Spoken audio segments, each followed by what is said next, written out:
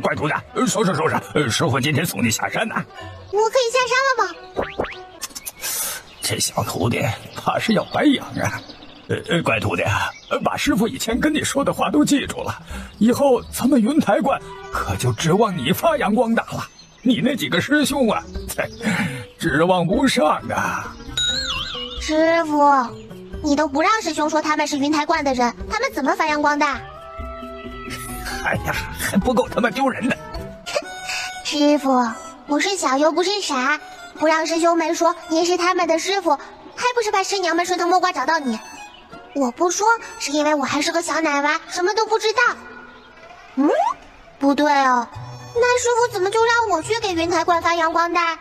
我去难道就不怕被师娘他们逮住？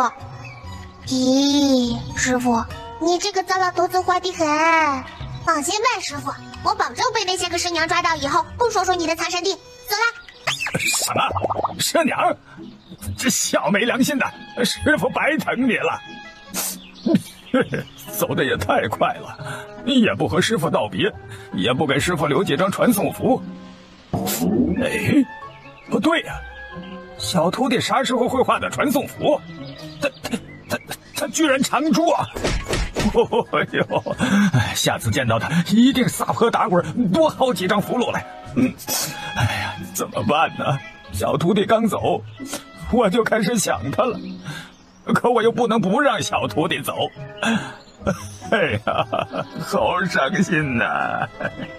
燕宝转瞬被传送符带到了山下。怎么和我那师傅那么像？师傅，小娃娃，你认得这画像上面的人？不能说，打死也不能说。这要是让他们知道我是师傅的徒弟，那我小命就得不保了。我还没找着爹娘呢。这孩子估计是和他师傅走散了。怎么这么像？师傅，燕宝又让你躲过一劫哦。我今天可还没开张呢啊！你可别指望跟我化缘。那我用这个画，给我10个包子就行。切，你当我傻呀？一张破纸符就想画我10个包子？你以为你是蒋半仙啊？随随便便拿出一道符来，就价值黄金100两。要不还是回到城门口去找那个拿画像的人，拿师傅换几个包子。师傅这么疼爱我，应该不会生气的吧？小道友，这顿包子我请了。小道友，我请你吃包子。我又不认识你，为什么要你请吃饭？要走，起码也得是2个饼子才行。哎，小道友，我们是同道中人，请你吃几个包子无妨。若是小道友实在是过意不去，那就把你刚才拿出来的符箓。还是看中我这符箓了，难怪在他脑门上看到了贪念。以为我小就不识数吗？本宝宝可是已经能数到10了呢。就几个包子吗？小道友还想吃什么？只管说。一个小奶娃，最多也就再要个鸡腿什么的，他又能吃多少啊？我闻着对面那里飘来的味道，香得很。这奶娃子还真会选地方。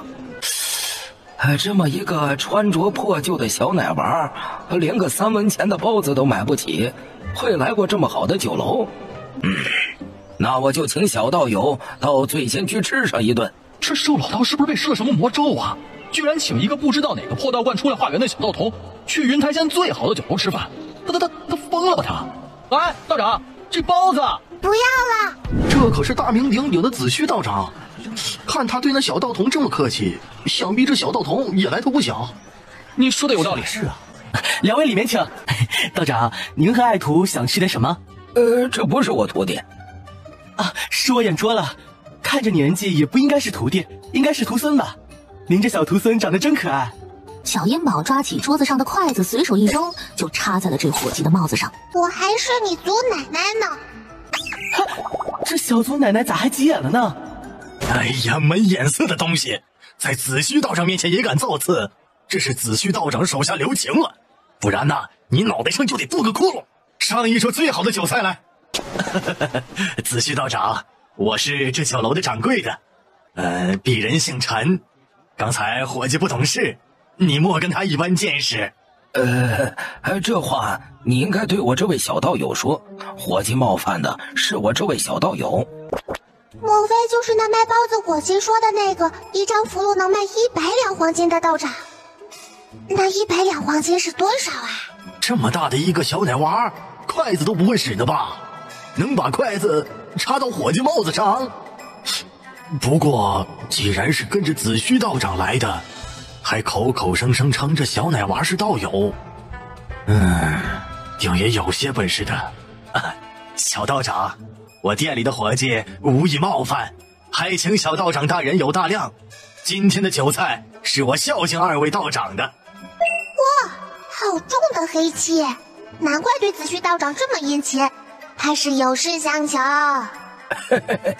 陈掌柜不必客气，我请小道友吃饭，怎么能让你破费呢？不多一时，就摆上来了一桌子丰盛的饭菜。那个小道友啊，吃饭就别背着了吧。不就是怕我吃完饭跑路不给你符箓吗？这东西本宝宝随便一画就是一张，有的是。陈掌柜，送你了。给我的？我还没开口说什么事儿呢，这小道童就看出来了吗？果然强将手下无弱兵，子虚道长身边的一个小奶娃都有如此的本事。把它贴在你闺女的床头，保她今晚不会再梦魇。这不是被人截胡了吗？不过这样看来，这小奶娃还真有些道行，不然他怎么知道这陈掌柜的闺女梦魇了？不可！为啥不可？我这张符箓本来就是用来付饭钱的，陈掌柜说了他请客，那就给他喽。还是先把这符纸贴在闺女的床头上稳妥。这么小的一个孩子，把这些东西都吃到哪儿去了？这是从出生就没吃过饭吧？我可没抢你生意啊，那个陈掌柜还会再找你的。我在乎的是这个吗？你还吃不吃？你要是不吃，我可都打包走了，浪费食物是有罪的。哎呀，至少2天我都不用再挨饿了。要是师傅早点告诉我符纸就能换来吃喝，何必让我每天都饿得想吃土呢？这顿饭不是给自己添堵的吗？都怪这个陈掌柜，他若是不跳出来说他请客，我也不能吃这个哑巴亏呀。小道长，你可吃好了？陈掌柜可说了，这顿饭是请我吃的。我们掌柜的交代过了，而且在悦来客栈给2位道长订了客房，让2位歇息上一晚再走。不必了，本道长还着急赶路呢。他不去我去，幸亏我聪明，师傅那些云里雾里的话我才能明白。心累，看来我个子长得矮不仅仅是因为吃不饱，还是因为动脑子太多了。真以为这顿饭是那么好吃的？好吃啊，可好吃呢，我从来没吃过这么好吃的饭菜。你不是着急赶路吗？我又不着急，饭都让你一个人吃了，店还能再让你一个人住了？大人可真是搞不懂，明明是他自己说要走的。也不知道这孩子的破布袋子里还有没有符箓了，要是就那么一张可就毁了。这孩子刚刚还把那剩饭剩菜应该都倒进了这破布袋子里了，要是有符纸也怕是给糟践了。难道这孩子把饭菜还装到别的地方了，还能藏到他那破道袍里边不成？我师傅和师兄们都没办法从这个如意袋里面拿东西出来，你还想偷我的符纸？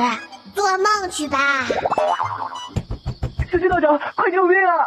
小烟宝拔下头上的木簪子，就朝门口扔去。我这是招谁惹谁了？一听帽子被戳了2个窟窿，被鬼撵了！大半夜的叫唤啥？我们掌柜的家里出事了，您和小道长快去看看吧。请我办事儿就得按我的规矩来。掌柜的说了，事成之后还有重谢。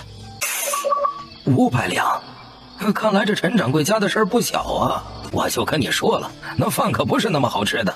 那热银票更不是好拿的，一会儿打不过可别哭鼻子啊！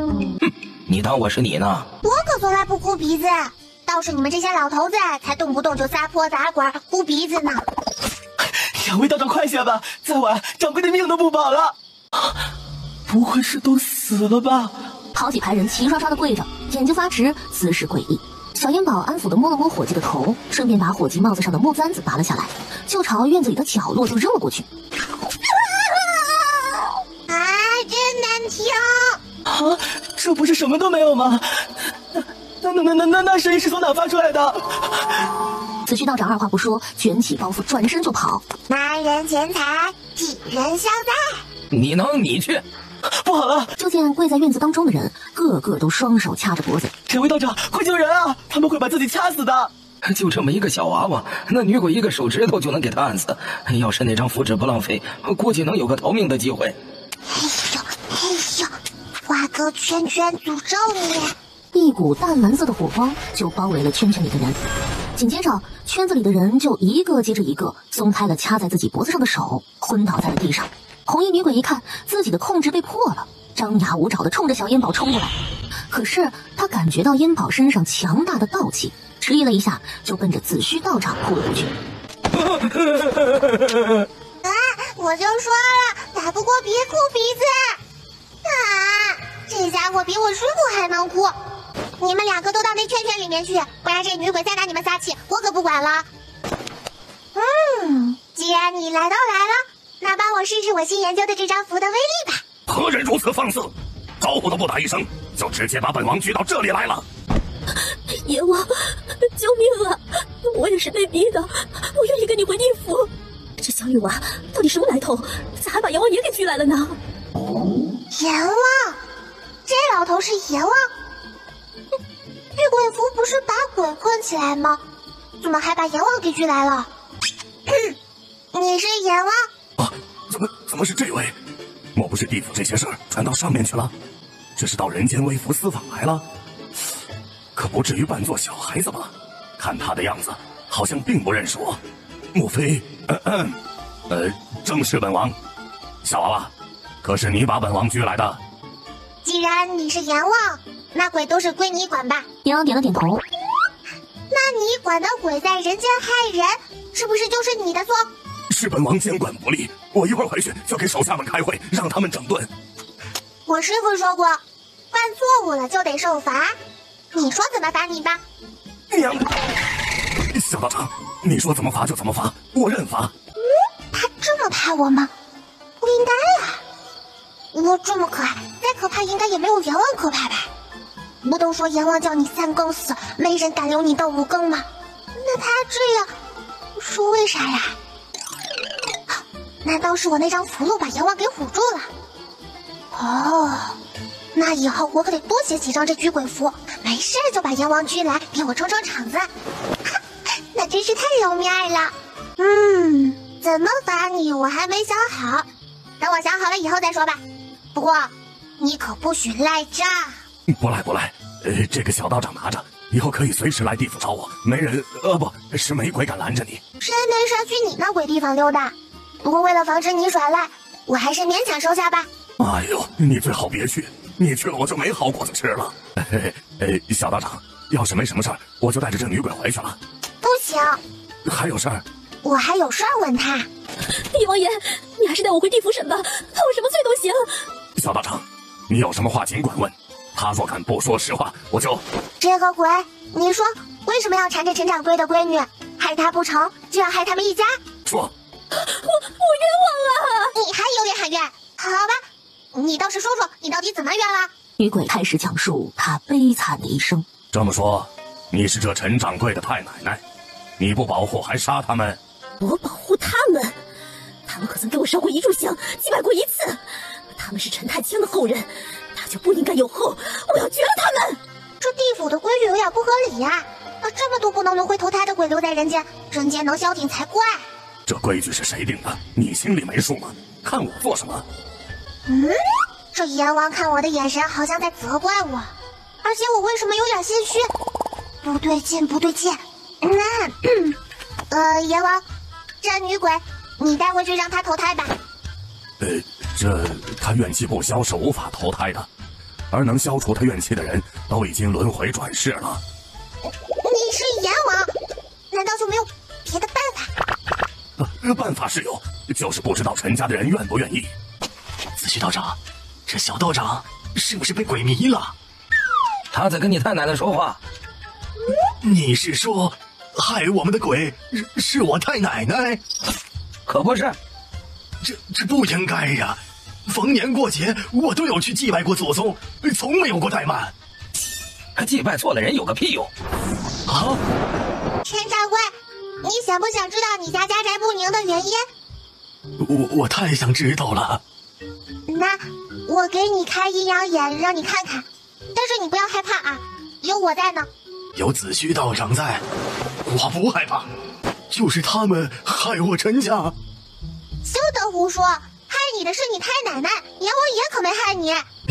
阎王爷！哎呀，我们陈家到底是犯了什么众怒？阎王爷都来了。阎王，你有办法让陈掌柜看到发生在安云身上的事儿吧？这夜镜能照出来每个鬼的一生。这都是真的？你在怀疑我阎王弄虚作假？阎王爷饶命！小人不敢呐！你说她是我太奶奶，就是我太奶奶。你太奶奶怨气不消，无法轮回转世，所以你得让她把怨气消了。那这太奶奶的气，咋能消？把陈氏的尸骨挖出来，做骨扬灰，把我的尸骨葬进陈家的祖坟，大不和陈太清合葬，再把我的灵位摆进陈家祠堂，受子孙的祭拜和香火供奉。陈掌柜，这些你能做到吗？我才是你真正的太奶奶，陈氏那个毒妇有什么资格受我的子孙的祭拜和香火？太奶奶，我是想按你说的办，可是乱葬岗上都是无主坟，这让我咋找啊？这还不简单？小元宝说着，就从如意袋里掏出了一张符箓，然后用食指和中指夹着，在空中甩了2下。子虚道长，就劳烦你跑一趟了。蓝火落下的地方，就是安云尸骨埋葬的地方。小道长，我能回去了吗？等一下。哎呦，这位怎么还是那个脾性呢？永远不知道他哪一句话是最后一句话。小道长还有吩咐？以后叫我烟宝就行。我们云台观的人都好说话的。记住，我是云州县云台观的烟宝，我师傅是林疯子。好，我记下了。这是让我以后给云台观的人行方便。看来等林疯子死的时候，得让黑白无常抬轿子去接呀。师傅不是让我给云台观发扬光大吗？那就先从地府开始吧。小道长，你就这么让他们走了？怎么，你还要留他们吃饭？那我以后生意还做不做了？我是说，我那太奶奶还没说是谁在背后害我陈家，我怕那人一计不成，再生一计。毕竟明枪易躲，暗箭难防。你放心吧，就算是你不追究，我也不会放过这个养鬼害人的家伙的。那就好，那我就多谢小道长了。而就在阎王把安云带走的瞬间，刘百万卧房内供奉的一个瓷瓶砰的一声炸裂了。哇！何人敢和我们天蝎雀作对？找死！叶道长，不好了！你让我供奉的那个瓷瓶子碎了。我去看看陈家请了什么人，敢和我天蝎雀作对。你还敢来？说着，他手里的烤乳猪就奔着窗子飞了出去。哎呀，我拿什么砸不好？可惜了我那烤乳猪腿了。怎么这暗器还有一股烤肉的味道？小道长，子虚道长还没回来，要不咱们……这小奶娃说他是云台观的烟宝，可是我祖上好几辈人都是云州土生土长的人，也没听说过云台观这个名头啊。莫不是哪一门派的隐宗？这是把我当狗了吗？这些人真不把我们天蝎雀当回事儿啊！你就是控制安云的那个野坏蛋。这小奶娃居然知道安云，那应该不是普通人家的娃。小娃娃，你是哪个道观的？让你师傅出来，我可不是来这里哄孩子的。我乃云台观的烟宝，至于我师傅嘛，他是不会来的，有我自己就够了。你说你是哪个道观的？云台观呐，害怕了吧？我师傅可说了，我们云台观曾经可是赫赫有名的无敌道观。哦，林疯子你可认识？那就是我师傅啊。我就说，敢与我们天蝎雀作对的人没几个。天蝎雀怎么这么耳熟呢？啊！想起来了，师傅说过，下山以后如果我遇到天蝎雀的人，就往死里揍。那师傅凭什么认为我这么小就能打过天蝎雀的人呢？这个人凶巴巴的，连鬼都能驯养，不像我，弱小、可怜又无助。师傅，你的心也太狠了！明天我就去城门口找那个画像的人，让那些师娘逮住你，再好好的揍你一顿。以后你再怎么撒泼打滚，我也不会给你画符箓了。小娃娃，你们把安云弄到哪里去了？把她还给我，我还能饶你们一命。若不然，想要安云，那你去找阎王要好了，他被阎王带走了呀。什么？呵，你这小奶娃豆丁点大，还把阎王搬出来吓唬人？你当阎王爷是你手下不成？你让他来带人，不是带鬼，他就来带鬼。哼，林疯子这个缩头乌龟，也就教了你吹牛吧。听到面前这坏蛋骂师傅，他气鼓鼓地拿出一张符纸，口中默念了2句，就将符纸对着叶楚人扔了过去。叶楚人怎么也没想到，这个小奶娃居然能扔出火球来，当即抽出身后的宝剑，几下就把火球砍碎。可惜我的修为不够，否则这一张火球符非把它烧成烤乳猪不可。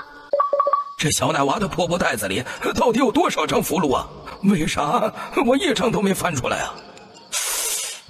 会不会这小奶娃有2个一模一样的袋子，而我翻的是啥都没有的那个，而现在他身上的这个才是藏有符箓的？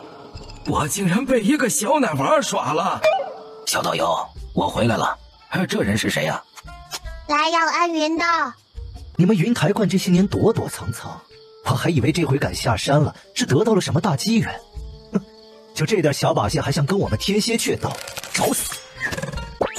小道友是云台观的人啊？是的，是的。师傅，你徒儿我可是信守了诺言的，这现在就已经有1、2、3、4拨人知道云台观了。哦，不对，是3拨人加1拨鬼。管他呢，反正是发扬了的。云台观，这么多年，我总算找到云台观的人了，真是心诚则灵，心诚则灵啊！难怪这小奶娃一出手就能把阎王招来，原来是云台观的。云台观果然是无敌道观。不过，当初那个老道说，再遇到云台观的人就是我师傅。小奶娃，师傅，你牙疼吗？你看看你们云台观，这不是还没断奶的，就是土都埋脖子的了，哪有一个能拿得出手的人？难怪当缩头乌龟。看来师傅让我狠狠揍你们是没错的，嘴贱就别说话了。刚才那个火球就是一个小小的教训，你要是知进退，我也就不计较了。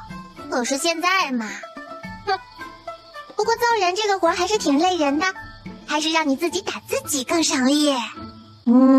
现在我修为不行，就先拿这张紫色的做活用吧。不过对付面前这个坏蛋应该是绰绰有余。怎么回事？我的手不听使唤了。小奶娃，你对我做了什么？而小烟宝数一下，叶楚人就扇自己一个嘴巴子。你赶快解了我的控制，不然我师父会灭了你们云台观的。我错了，放过我吧。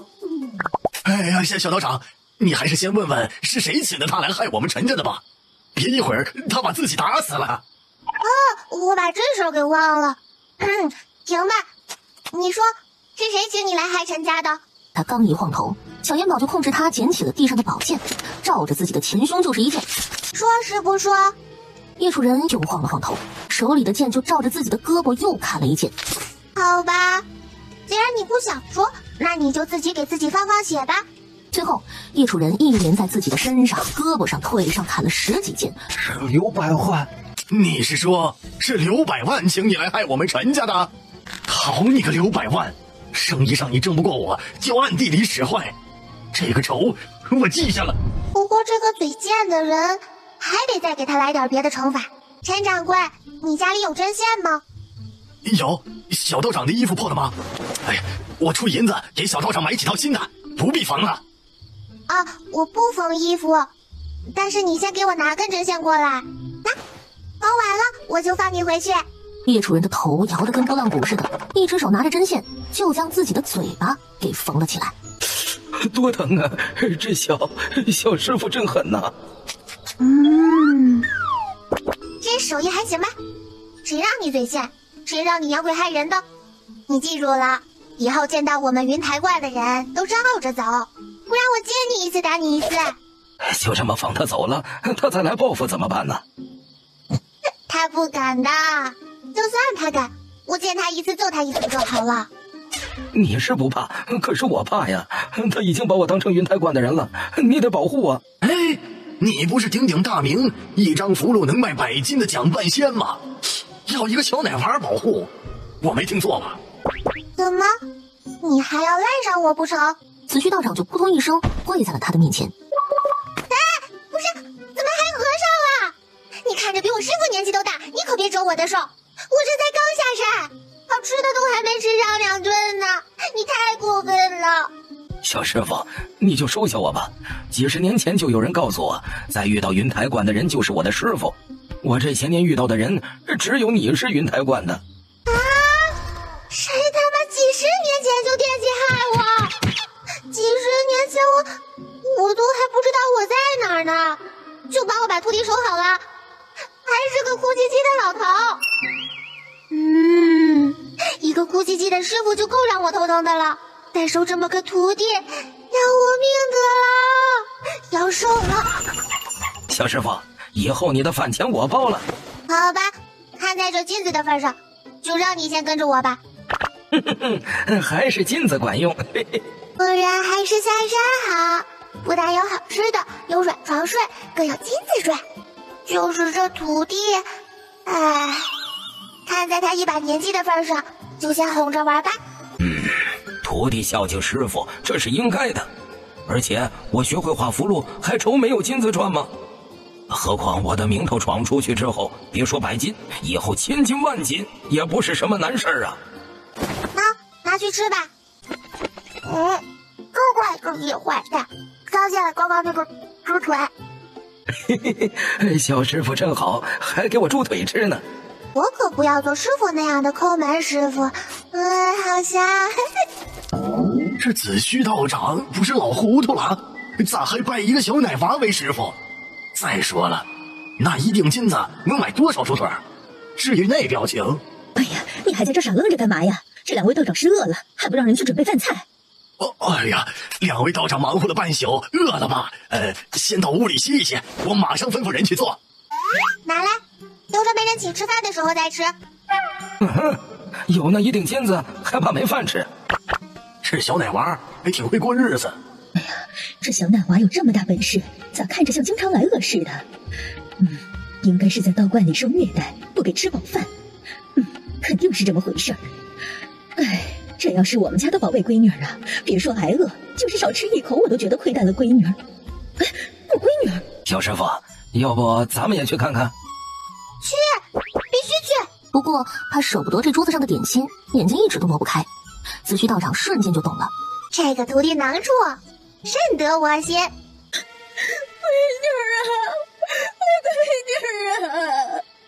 闺女啊，我闺女啊，两位道长，快去看看吧，出事儿了！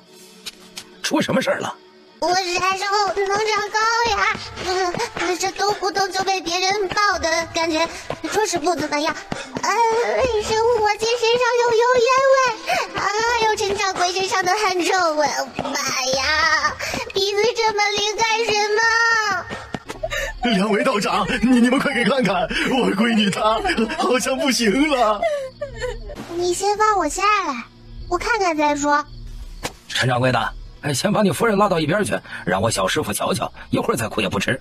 床上躺着的是一个15、16岁的姑娘，肤如凝脂，琴手蛾眉，美目紧闭，脸色灰白。陈掌柜，我让你贴的符纸你贴了吗？贴了，就贴在床头这里。不可能，绝对不可能！那符纸是我亲手贴上去的，是谁把符纸寄下去的？翠果，不用了，我的符箓是一般人接不下去的。那是我那个太奶奶干的，我不都是答应了她的所有要求了吗？为啥她还不放过我闺女呀？不是你那位太奶奶干的，她他若是能进到这个屋子里来，也不会迷了你们全院子里的人。那还有谁？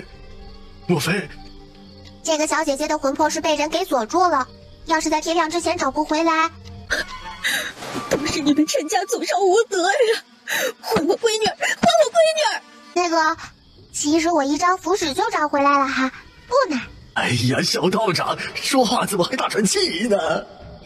小道长，快救救我闺女儿吧！救救我闺女儿吧！这天马上就亮了，你若是再耽搁下去，你闺女可就真的救不回来了。小燕宝把手伸进如意袋，可摸了摸，却什么也没摸出来。不会没符箓了吧？那这不是完犊子了吗？这样子，不仅这陈家这银子赚不到了，弄不好还得惹上官司。我这师傅拜的是不是有点草率了呀？小师傅，是不是符箓没了？要不咱们跑吧？没出息，放心，我师傅可说了，我可是机运宝宝，凡事都能迎刃而解。他说着，就从如意袋里掏出了黄纸、毛笔、朱砂。小师傅，你还会画符箓呢？这点小事还用麻烦别人吗？那刚才用的那2张符箓也是师傅你画的？这有什么好奇怪的吗？我真是个大聪明，未卜先知啊！这师傅逮住了，绝对不能撒手。师傅，徒弟给你当主案，你画符吧。那个，要不你还是称呼我为小道友吧。我给你2张符箓行不行？师傅，是徒弟哪里做错了？你刚收下我就不要我了。师傅，徒弟知错了，这锭金子不是不想给你，是想留着给师傅买好吃的。这个徒弟可真有钱啊！不如下次缺钱了就说不要他呗。明明师傅的眼神这么纯净，可为啥感觉师傅看着我就感觉看见了金矿啊？你以后就是我元宝宝妥妥的大徒弟了，谁来也撼动不了你的位子。2位道长，金子我们陈家也有，能不能先救救小女？拍下。他的笔刚一落下，纸端就发出了光晕。这是什么情况？以往我的灵力恢复至少要3天，可是现在，起来吧。小燕宝从如意袋里拿出一根银针，刺破陈小姐的中指，把她的血滴在了符纸上，然后口中念念有词，手中的符纸就寄了出去。大约1刻钟的功夫，床上的陈小姐身体猛地颤抖了一下。与此同时，已经逃回到他们天蝎雀联络点的叶楚人，一口鲜血喷在了他对面的人脸上。师兄，你给我报仇啊！我洗把脸，回来再说。到底是谁敢这么对你？敢动我们天蝎雀的人？是云台观的人。云台观，云台观的林疯子敢下山露面了？不是林疯子，不是林疯子还有谁？云台观还有别人？是一个老头子，我不知道是谁，他只说他是云台观的。师弟，你是咱们天蝎雀最强御鬼师，你那个安云女鬼都要进阶到摄青级别了，为何还自己出手啊？我咋有脸说我的那个安云女鬼已经没了？这以后可让我在天蝎雀如何立足？师兄弟们再也不会羡慕我了。不会是你那个安云女鬼出事了吧？没有，他正在进阶关键期，不能出来替我做事，否则会前功尽弃。哎，你好好养伤，剩下的事儿交给我，我倒要看看这云台观的老头是何方神圣。小姐姐的魂魄虽然离体不朽，但是被锁魂术困住的魂魄受到的伤害太大，我已经给她喂了养魂丹，估计最晚5时也就能醒过来了。多谢小道长，多谢小道长。不用动不动就磕头哈，想要谢我谢我师傅，不用磕头下跪啥的，我师傅喜欢金子。头要磕，金子自然也不会少。老爷夫人，前院饭菜已经准备好了，2位道长先去用饭吧。好嘞，师傅，我抱着你吧。他从如意袋里掏出一张符箓，照着子虚身上一甩。我也没说啥呀，不让抱就不让抱吧，咋还发脾气了呢？师傅，我错了。我又不是打你，你怕啥？这是净身符。师傅，你这是嫌弃我了？蹲下吧，我要背着，不要抱着。为啥？因为我会忍不住扯他。白给师傅那么多灵符了，真没良心。师傅，你怎么了？一只飞镖就从窗子外面射了进来。还能不能让人好好吃饭了？ 2位道长，这应该是给你们的。你念给我听吧。云州县外全清崖，不死不休，天蝎雀。吃饭。不吃饱饭哪有力气打架？这小奶娃可真淡定。我这师傅是天塌下来也挡不住他吃饭呢。我也吃吧，反正师傅都不怕，我担心个什么劲儿啊？真不愧是师徒，吃饭这劲儿是一模一样啊！等两人快要吃完了的时候，陈掌柜的媳妇端着个盘子进来了，上面还盖着一块布。我吃饱了，这道菜也不知道是什么硬菜，可惜了。两位道长，不知道这够不够今天晚上的酬劳？若是不够的话，我再想想办法。go！我师傅今天晚上为了摆平你们陈家的太奶奶，可是把阎王爷都请来了。你们家闺女的魂魄，若不是我师傅出手，能救得回来吗？就这点金条。子虚道长，你别生气，不是我小气，也不是我心疼，是家里的确就这么些金子了。银票倒是有，可我看小道长更喜欢金子。要不等一会儿钱庄开市，我再去兑一些金子来。看在我和你们陈家小姐姐有缘的份上，就收这些吧。这些金子应该够修道观房顶的那个窟窿了吧？哼，师傅，我看你以后还怎么从房顶走？这师傅还是太小了点，没有江湖经验。这样有钱的商户能多榨一些是一些，毕竟碰上这样的大户可不容易啊，碰上这么厉害的鬼更不容易。阎王爷这么个好赚钱的由头，可惜了。把这个给小姐姐带身上，这样就没有鬼敢靠近她了。哎呦，师傅，这平安符也是钱呢，咋说送人就送人了？这个师傅有点败家呀。泽迪，过来背着师傅，咱们去全清崖。二位道长，你们还真要去呀？去？为啥不去？我若是不去，他们还以为我们云清观是真的好欺负呢。可别想着赖上我师傅，若再想我师傅帮忙，费用另算。二位道长，我知道你们是有大本事的人，可是这全清崖是真的不能去啊！凡是去全清崖的人，没有一个能活着回来的。二位道长真的不能去，清泉崖也就吃人呀。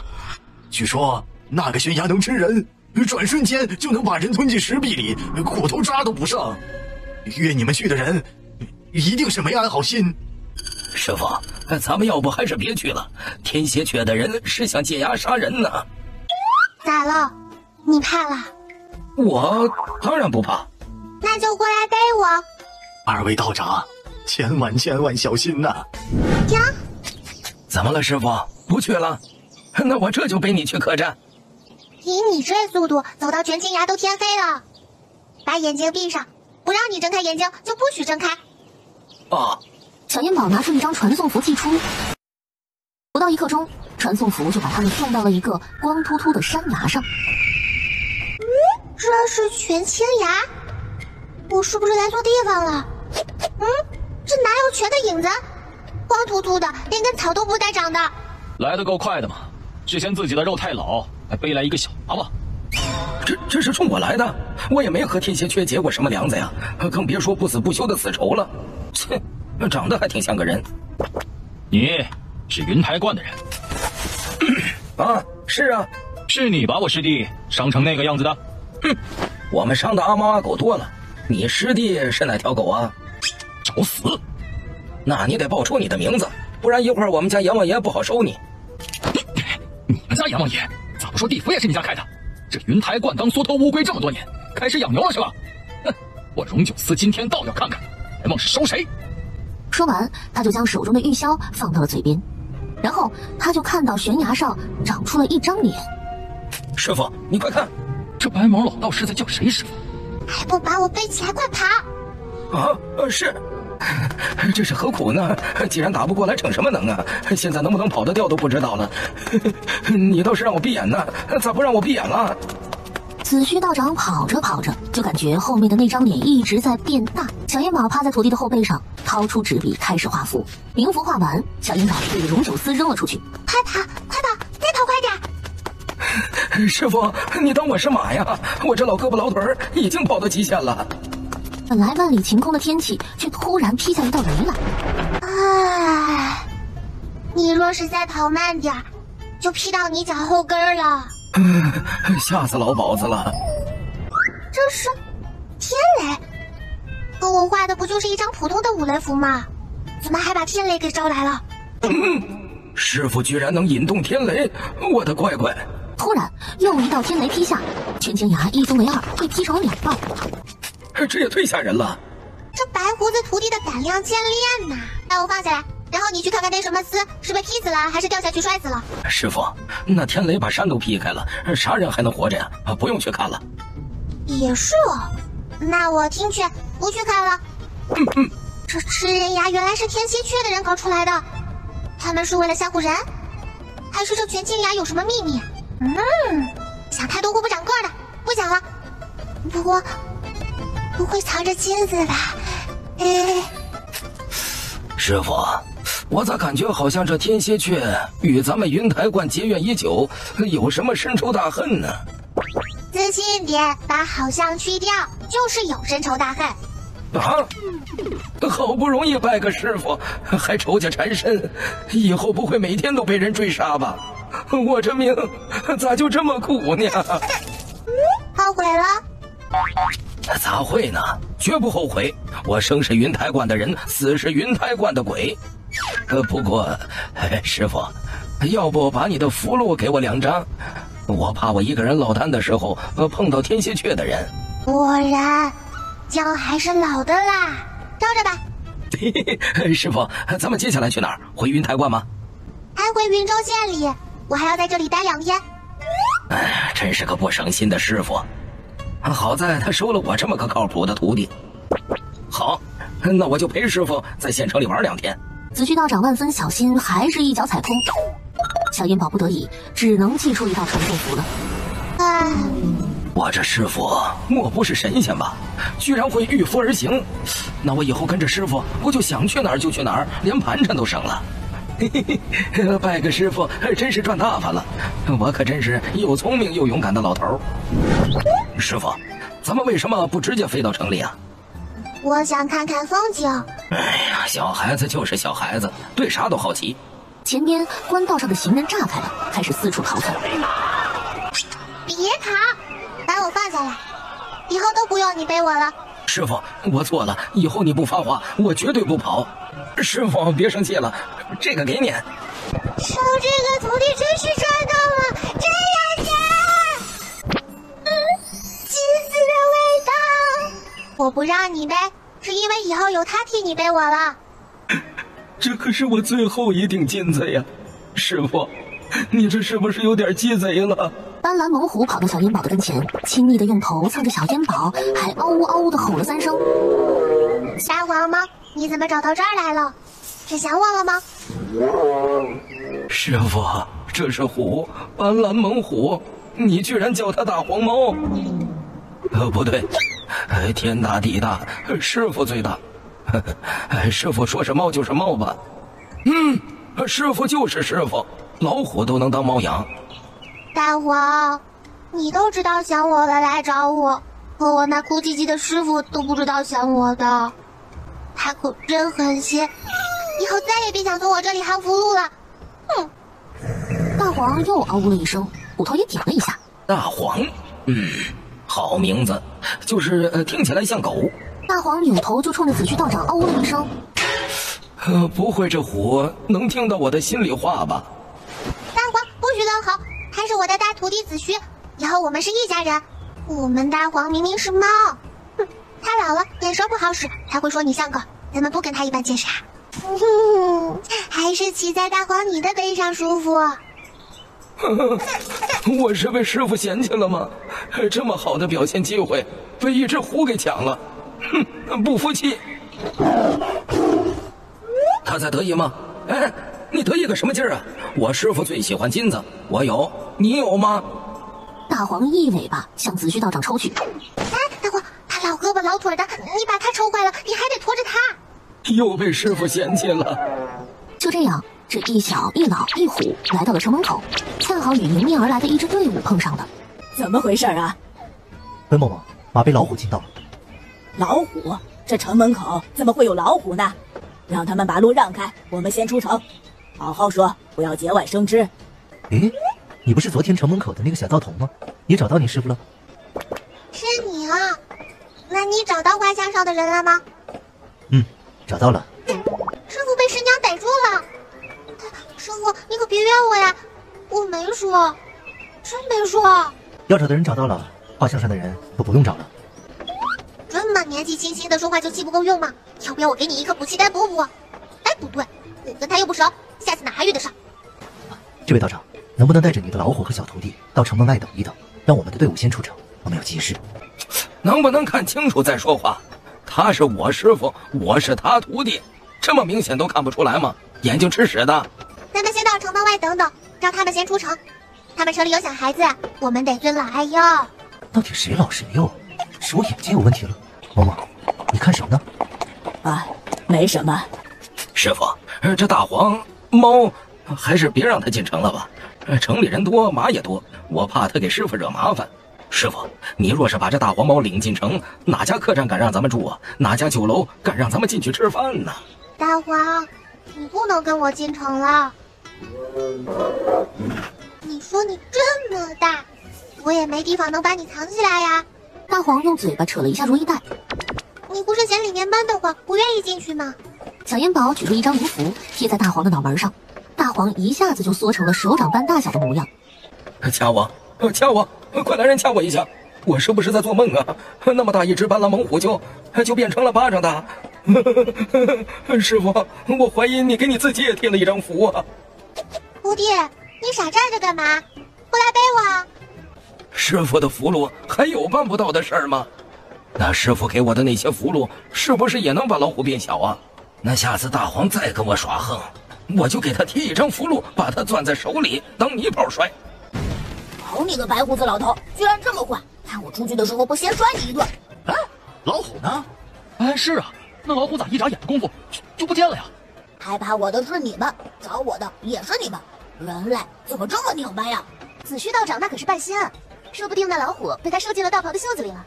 哎呦，是吗？那他那袖袍子是不是连咱这云州城都能装进去啊？哎呀，实在是听不下去了，快让我聋了吧！哼哼，传，接着传，你们传得越玄越好，那样师傅给我的符箓就能卖更多的金子。师傅最喜欢金子。大黄，我看你怎么跟我争。啊，师傅，我背的是我师傅，我才是徒弟。而他正炫耀的起劲儿呢，从旁边跑过来一人，一头撞在自己的怀里。你眼睛长脚后跟上了！我这么一个神风俊朗的老头，你看不见？对不起，对不起，是我太着急了。咋是你啊？大白天的又让鬼撵了。道长，你进城的时候可碰见了10几个骑马的人，可以辆马车出城啊？啊，我和我师傅还给他们让路了，咋的？你追他们？就凭你这2条腿，恐怕是追不上了。伙计闻言，捧着手里的东西吧嗒吧嗒的落下泪来。别哭了，这个给你。伙计看了一眼小烟宝，哭得更凶了。这咋还越哭越厉害了？不应该呀，以往师傅要是哭，我只要拿出灵符就能哄好的呀。这可都是钱呐，咋随便就往外给呀？以后我可得看着师傅点。师傅，你给他也不会用，浪费了，还是给我吧。你小子别哭了，像个什么样子？你追那帮人干啥？没准儿我师傅能送你去。我就是想把这桂花糕给妹妹，我答应给妹妹买的，从来没吃过。妹妹被人接走了，她再也不会回来了。你爹娘把你妹妹卖了，那这个给你，我带你去把妹妹赎回来，剩下的留着买粮食，别再卖你妹妹了。哎，多亏师傅有我这个徒弟，不然云台观得让这个师傅给败没了。我娘没有卖妹妹，妹妹是被接回她自己的家了。小道长，你能带我去接妹妹吗？好，咱们先去那边。他的传送符一次只能带1个人，现在3个人。要不你先在这儿等着我们吧，我带他去。不行，坚决不行！谁知道这伙计说的话是不是真的？反正我是不会让小师傅一个人去的。师傅，要不你教我符箓咋用，我自己单独一张符箓跟着你。小烟宝想了想，教了徒弟一遍传送符的用法。伙计就看见这子虚道长一眨眼就不见了。小烟宝随后祭出一张传送符，半刻钟的功夫，小烟宝就看见了前面的那帮人，但是他看不见徒弟。师傅，救命啊！你跑着赶过来吧，我在前面等你。师傅，我是你亲徒弟啊，你也不来看看我这老胳膊老腿摔没摔坏？小烟宝在出城的那帮人前边收了传送符，落到了地上。什么人敢拦截我们的队伍？这小道童是怎么跑到我们前边去的呢？就这么一条官道，也没有小路，飞过来的。可就算飞过来的，我应该也能看见的呀。这个伙计想给他的妹妹送点东西。我想让我妹妹把这包桂花糕带上，她一直想吃，可是没吃到。你妹妹？你可真敢高攀！那马车里的人是蓝国的公主。公主？呱呱！随即，中年妇女抱着一个清瘦的小女娃从马车上下来。这小女娃跟这伙计也没有亲缘线，咋能是她妹妹呢？呱呱，呱呱！把东西拿来吧，见也见了，以后不要再说公主是你妹妹了。伙计似乎是很惧怕眼前的中年女人，医生嗯了一声。唉，不属于你们的富贵，不要肖想。他说话时没有看着伙计，却一直落在小烟宝的身上。像，真的好像啊。他再看看自己怀里的孩子，可是，最后他压下心里的思绪，转身朝马车走去。等子虚道长一瘸一拐跑来的时候，那帮人已经赶着马车走远了。师傅，你是不是给我的符箓是低阶的？不然你怎么不摔，我却摔下去了？我也想给你高阶的，可是高阶的需要注入灵力，你有吗？不是啊，是你太重了，符箓驮不动你，你才会摔下来。哎，不对呀，这伙计和师傅同乘一张符箓，他们两个加起来也不比我轻吧？师傅，我可是你亲徒弟呀！都怪你，非得追过来送什么桂花糕？那帮人一看就是有钱人，还买不起桂花糕吗？伙计还在望着官道抹眼泪呢，沉浸在没有妹妹的痛苦之中。师傅，回去的时候我和你一起，这伙计就让他走着回去吧。这不好吧？毕竟人是我带到这里的，要让他一个人走回去，还不得走到天黑啊！就在小烟宝打算把大黄放出来，让他驮着徒弟的时候，远处来了一辆马车。路过他们的时候，马车停住了。几位是要去县城吗？要不要坐马车走啊？好呀好呀，多谢伯伯。啊，是我家夫人，一见到你这般大的小孩子就心生怜爱。你家夫人心肠真好。坐到我身边来。咦，你真好看。你也好看，像个小女娃。咦，我就是女娃啊，师傅不会梳女娃娃的发髻。那你是跟师傅一起长大的？小烟宝点了点头。道长，你是小徒弟的父母？他是我师傅，我是他徒弟。对的，我才是师傅哟。那你说的师傅不是他？当然了，他是我的徒弟子虚，而我师傅是林芳子，就是不知道跑到哪去了。那你爹娘呢？我不知道，我是师傅捡来的，师傅让我下山就是找爹娘的。那你可有信物找你的爹娘？我师傅说我爹娘会来云州找我。美妇看小烟宝的眼神多了一丝不明的情绪。这么看着我做什么？你师傅跟没跟你说过是哪年哪天捡到你的？这个美姨怎么这么多问题呀？可是我坐着人家的马车，问就问吧。我师傅说捡到我的那天是冬月初10，在枯杨山上的狼窝里捡的。美妇闻言心就不由一抽。姨姨，你怎么哭了？夫人也有一个女儿，不过不在身边，她年纪与你一般大。姨姨的帕子很好看呢。你要是觉得好看，那就送给你吧。姨姨，我不要，我也有。小姑娘，能把你的帕子给我们夫人看看吗？当然可以啦。夫人，你看。烟宝。美姨姨，你怎么知道我名字？我好像没告诉过你吧？现在我烟宝的名声这么大了吗？连美姨姨都知道了呀。哦吼，师傅，我出名啦！碧云台馆发扬光大不远了。不过美姨姨哭啥呀？我最见不得人哭了，要不拿张符箓哄哄美姨姨吧。师傅，不会是又要送人符箓了吧？那可不行。这对主仆一直问东问西的，怕不是一直觊觎师傅的符箓。别以为师傅是小孩子就想哄骗师傅，有我子虚道长在，谁也别想打我师傅的主意。烟宝，姨姨能抱抱你吗？我师傅是很可爱，可也不是谁都能抱的。是我唐突了。话是这样说，可是他的眼神却始终停留在小烟宝的身上。看够了没有？美妇这才依依不舍地挪开目光。我是说，那帕子看够了没有？看够了就还给我师傅。夫人，别忘了老爷说过的话，别冲动。再说这事情也太巧了吧？师傅，我就说我们师徒单独走，让那伙计自己走回去。你为了照顾他坐马车，这回遭人惦记了吧？我们夫人是好心，这位道长是怎么说话呢？一个小娃娃有什么值得我们夫人可惦记的？哼，你们惦记什么？你们自己知道。佩儿，不要无礼。徒弟，美依依就是想她的女儿了，你不要太小气了。师傅，那是我小气呀，你是不知道江湖险恶呀。那夫人的眼神明明是把你认作了她女儿，她若是把你认下，你的一切都被他们霸占了，以后你赚多少金子都得归他们。我去，算盘珠子都碰到我脸上了。你们爱怎么想怎么想。刚进城门，子虚道长就喊车夫停车了。你们去哪儿啊？给你们送到地方吧。不用了，我们不顺路。不顺路？你坐了一路。美依依，这个晚上睡觉的时候放在身边。美妇没有想到这小烟宝会送她东西，有点受宠若惊的，还想与烟宝说话。子虚道长赶紧就把师傅抱走了。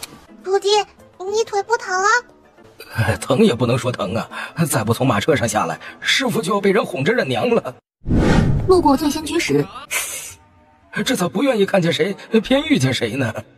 道长，是陈某哪里做的不对了，还是哪句话惹道长不高兴了？都不是，是我师傅困了，你做几道菜送到悦来客栈吧。道长，客栈再好，总归没有家里舒服。我陈家的宅子虽不敢说大，可是几间干净舒适的客房还是有的，还是去家里住吧。那就盛情难却了。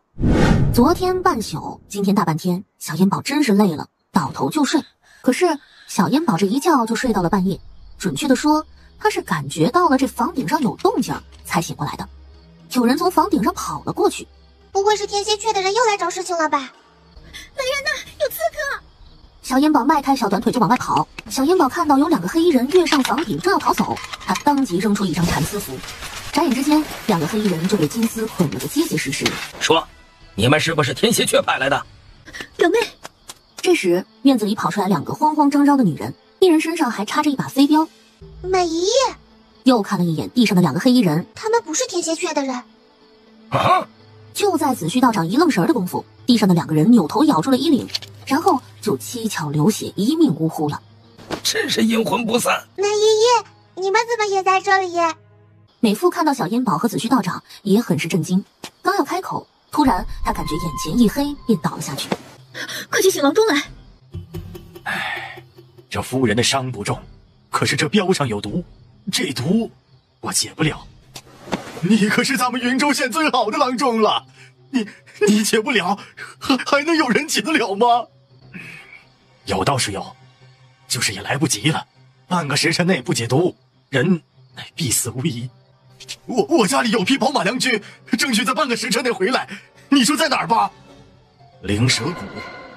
陈掌柜一屁股跌坐在椅子上。灵蛇谷的谷主善用奇毒，所以也能解其毒。除此之外，恐怕无人能解此毒了。陈掌柜就像被抽走了魂魄一样。这时，伙计凑到陈掌柜的耳边，小声低语了几句。真的？陈掌柜一下窜到小烟宝的跟前，屈膝就要下跪。有话说话，别整这动不动就下跪的一套。伙计说小道长有快去快回的办法，求求小道长带我去一趟吧。子虚道长啪的照着自己的脸就是一巴掌，就恨自己当时干嘛嘴欠让师傅去帮伙计追马车呀。有蚊子？要不让我给美依依看看再说。小道长的符箓还能解毒？小烟宝摇了摇头，病急了也不能乱投医，我都不能解得毒，一个小奶娃能解毒？哼，这陈掌柜真是急糊涂了。我还是先看看，若是我不能解，我再带你去。小烟宝当即去了里间屋，就从如意袋里拿出一颗红色的药丸，塞进了美依依的口中。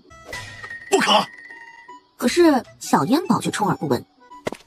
完了完了，这种毒除非是用到对症的解药，否则遇到任何一种药都会立刻身亡。哎呀，这也就是我没给这位夫人用任何药的原因。哼，吵什么吵？我师傅要是没有把握，他能随便给人喂药吗？我没把握呀。师傅呀，咱没把握也敢给人喂药，这不是自己给自己找麻烦吗？夫人！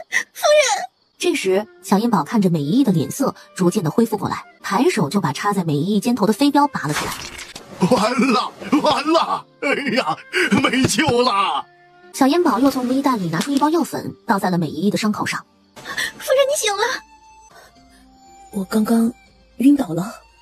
是啊，夫人，你现在感觉怎么样？烟宝，多亏了你给我的平安符，不然我怕是已经没命了。我师傅可是救了你2回，要不是我师傅给你解毒，你也没命了。不可能，绝对不可能！哼，你是不可能解了这毒的，可我师傅的本事岂是你这种庸医能比的？徒弟，不许这么说话，本来美依依的毒也不是我解的。郎中赶紧抓过美妇的手腕，3根手指扣在脉上。江郎中，我表妹到底怎么样了？这位夫人体内已经没有毒了，身体除了有些忧思症，其余的都好。美依依的毒是药解的，不是我解的。那是不是我解不了毒？不是我医术不行，而是我没有药。再说我是庸医，我揍你！我只是没有解毒的药而已。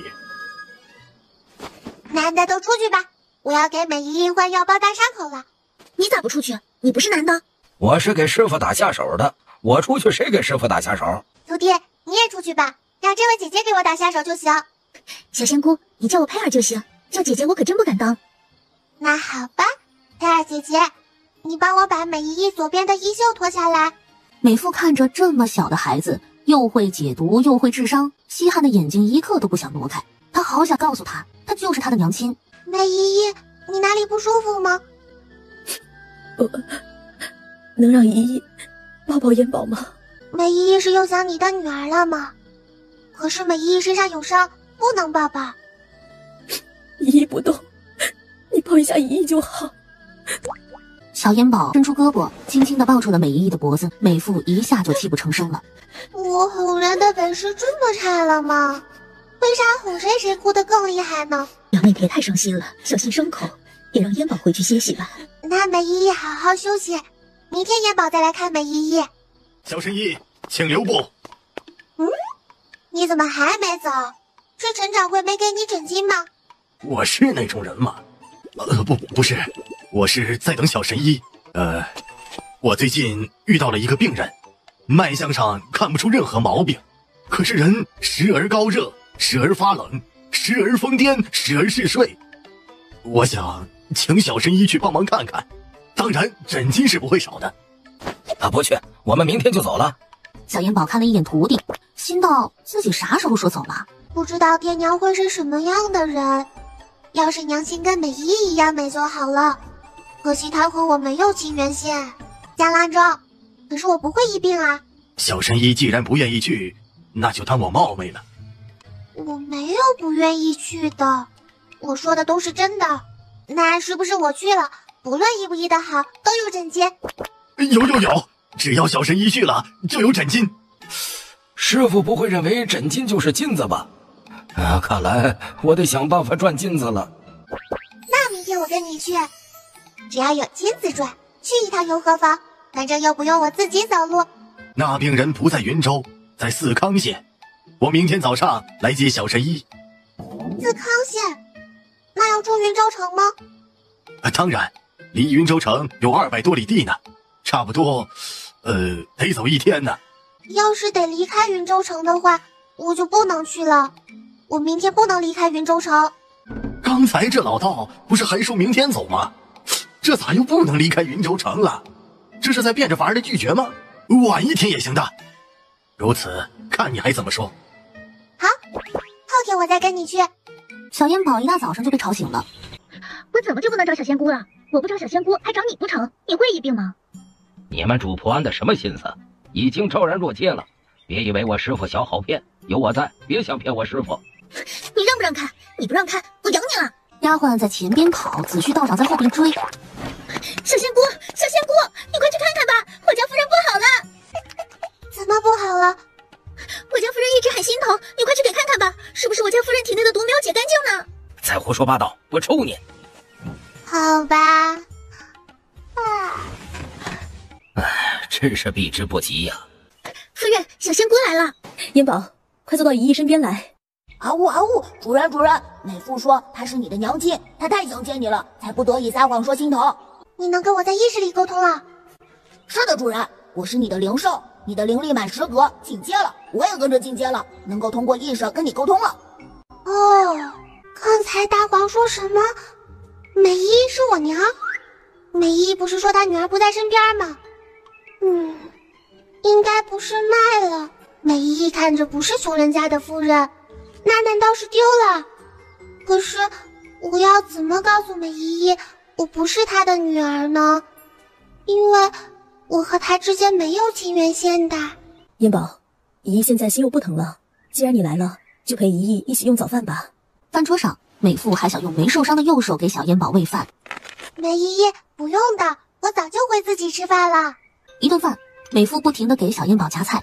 原来娘亲的爱是这样的，那我还真期盼找到自己的娘亲了。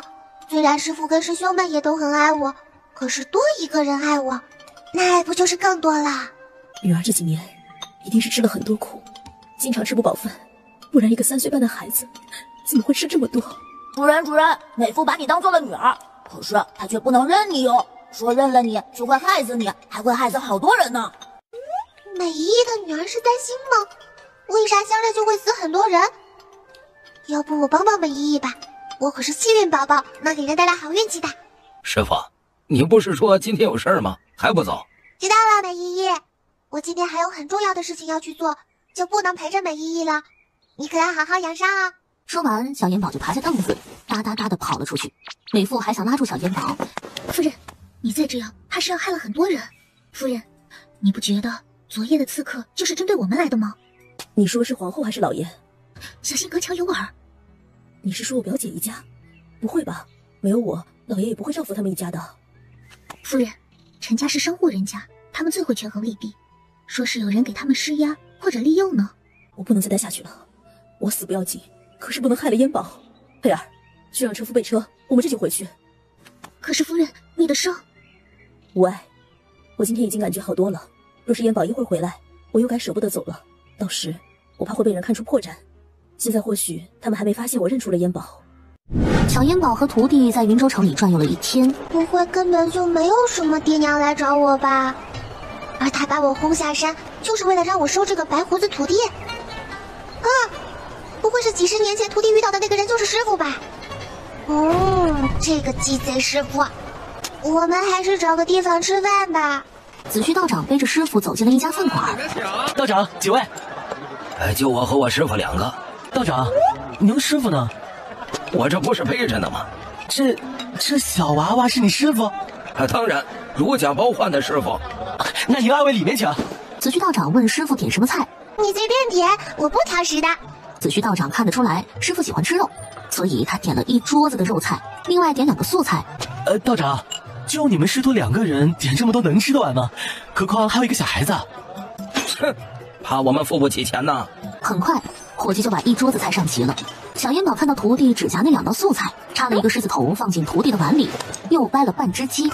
我这个师傅才不会亏待徒弟呢，吃。好感动，有师傅真好。师徒2个正吃得津津有味呢，斜对面来了桌客人。伙计，快点，我们着急赶路。人中，据说参加这耀文会的人，都是江湖上了不起的门派，能拔得头筹的门派会一夜之间名震四海，能参赛的人都是个个有妙手回春之术。不知道能不能找到我们所需要的东西？公子，无论能不能寻到神药，您这片心足以天地可见了。我不是做给谁看的，我只希望父亲能够身体康健。是，公子精诚所至，金石为开，这次一定能达成所愿的。还有这么快就能名扬天下的好事儿？那我若是在这药王会上一举夺魁，是不是就不用走遍每个地方，就能把云台观发扬光大了？可是他们又没有说这药王会是在什么地方举行，哪天举行？小烟宝放下手里的筷子，哒哒哒的来到了斜对面的桌子旁。大哥哥，你们说的药王会在哪里呀？这个大哥哥和我……妹妹，你想去？小烟宝点了点头。这时子虚道长走了过来，一把将师傅拉回来。这师傅怎么这么野呀？哪儿都想去。师傅，你问我就行了，还用你跑过去问呢？你知道？药王会那么大的事儿，我怎么会不知道啊？ 3年一次，4月27在药王谷举行。那你知道药王谷在什么地方吗？师傅不是我吹啊，经过这么多年的行走江湖，兰国没有我不知道的地方。这又是哪个门派的高人，练了返老还童之术？二位也是要去参加药王会的？我师傅想去，我就陪他去。要是方便的话，我们可以搭伴一起赶路啊。不行的，我答应了江郎中跟他去看诊的，不能跟你们同路。不过我看完诊就过去，很快的。这小奶娃看着也就3岁左右，他还会看诊？那好吧，两位怎么称呼啊？我们在药王会上找不到二位，也好打听一下。我叫燕宝，云台观的燕宝，我师父是林疯子。如果二位想去，可要抓紧点时间了。今天已经4月22了。老烟宝子一直盯着少年。他不是来找我的吗？怎么不过来跟我说话？直到4人离开，少年也没有找小烟宝说话。难道我看错了？天已经完全的黑了，师徒2个才回到陈家。小烟宝进屋刚爬到床上，陈掌柜和他媳妇就来了。这是我表妹临走时让我交给小仙姑的。美姨走了。小烟宝打开盒子，忍不住心里感慨：美姨还真是出手大方。只见那盒子里是一盒子的金条，还有一枚簪子。表妹说了，救命之恩无以为报，这些身外之物聊表谢意。小烟宝这时看到这簪子底下还压着一张纸。小烟宝把纸展开，上面却一个字也没写，但是有2滴水渍。这表妹这是何意？莫不是装错了？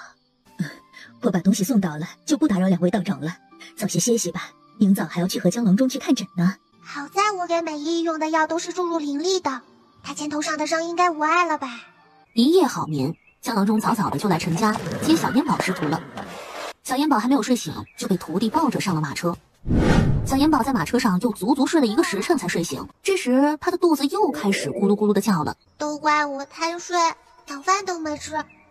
这荒郊野外的也没有个饭馆，如意袋里面的东西也已经被我吃的差不多了，我是要被饿死了吧？师傅，饿了吧？陈掌柜的给你带了不少好吃的。小烟宝刚才的不高兴立马一扫而光了。车窗外时不时有骏马驰骋超过他们的马车。今天这官道上的车马怎么这么多，乌泱乌泱的？哦，都是赶去参加药王大会的。江郎中也知道药王大会呀？作为一个行医之人，怎么可能会不知道药王大会呢？哎呀，但惭愧的是，只有收到药王谷请柬的人才有资格参加，而我是没有资格参加比赛的。我也没有请柬，那我也参加不上比赛了吗？那我还怎么让云台观一夜名扬四海？凉凉啊！可是我要去哪里弄一张请柬呢？师傅放心吧，到时候我肯定给你弄到一张请柬。小烟宝一脸的欣慰，感觉这个白胡子徒弟是真能处。子虚道长看着小烟宝看自己的神情，一脸骄傲。哼，我的师傅就得宠着，就是师傅想要天上的星星，我也得想办法摘下来。尽管我上不去，可是师傅没准能上去。我个高，负责摘就行。主人，你那显眼包徒弟要上天给你摘星星呢。徒弟，我不要星星，那玩意儿又不能吃。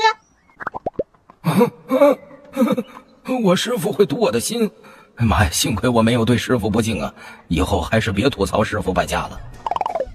不好，师傅是不是知道了我还有几百两银票没孝敬他呀？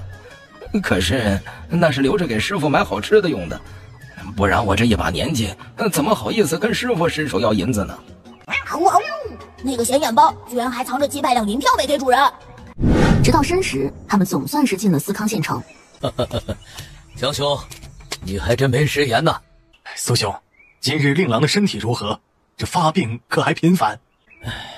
比上几日还要严重了，已经请了几位郎中了，都束手无策。江兄这次来可是找到了一长子的方子？到里边看看再说。是我过于急躁，失礼了，里边请。我的医术有限，并没有找到医贤侄的方子，但我这次来是带了一位高人给贤侄瞧病，小神医燕宝。这江郎中怕不是在开玩笑吧？若说这位须发洁白的道长是神医，我还能信。哼，可他却说一个小奶娃是神医。就算我苏家病急乱投医，也不可能相信一个小奶娃会医病啊！江兄啊，你我两家是世交，就算你不愿意帮忙，也不能拿我长子的命当儿戏啊！哟，我还当这远近闻名的江郎中得了什么方子来医大公子的病，没想到领了个吃奶的娃娃来。看这身高，还没断奶呢吧？苏兄，周姨娘，我就是看在我们两家世交的份上，才把小神医带来的。既然你们如此不信任我，罢，就当我多管闲事了。对不起，小神医，我们回去吧，让你们师徒受累了。诊金1分不会少，我来出。说着，他就迈步往外走去。等等，周姨娘还有事？你打着郎中的幌子，一而再再而三的从我们苏家骗钱。夫人的病若不是被你给耽误了，也不会早早就离世了。如今又来害大公子，你良心何在啊？哼！今日你就把从我们苏家骗去的钱通通拿回来，否则我就去报官。江郎中的脸都被气白了，这嘴唇哆嗦着，却一句话也说不出来。住嘴！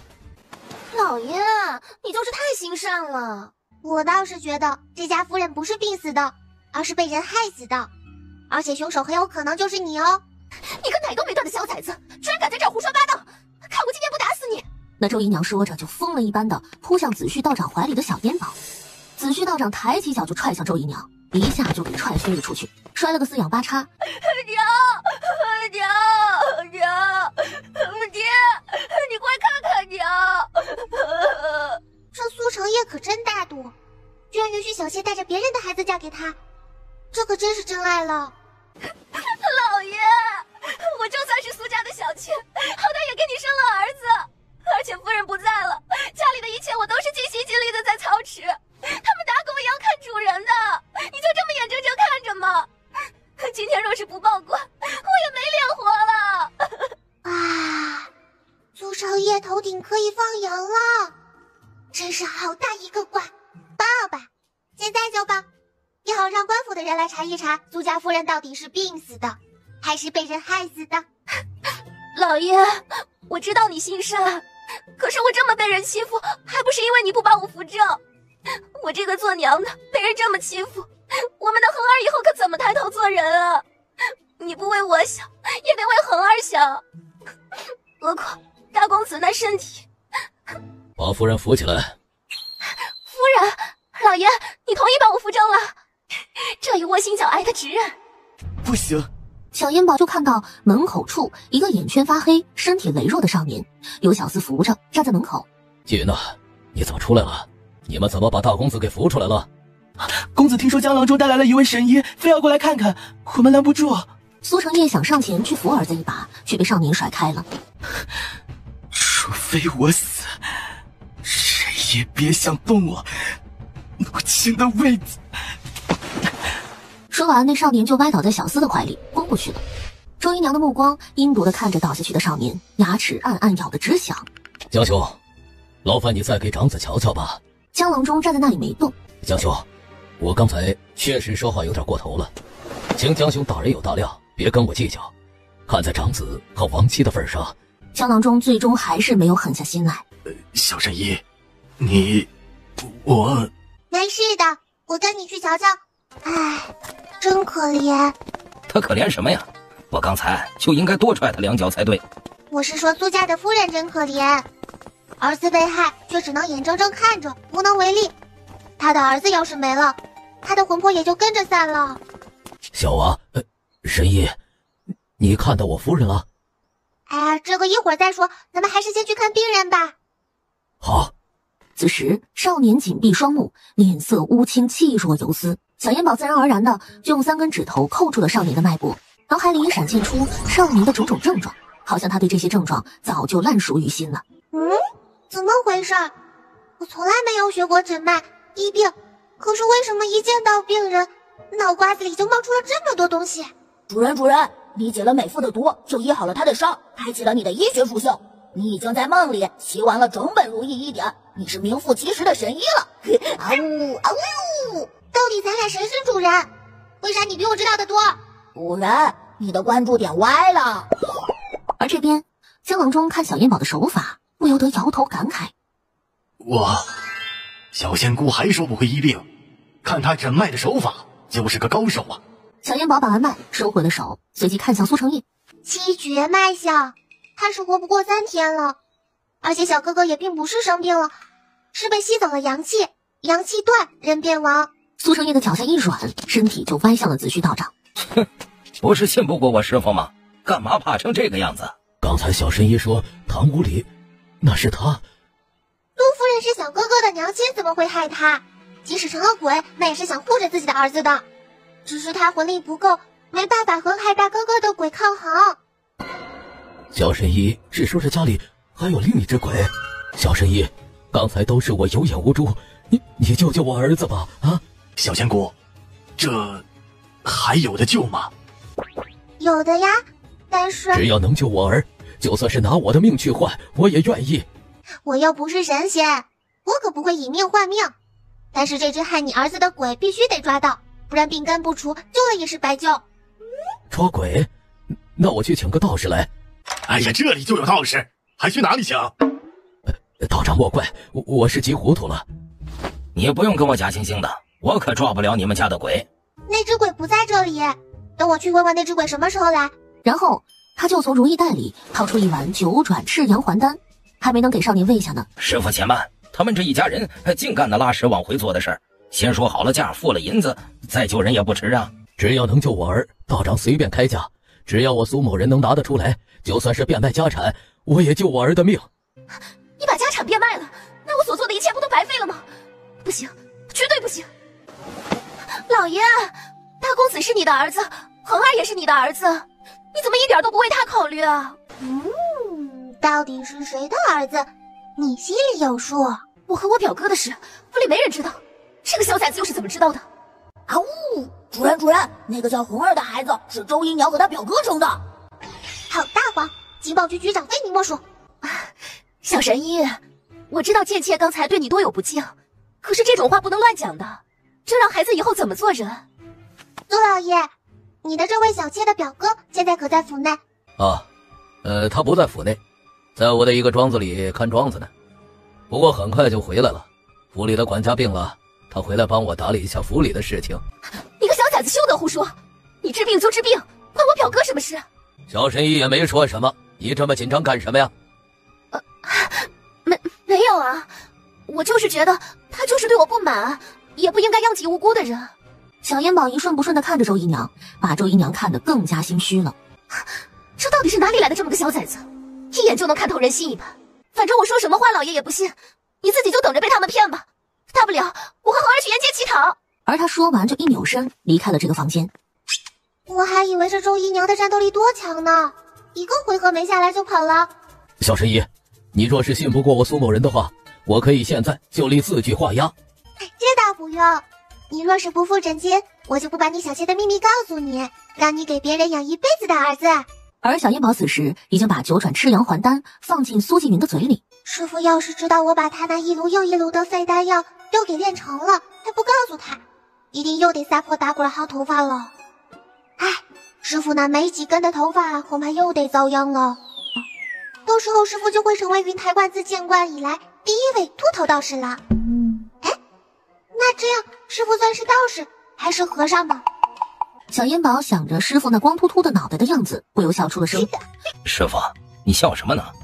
是这丹药有什么奇异的效果吗？没什么，这半天没啥反应，应该是药不死了。我们去装堂吧。药不死？这是治病还是致命啊？我夫人的鬼魂留在这里不肯走，是不放心我们的儿子吗？不是。那是有什么心愿未了？那你为啥不说他是想留下来报仇呢？苏成业被小燕宝那双童真无邪的眼睛看得有些心虚了，不过他马上又反应过来，他为啥心虚啊？枉死之人地府是不收的，他不留在这儿他去哪？做孤魂野鬼游荡吗？小燕宝说完又开始埋怨起阎王来。哎，这什么破规矩，这女鬼是被害的，又不是她愿意被害，凭什么地府就不收，不让他们轮回？而且被害也就算了，魂魄还得在阳间受罪，受烈日灼烧之苦，还有尘世情感的羁绊之痛，眼睁睁地看着这一切却无能为力，真是虐鬼呀！阎王正坐在阎王殿上给手下开会，突然打了个喷嚏。天！谁在骂我？没有，不敢。阎王多穿点，小心着凉。继续开会。刚才说到哪儿了？有些规矩可能要改一改。对，继续。咱们这位阎王自从在殿上被拘走以后，回来就开始折磨咱们。这会已经开了2天了，这是遇到什么事儿、什么人了吗？不知道啊，军心难测。这小奶娃句句不离枉死被害，进了这房间就一直盯着博古家自言自语。难道他真能通地府，动阴阳？你能告诉我害你儿子的鬼在哪里吗？那你知道那鬼什么时候来吗？小眼宝对着博古下那里点了点头。我知道你被困在这里了，不过我还不能救你出来，你会忍不住去看你儿子的。但以他现在的身体状况，你只要靠近他，会害他死得更快。苏成业只听见小烟宝巴拉巴拉的一顿说，但听不见有什么回应，不由扭头看了一眼子虚道长。人若想听见鬼话，要么你有特殊的手段，要么鬼有很深的道行，否则无法做到。我也不知道他们在说什么。苏夫人也不知道那鬼的来历，但每天晚上此时，那女鬼就会去小哥哥的房间的，只能等到晚上再说了。好，那就辛苦小神医了，我这就让下人给几位安排房间，准备饭食。老爷，不好了，你快去看看吧。是云儿出事了？不是，是小公子中邪了一样，又是哭又是笑，还咬人，见人就咬，把周姨娘都咬伤了。哎呀，怎么就这么不省心呢？好端端怎么会中邪呢？小兄，要不你跟我去看看？我留下来，完全是看在大公子和他逝去的母亲的份上。别人，就让那小妾被咬死了才好。虽说医者仁心，那也得看分谁。苏老爷知道江郎中不愿，只好自己先跟着丫鬟去了后院。你们谁都不许伤到我的横啊！咬你们一下怎么了？他只是个小孩子，又咬不死你们。苏老爷加快了脚步，进门就看到季恒正抱着丫鬟的胳膊在咬呢。这是怎么回事啊？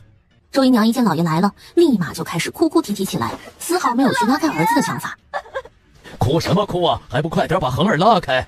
苏老爷伸手就去拉季恒，哪成想季恒回头就照他手上咬了一口。苏老爷推了几下都没有让季恒松口，一巴掌就拍了过去。季恒两眼一翻就倒在了地上。哎呀，老爷，恒儿可是你儿子，你怎么能下这么重的手啊？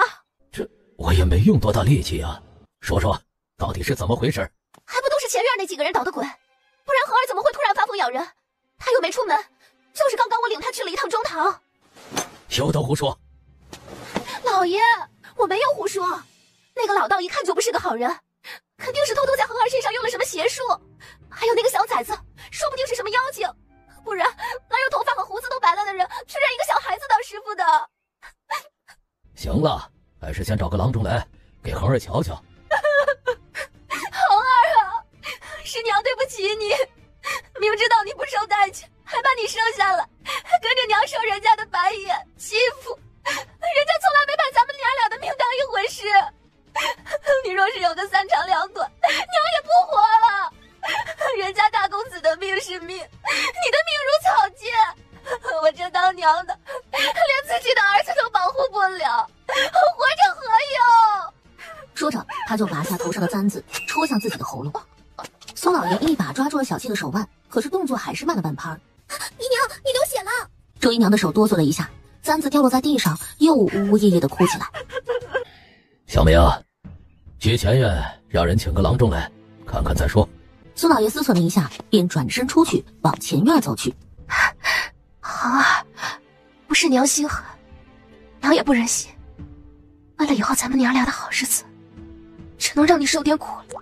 苏老爷，你那个小妾是不是让你赶我们走了？没有的事儿啊。饭菜准备好了吗？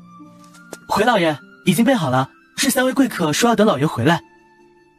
江兄啊，咱们先去用饭，晚上还要辛苦各位呢。江郎中哼都没哼，站起身就走。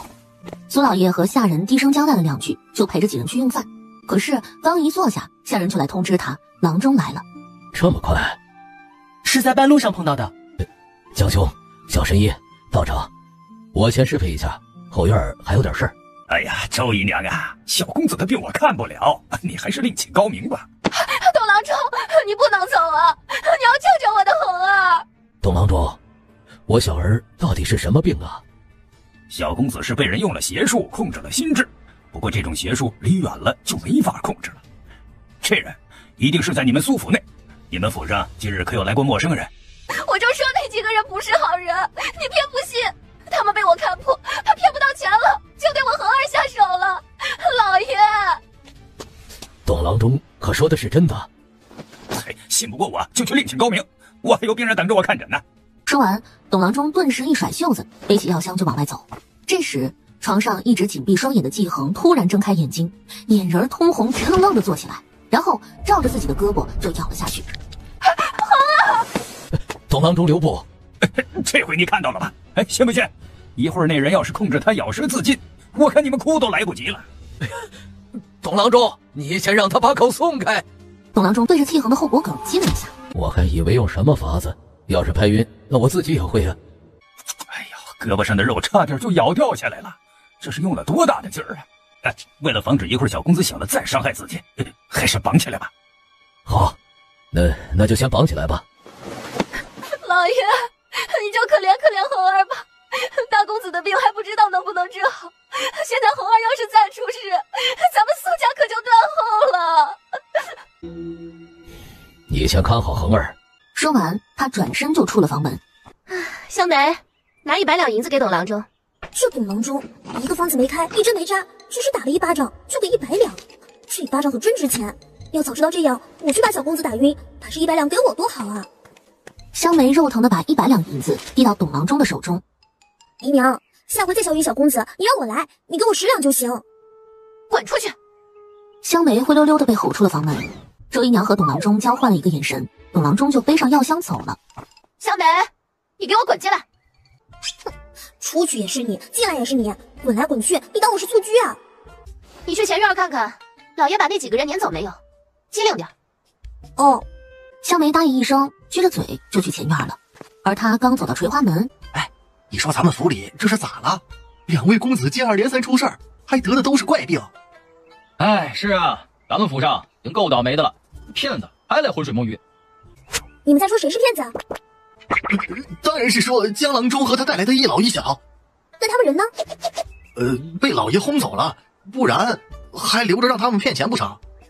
香梅嗖的一下又窜回二门里，一溜烟跑去给周姨娘报信儿去了。姨娘，走了，那3人被老爷撵走了，把小公子身上的绑绳解开吧。夫人使不得，要是小公子再伤害自己怎么办呢？小公子就是被那3个人害的，他们既然都已经走了，离得远，他们就无法控制了。松开吧。要不我去问问老爷，然后……周姨娘自己来到儿子床前，解开了绑着手脚的绳子。季恒慢慢的睁开眼睛。娘，恒儿别怪娘，娘也是没办法了。娘，我口。小公子不咬人了，我去告诉老爷。回来。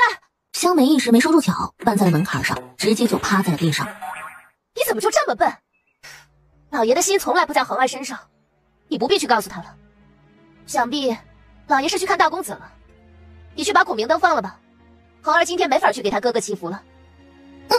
小银宝看到从苏家后院飘出去的孔明灯，周姨娘是不是每天晚上都放孔明灯？是恒儿放的，说是给他哥哥祈福。哼，怕是祈祷你家大公子早点死吧。这就是我让你当着家人的面把我们赶出来的原因。你不把我们赶走，你的小姐怎么可能送消息让害你儿子的鬼过来？啊，真的是他？哎，等我把鬼说到了，到时候你自己问吧。说完，小银宝就从狗洞钻了进去。3个大人瞬间石化，他们钻不过去，只能爬墙了。你们为什么不走门呢？你也没说能走门啊。哎呀，我们爬墙的时候你为什么不说呀？反正我能爬墙，走哪儿都无所谓。几个人刚悄悄地来到季云的房外，香梅从里面走了出来。这香梅这么晚了，到这儿来干什么呀？莫非他们和照顾云儿的丫鬟串通一气了？老爷，他们不是被你撵走了吗？不该问的别问，回你自己房间去，这里不用你伺候了。一会儿不论发生什么事都不许出来。能发生什么事儿啊？莫不是刚刚……苏成业来到儿子床前。夫人临终前是千叮咛万嘱咐，让我照顾好我们唯一的儿子。可是，突然他感觉手心一凉，低头一看，是儿子那瘦的只剩皮包骨的手伸进了他的掌心。纪云呐，你醒了，你感觉怎么样啊？饿不饿啊？爹让人去给你弄些吃的。爹，我饿了也不能吃，那操纵鬼的人万一提前来了，看到他在吃东西会起疑心的。不，小神医，你是说有人操控鬼来害我儿？我觉得那人可能每天晚上都会来你们苏府。苏成业听到小烟宝的话，惊出了一身的冷汗。切，皇宫都有人能进得去刺杀皇上，何况你一个小小的苏府啊！皇上也被小妾算计了吗？这小神医什么话都敢说，这要是被别人听去，那可是要被治罪的。我哪知道，我就是那么一说。也有可能，毕竟皇上的妃子那么多，女人多的地方是非就多。那为啥说女人是非多？皇上只要娶一个媳妇不就得了，不就没有是非了？一时间，屋里陷入了沉寂。忽然，房顶上的瓦片发出细微的响动，小烟宝立马做出了噤声的手势，让几人藏在屏风后面去。然后就听到有人轻飘飘落地的声音，又是个女鬼。他突然感觉这女鬼身上有一种熟悉的气息，难道那家伙的伤好了？女鬼径直走向床上的少年，当即就看到少年此时正惊惧地瞪大着双眼。而就在女鬼俯身要去吸少年的阳气时，小烟宝绕过屏风，把早就捏在手里的符纸照着女鬼就扔了过去。师傅咋样？抓住没有？你师傅我出手，还能跑了他不成？什么人敢坏我的事？给我滚出来！还真有人！小仙姑你可真厉害！借着院子里微弱的灯光，就看见院子里站着一个身穿灰色道袍、手拿拂尘的中年道人。苏成业不由扭头看了一眼子虚道长。你看我做什么？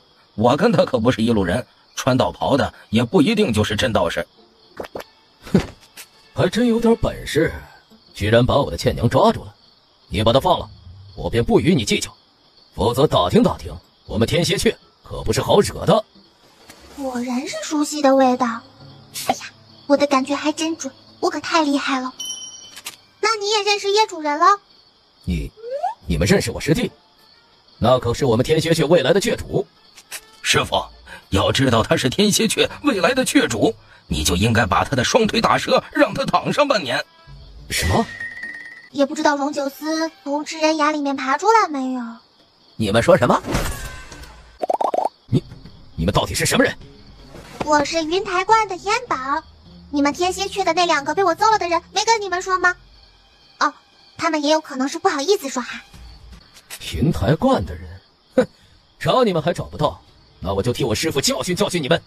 中年道士把手里的拂尘一挥，对着小烟宝就抽了过去。子虚道长抽出身后的桃木剑，挡在了师父前面。你真是癞蛤蟆打哈欠，好大的口气！小烟宝为了防止自己被踩到，他还倒腾着小短腿跑开了。你们云台观除了吹牛也没有别的本事了，哪有师父被吓得撒腿就跑的？子虚道长只会几招花架子，所以很快他手里的桃木剑一下子就被中年道士的拂尘给卷走了。打不过就跑，那是他历来的宗旨，所以他撒开了桃木剑，掉头就跑。苏成业和江郎中可傻眼了，说好的抓鬼呢？鬼他们也没看见，人也打不过。跑啊！傻站着干什么呢？等着被他的银甩子抽吗？小烟宝一喊，两个人才反应过来，跑往哪儿跑啊？一个往左边跑，一个往右边跑，好死不死，两个人撞在了一起，撞得云扬马翻。我就不应该让你们跟我一起来。徒弟回来，把他们俩拖走，别一会儿把他们也给冻成冰块了。子虚道长听话的跑了回来，扯着两个人的大腿就往屋里拖。没让你这么拖呀，他们两个又不是不能走。中年道士并没有急着去追，而是去解捆在倩娘身上的绳子。可是他怎么都解不开，而且绳子越解越紧。你想用解捆魂术的方法解我这束魂符，就太高估自己了。不过我给你机会，你没能解开，就不能怨我喽。小烟宝小手一抖，中年道士不由一个寒颤，转瞬他就变成了一个冰人。哼，你不是横吗？打呀，你接着打呀！你真以为你那破银甩子有多厉害？那是我逗你玩呢。我那是拂尘，你也是道人，怎么可以这么说话？哼，怎么不服气？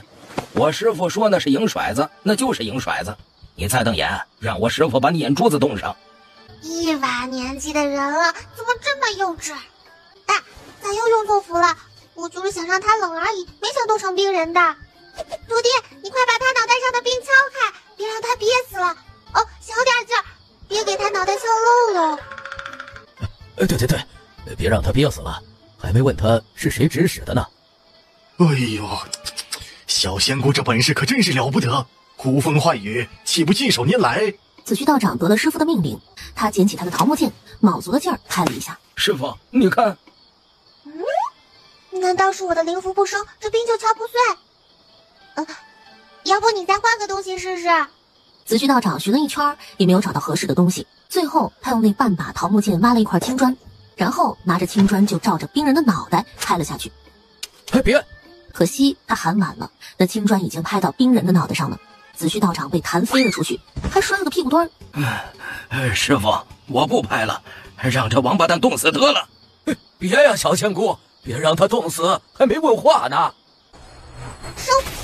随着小烟宝的话音落下，中年道士身上的冰瞬间碎裂了。师傅，你是坑我呢吧？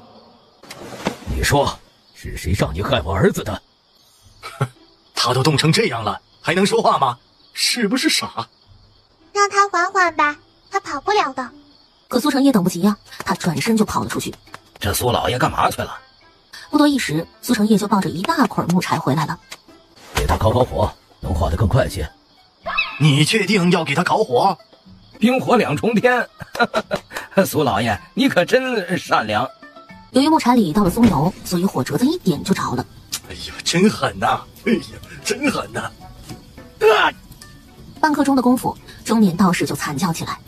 你还是快点说吧，不然我看苏老爷都容易把你用柴火炼了。我说，你先把我给灭了，我再说。你不说，我也能从女鬼这里把话问出来，所以你没得选。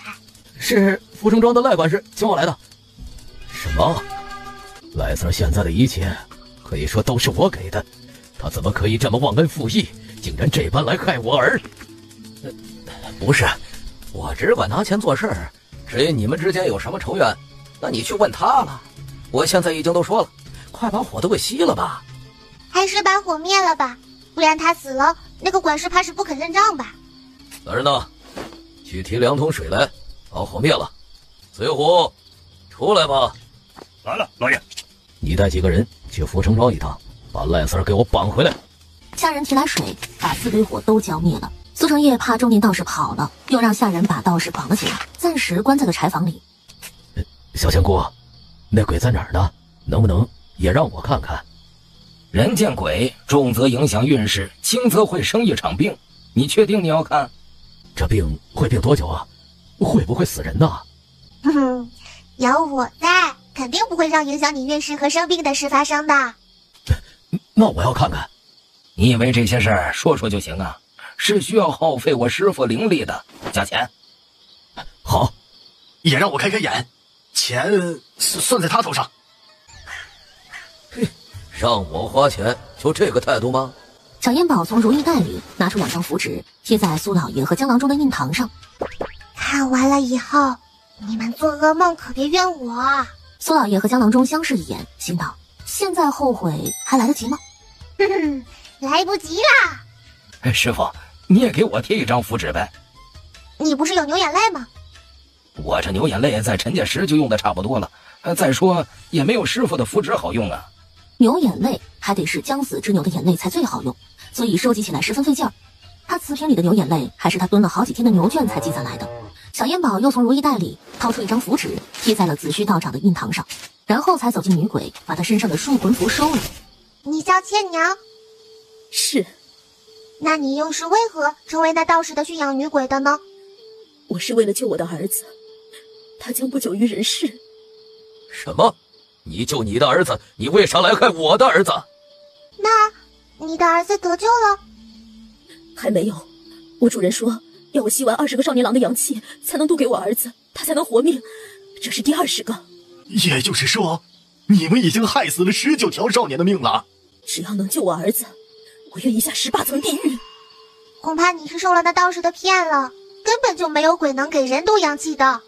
再说，你儿子的寿命如果到了，阎王会派牛头马面来勾走你儿子的魂魄，你怎么可能救得了？不会的，如果我不被你们抓住，我一定能救我儿子的。哎，那我就让你心服口服。然后他小手一挥，这符纸就飞了出去。我师傅又去阎王了。小仙姑在干什么呀？请阎王。阎王！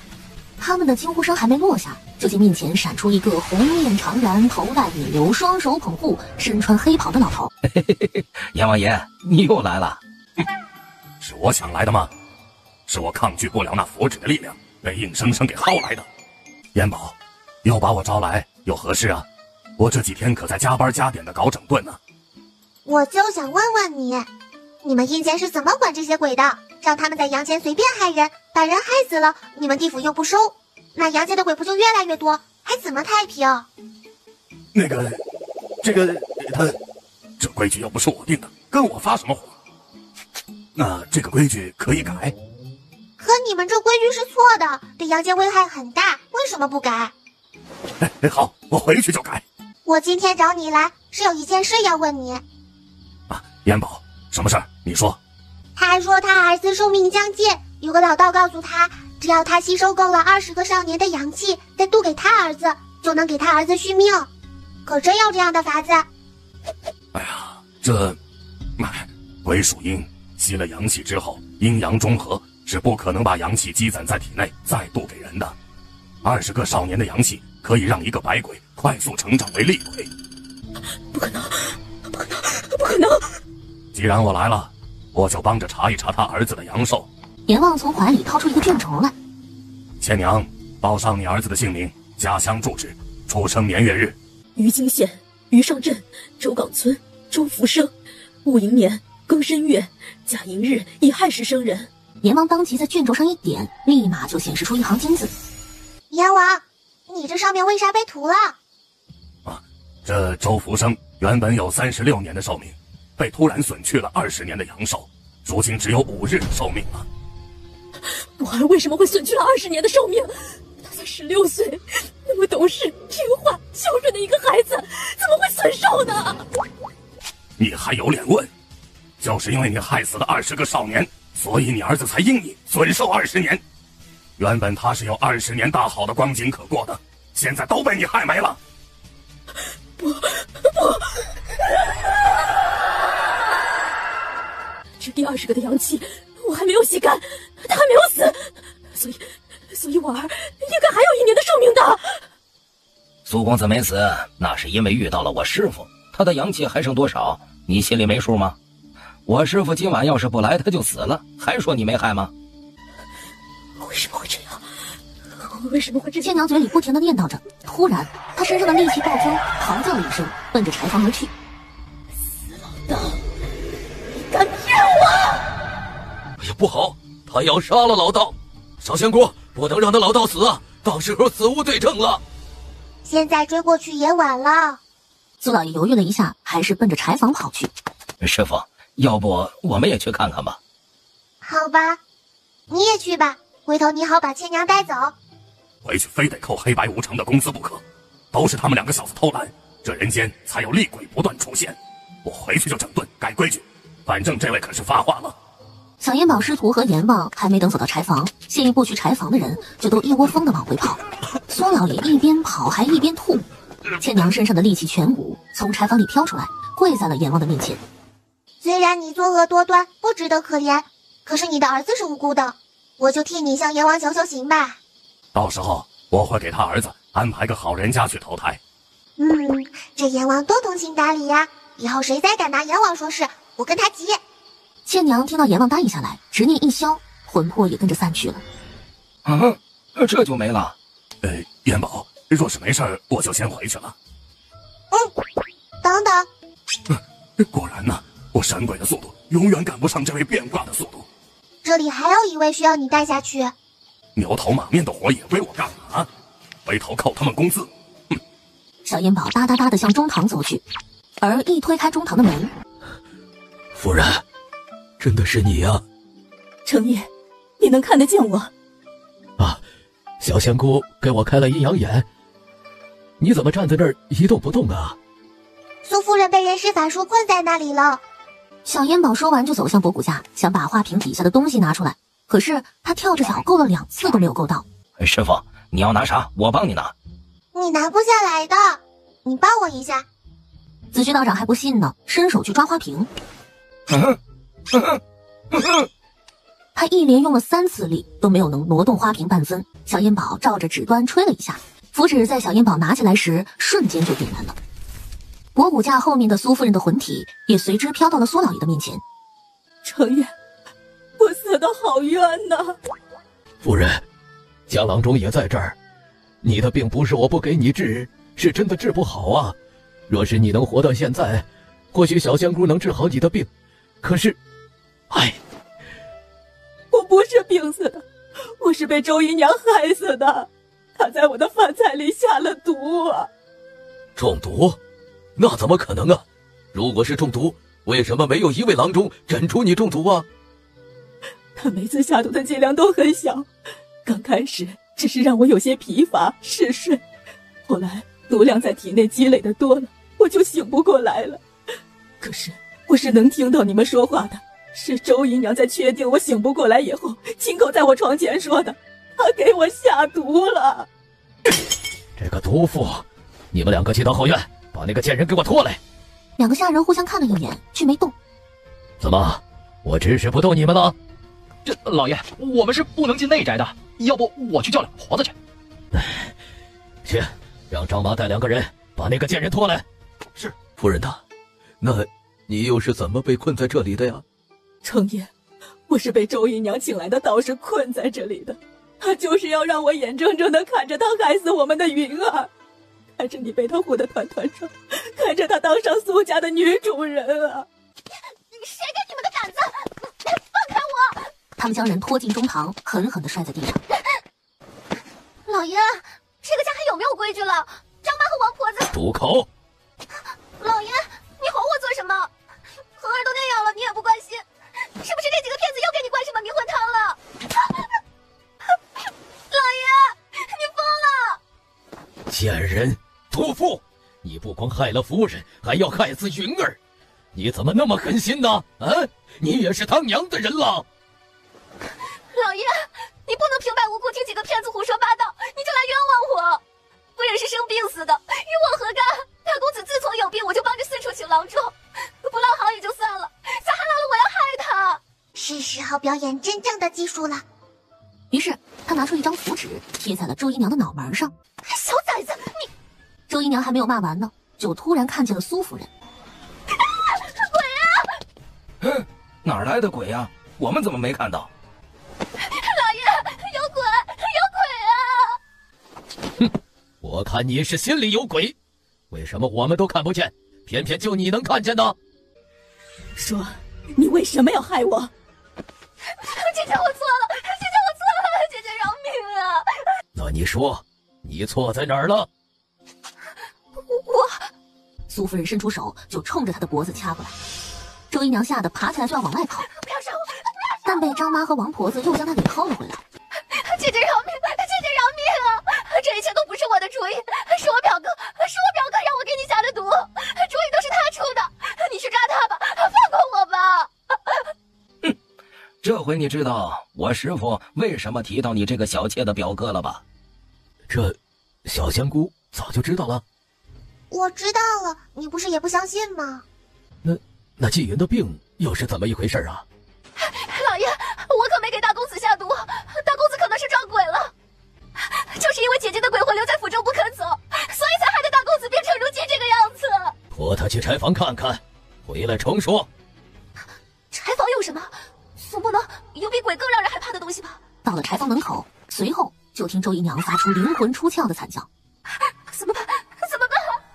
在极度的恐惧之中，周姨娘还在想法子逃过此劫，然后她眼睛一转，身子直挺挺地倒了下去。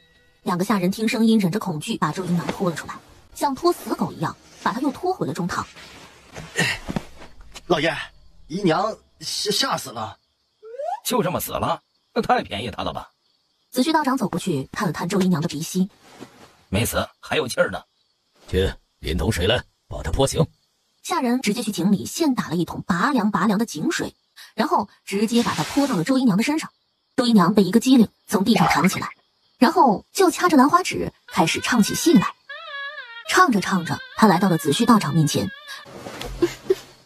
公子，莫辜负了这良宵美景，早些歇了吧。一边说着就要去解子虚道长的道袍，子虚道长都忘了使出他的窝心脚了，甩着胳膊跳出去很远。啊呜！白胡子老道要恶心死喽！大黄，这周姨娘真的疯了？主人，她没疯，她是装的。好啊，我看你能装多久。阎王，让你看了这么半天的戏，怎么也不能白看呢？有没有法子让苏夫人拥有半刻钟厉鬼的能力？您说的话必须照办。这个给苏夫人服下，她会立刻拥有厉鬼的实力，想杀谁就杀谁。苏夫人，仇还是亲手报来的痛快。苏夫人犹豫了一下，但她还是接过了药丸，放进了嘴里。顿时，苏夫人身上的戾气就暴增起来。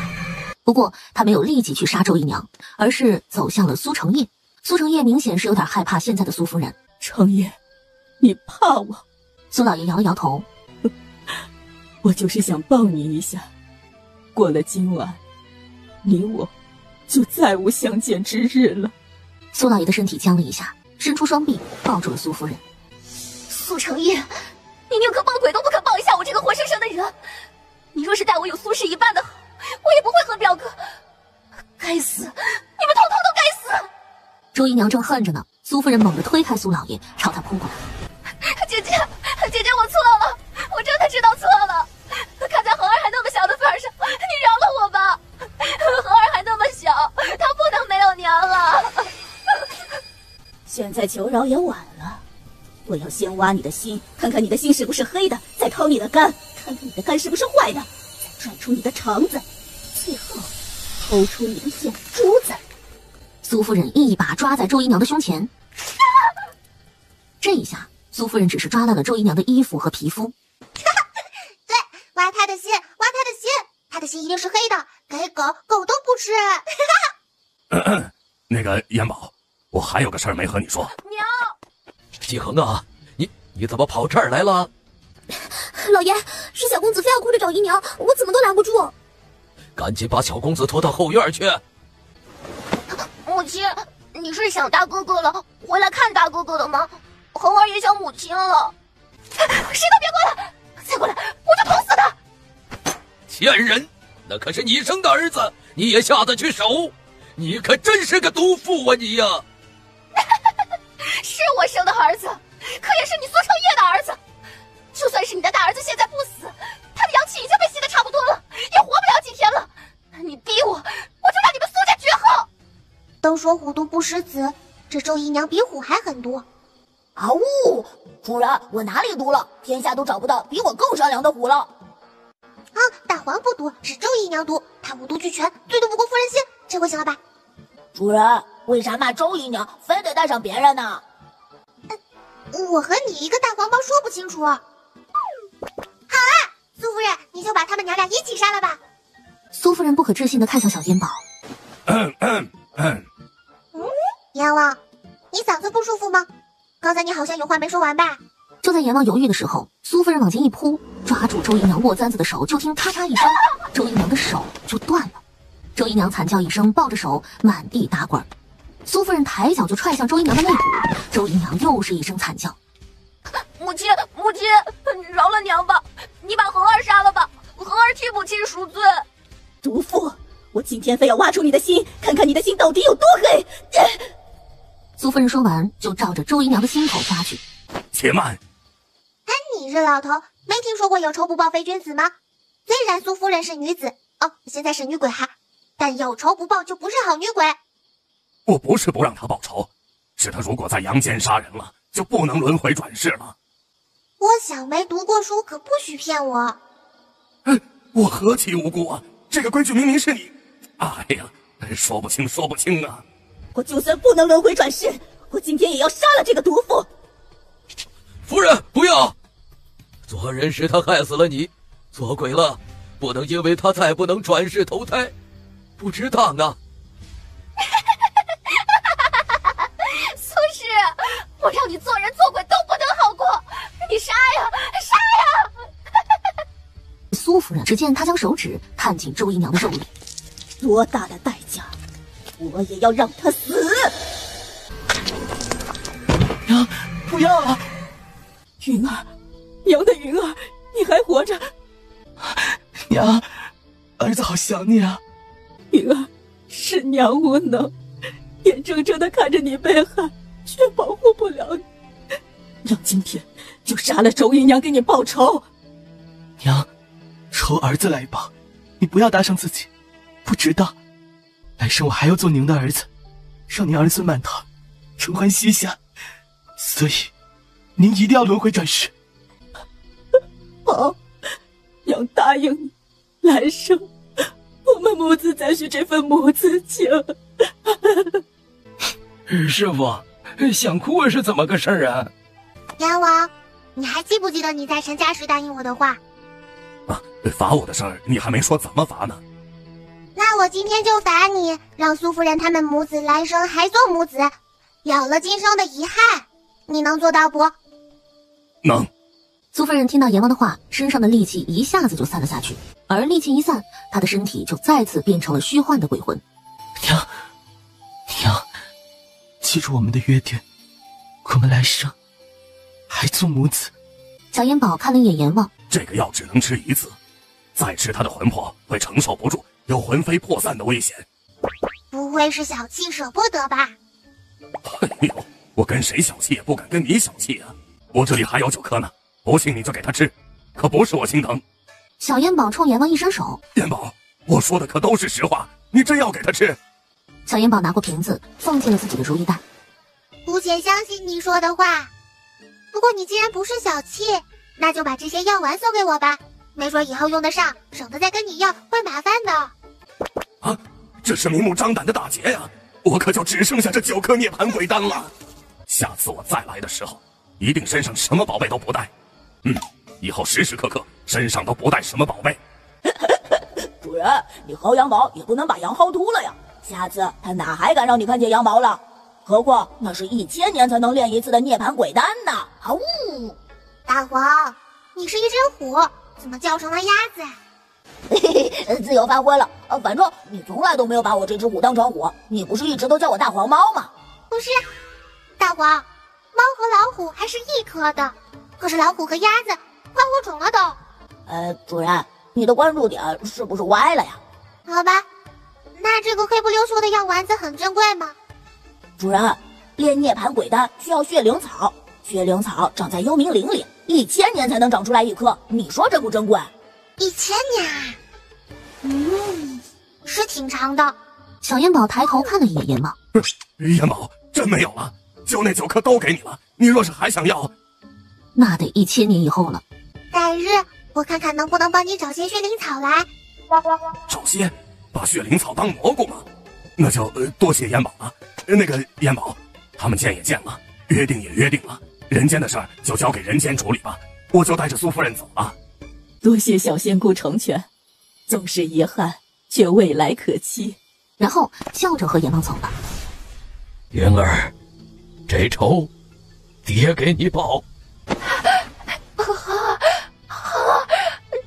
求你！老爷，我们抓到了一个进府偷东西的贼，把贼押到这里来，正好明早一起让官府的人带走。后院儿便推搡进来一个蒙面的黑衣人。哎呀，放开我！你们抓错人了，我不是贼。不是贼穿着米衫还蒙着脸，不是贼你翻墙进院。把他脸上的布扯下来，我看看他到底是谁。后院一把扯下黑衣人脸上的布。赖三儿，居然是你！哎呀，表妹夫，是我，你瞧，误会都是误会，自家人呐。你不在庄子里，半夜3更怎么跑这儿来了？还翻墙进院，你想干什么？哎呀，是我表妹捎信跟我说大公子状况不太好，让我赶紧回来帮忙啊。这不，孙管家病了，府里没人管事儿嘛，我这着急就连夜赶回来，怕打扰府上人歇歇，你这没叫门，这翻墙进来了。是他让你回来的？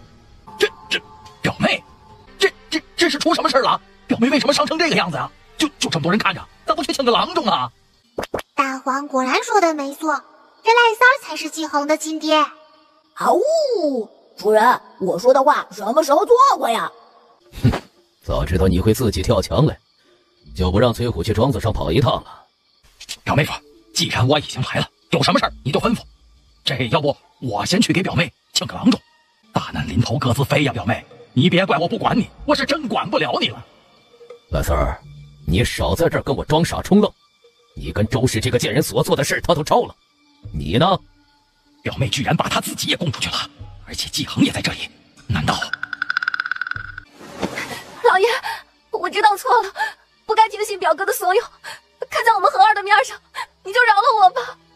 哼，哎呀，呵呵，你这是好大的脸呐！刚才你都要把恒儿给杀了，还好意思说看在恒儿的面子上，你不配当娘，不，你连个人你都不配当。周姨娘，如果季恒是苏老爷子的儿子，你说这话就还说得过去。可是季恒的亲爹都站在这里了，还说季恒是你和苏老爷子的儿子，这也忒不要脸了吧？你一个没有蹬腿高的小崽子，你休胡说八道，你懂个屁！子虚道长抬脚就踹了过去。再敢说我师父试试，我踹死你！我自然不懂你做的那些苟且之事，可是我能看出来谁是你儿子真正的爹。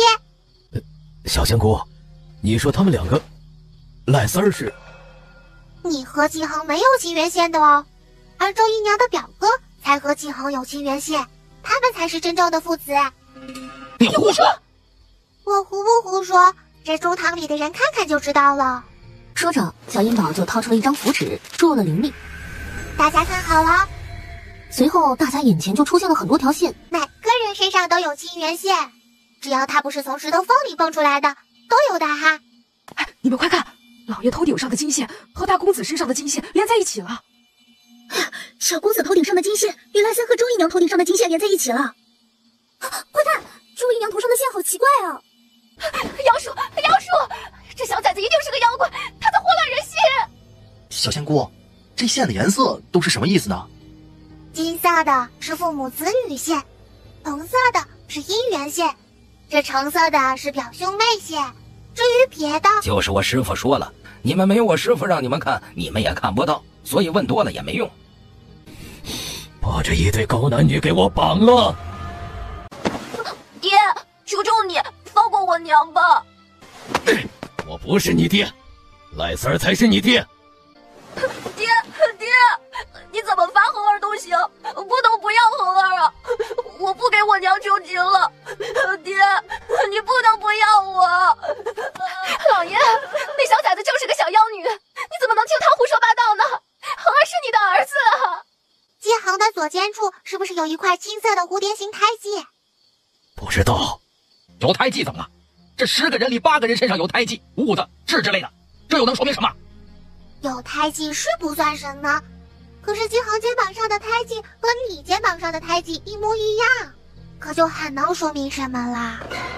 把赖三儿的左边衣袖给扯开，看看他肩膀上有没有同样的胎记。那就是凑巧，不能说明什么。这小神医就是个神仙吧？这身上长没长胎记都知道。他是怎么看见的呢？不会他的眼睛能穿过衣服吧？这种3角蝴蝶胎记是一种父传子的胎记，所以除非是父子，否则不会有相同的胎记。你们是一伙的，就是想再造陷害我们。老爷，恒儿是你的骨肉啊，你不能听他们胡说八道。老爷，我陪着周姨娘偷偷去庄子上见过赖三，我听他们说要谋夺苏家的财产，还说小公子不是老爷的孩子，这件事情一定得瞒住了。老爷，您若是不信我的话，您可以问忍冬，这件事情我跟忍冬说过。香梅是跟我提过的，他还说大公子的病可能与周姨娘有关，他经常偷偷来看大公子，可是我们没有证据。恒儿，过来，既然人家不认你，就不要赖着人家了。不，爹不会不要我的。把他拉走，我不想看到他。爹娘，苏成义，你不能这么对我儿子，是你对我薄情寡义，把我纳进府里，对我不闻不问，拿我当空气一般。我只想有一个自己的孩子，可是你连我的屋都不肯进，这能怪我吗？我是怎么纳你进府的？你心里没数吗？若不是你趁我9岁，非说我和你，要是要死要活的，不然我会纳你进门吗？把他们2个关进柴房，等会儿去衙门报案，让衙门来处理。小仙姑啊，你们先去回房歇息一会儿，我云儿的病还要麻烦小仙姑多多的费心呐。加银子，诊病是诊病，哪知道你们苏家这么多烂事儿啊？这也就是我师傅，换成别人。是，道长说加多少就加多少。老爷，不好了！老爷，不好了！赖三跑了，不在庄子里，活了很多人都不知道他去哪儿了。据庄子里的人说，这段日子赖三晚上时常不在庄子里。啊，赖三已经抓住了，关在柴房里了。啊！具体是怎么回事，你去问他们，我得去衙门一趟。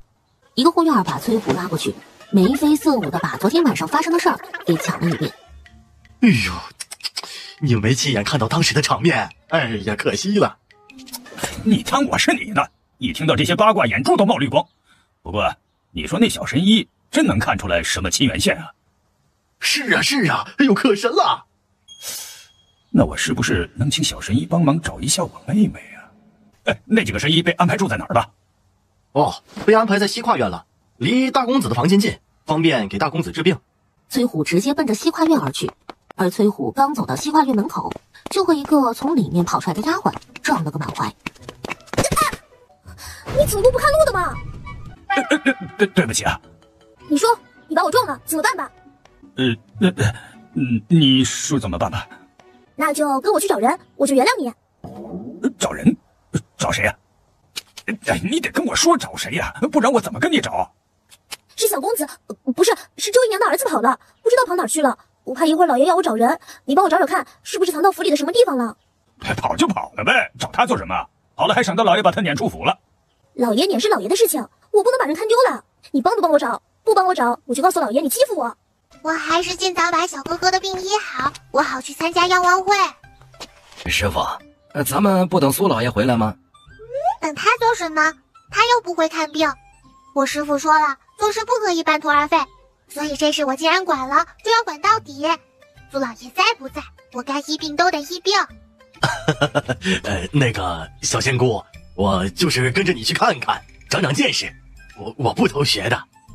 哼哼，你若是能学去的话，我不怕你学啊。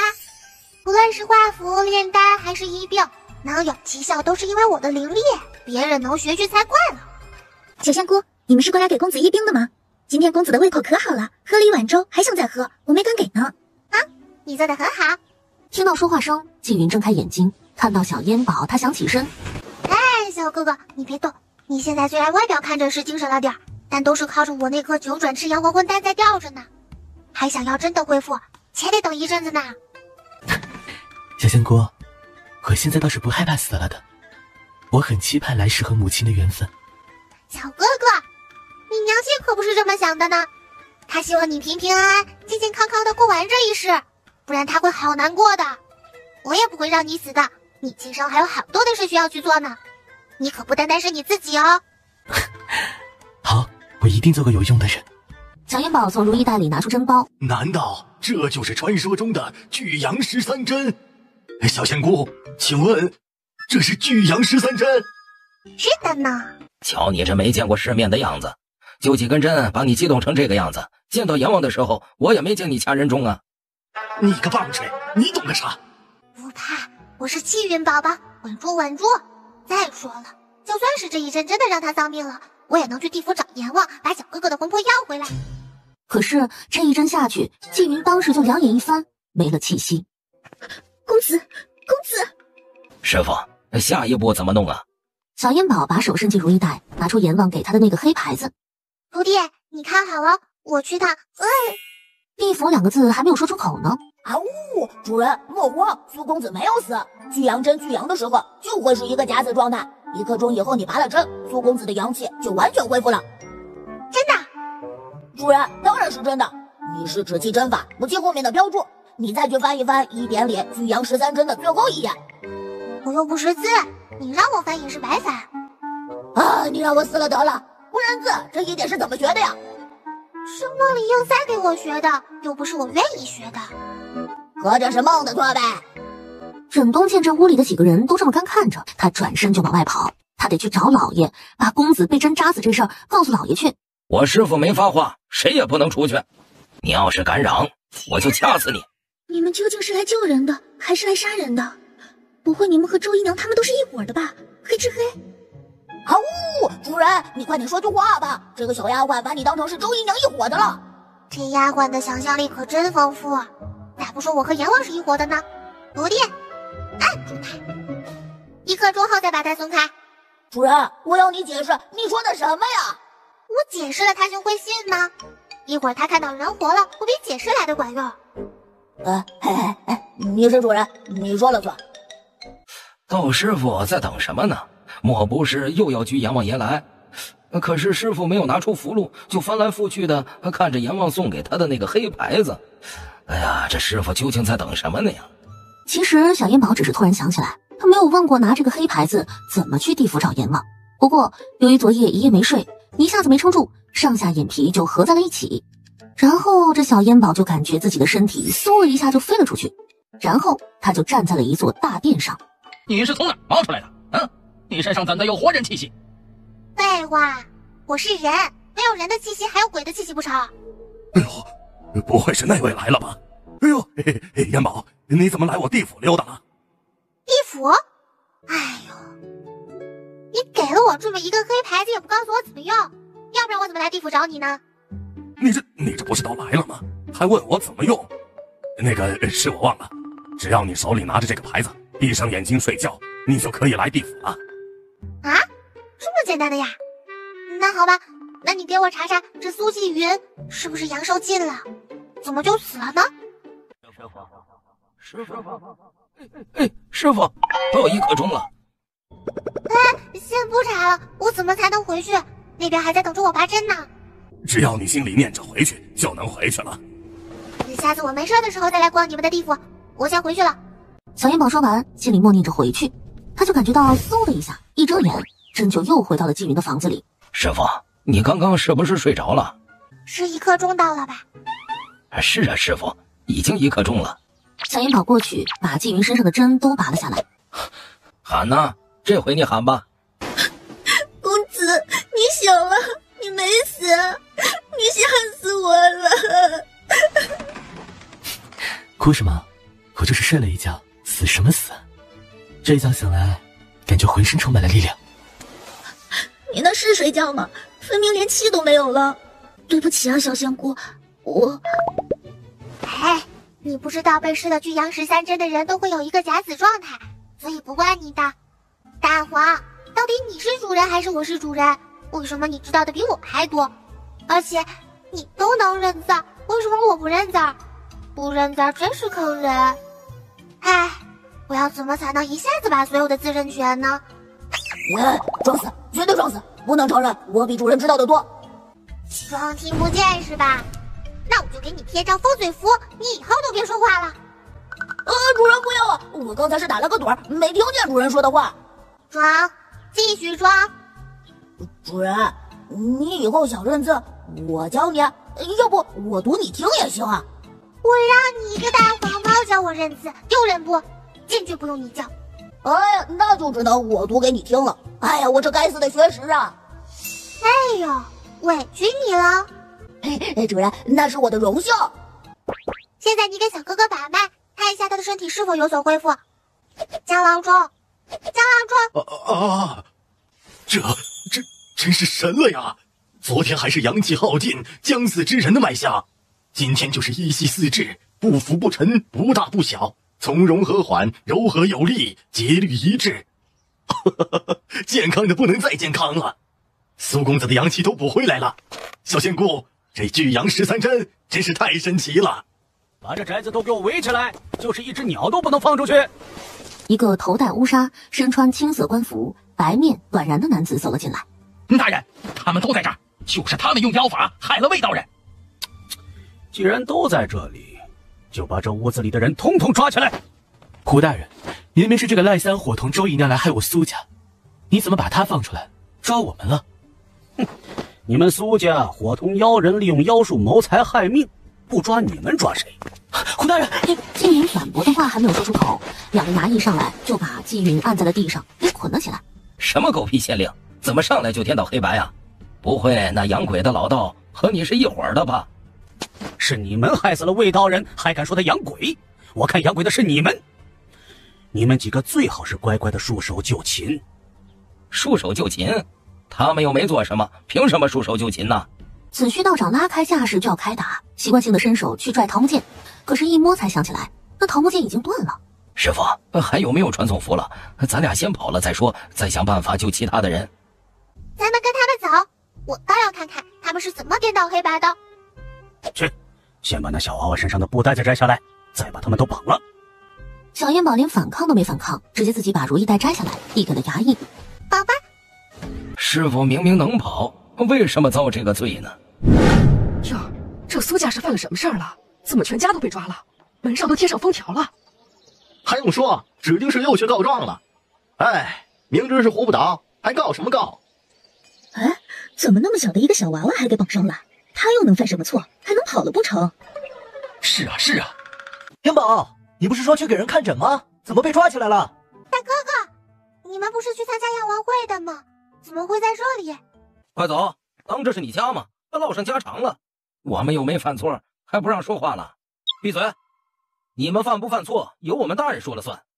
公子，我们赶路要紧，还是别管这闲事了。还有3天，时间来得及，看看这到底是怎么一回事。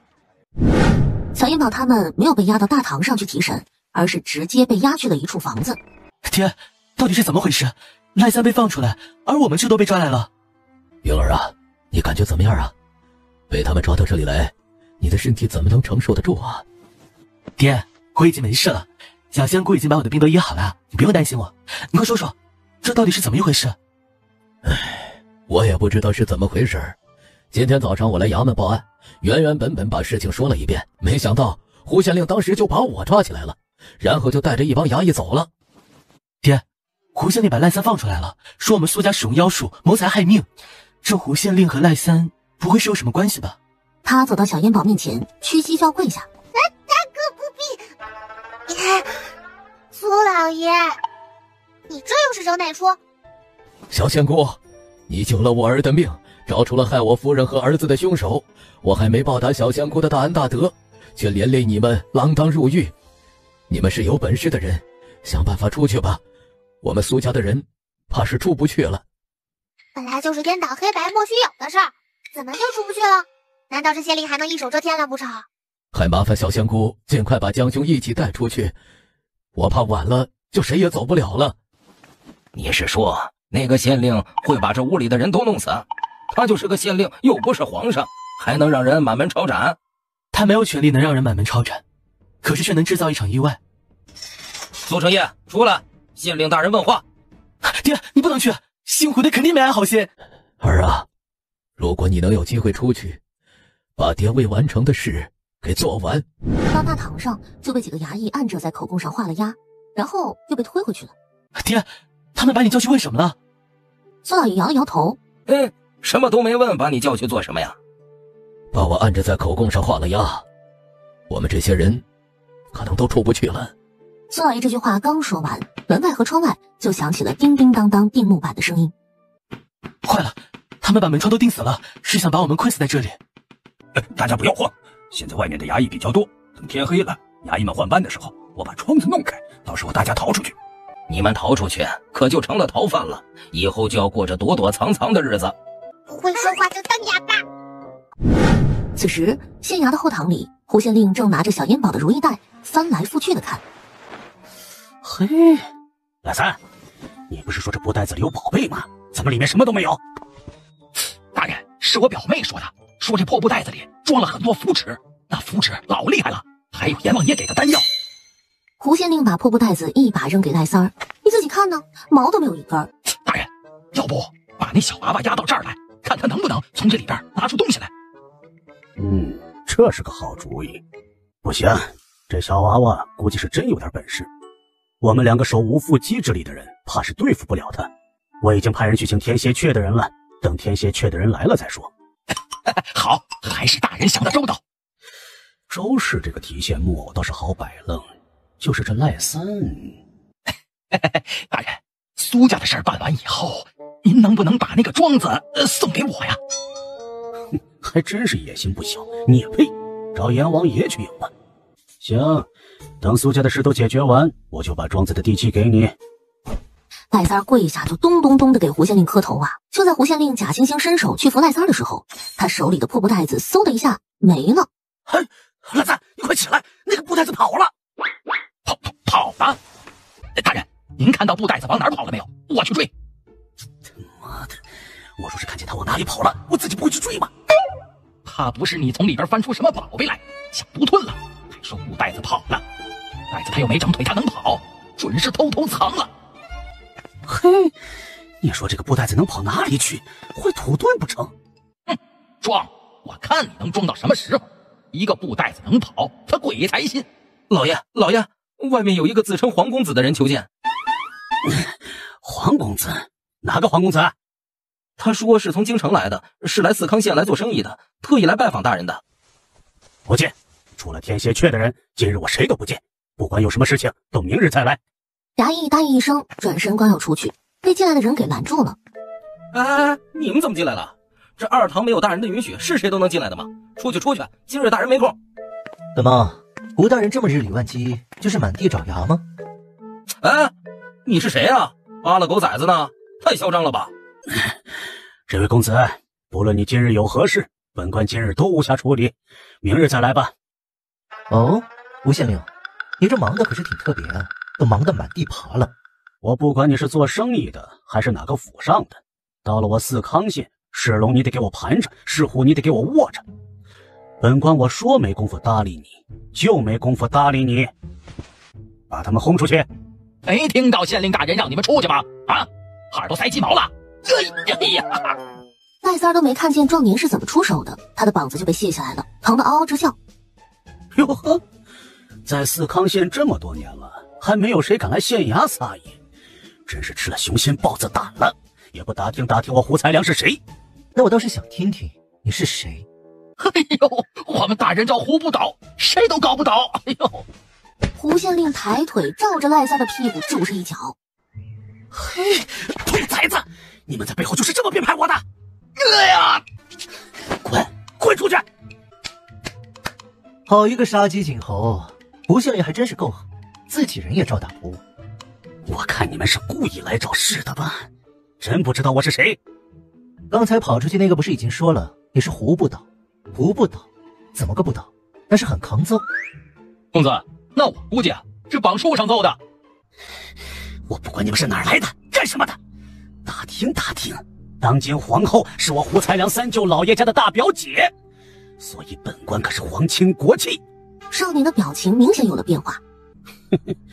怕了吧？所以本县令不管你们是谁，要干什么，今天都给我识相点。走吧，我今天没功夫。我们今天既然来了，在没搞清楚事情之前，是不可能走的。哟，事情？你想搞清楚什么事情？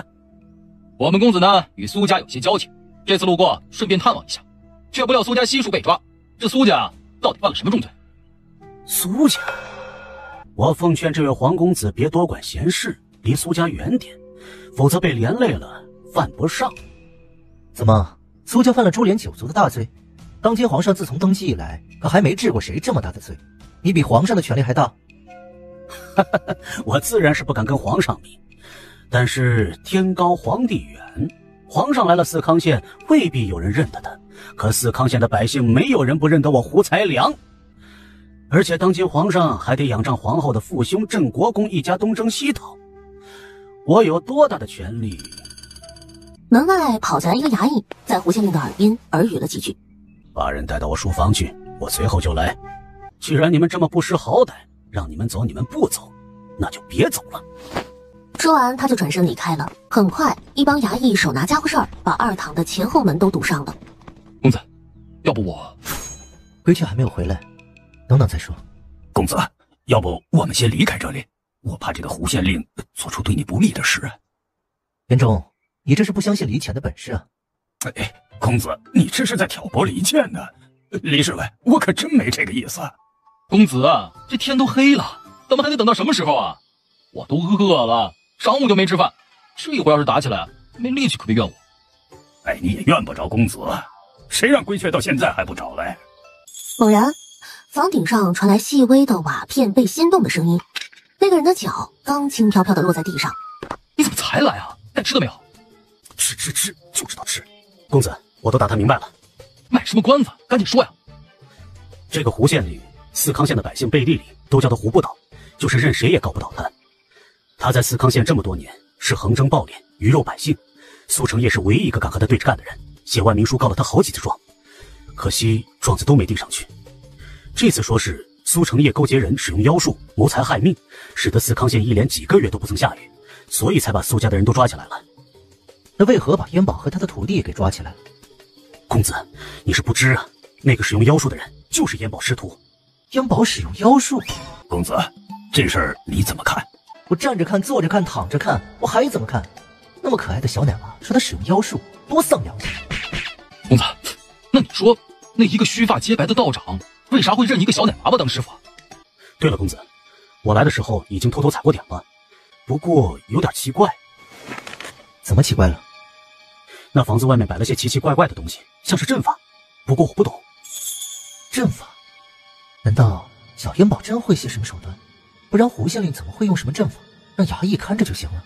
公子，要不咱们去看看？去看看。你们和公子都毫不费力的能出去，我这……切，你可不就是个累赘，不让你来，你非得跟来。我这还不是不放心公子吗？你们两个毛手毛脚的，怎么能伺候好公子？哎，公子是知道我挨不了饿的，我一饿脑子就不好使，所以公子是不会怪我的吧？不怪。元忠，要不你先留在这里，我们三个……老奴不留在这里。你们要是在外面打起来，打得过还好，打不过都一溜烟跑了，我咋办呢？啊，公子，我来为员工中吧。还是你小子够意思。元忠年龄大，又不会武功，又恐高，刚爬出来就踩碎了一块瓦。谁？房顶上有人！别一惊一乍的，是猫。我咋听着不像呢？听声音……这回听清没？两只老猫在上面打架呢。公子，你看那是不是阵法？苏家抓来的所有人都在那个屋子里。院子中摆着香案，有一个身穿黑袍的人，手拿着白帆，正对着香案上的一个坛子比划着。公子，是要下雨了吗？我咋感觉有阴风直往我脖梗子里钻呢？这！无数道金光从房子里飞出来，他手里的白帆也呼的一下就燃了起来。尹县长，这没事，不过为了万无一失，你的后手也用上吧。那你说的那如意袋可就拿不出来了。如意袋是宝贝，火是烧不掉它的。点火！衙役们得到命令，把手里的火把用火折子点燃，纷纷抛向了房子。救人！少年丢出2个字，就飞向着了火的房子。就见对面房子的火瞬间就着了起来。公子，不能进去了，他们在这房子上泼了松油，我们无能为力了。早就该想到的，早就该出手救人的。他们是谁？哪来的？大人，好像是二堂里关着的那3个人，他们是怎么跑出来的呀？那3个人里不是有个老头吗？怎么变成小伙子了？别管老头还是小伙，都给他们扔到大火里面去，一了百了。一个小小的县令，居然这么明目张胆的杀人放火，草菅人命，把兰国的律法置于何地？真把自己当成一方的土皇帝，想干什么就干什么了。真不知道这些年四康县有多少人死在这个胡县令的手上。李潜，去把那个狗县令给我绑了。你们一起上，我若是用手，都算我学艺不精。本来他们又没想单打独斗，这下子都一窝蜂的扑向李潜。我说话算话，没有用手啊！废物，废物！都快点起来，把他们抓起来扔进火里！看着一步步向他逼近的李潜，尹县长救命！把他们都抓住，我把苏家的财产和你平分。那个黑袍人却站着没动，眼看李潜伸手就能抓到他了。我不要了，把苏家的财产都给你。胡县令可要说话算话。这是什么东西？怎么看得见，打不到？尹县长，打死他，打死他！啊，对，还有那2个，最主要是那个年少的。我看你们还敢不敢在本县令面前嚣张了？前几年在本县令面前嚣张的人，坟头草都长3丈高了。黑袍人一看得手了，又接二连三的对着李浅打出几团黑气。这他妈也不能拆打呀！既然打不到黑气，那就打黑袍人。于是他也不顾黑气打在身上的疼痛了，直接扑向了黑袍人。李浅，带着公子走！尹先生，绝对不能让他们其中的任何一个人跑了。想跑？哼，还没有人能从我尹元清手上跑掉的。李浅还没等待少年离开，一团黑气就打了过来，把李浅和少年困在了原地。公子，我来救你！尹先生，房顶上还有一个，给他打下来！元忠，你倒是想办法跑啊，去搬救兵。这回可倒好，全军覆没了。呀，这么高，我怎么才能下去救公子？草率了！你给我下来吧！哎呀，我还以为是个多厉害的高手呢。哼，起来，去看看摔没摔死。要是没死就绑起来。大人还有劲儿呢，绑了，一会儿都扔到火里去。此时，后边着火的房子轰的一声烧落架了，一了百了。哼，跟我胡才良作对，那就是找死。趁火势还旺，把他们几个也扔进去。姓胡的，我告诉你，你若是敢伤害我们公子，你们会被诛九族的。哎呦，你们死到临头了还这么嚣张啊！好大的口气呀！诛我的九族，那岂不是连当今的皇后娘娘也一起给诛了？哼，你当你们的公子是皇子不成？我们公子就是。李显的话还没等说完呢，那黑气就把他们包裹着往火里送去。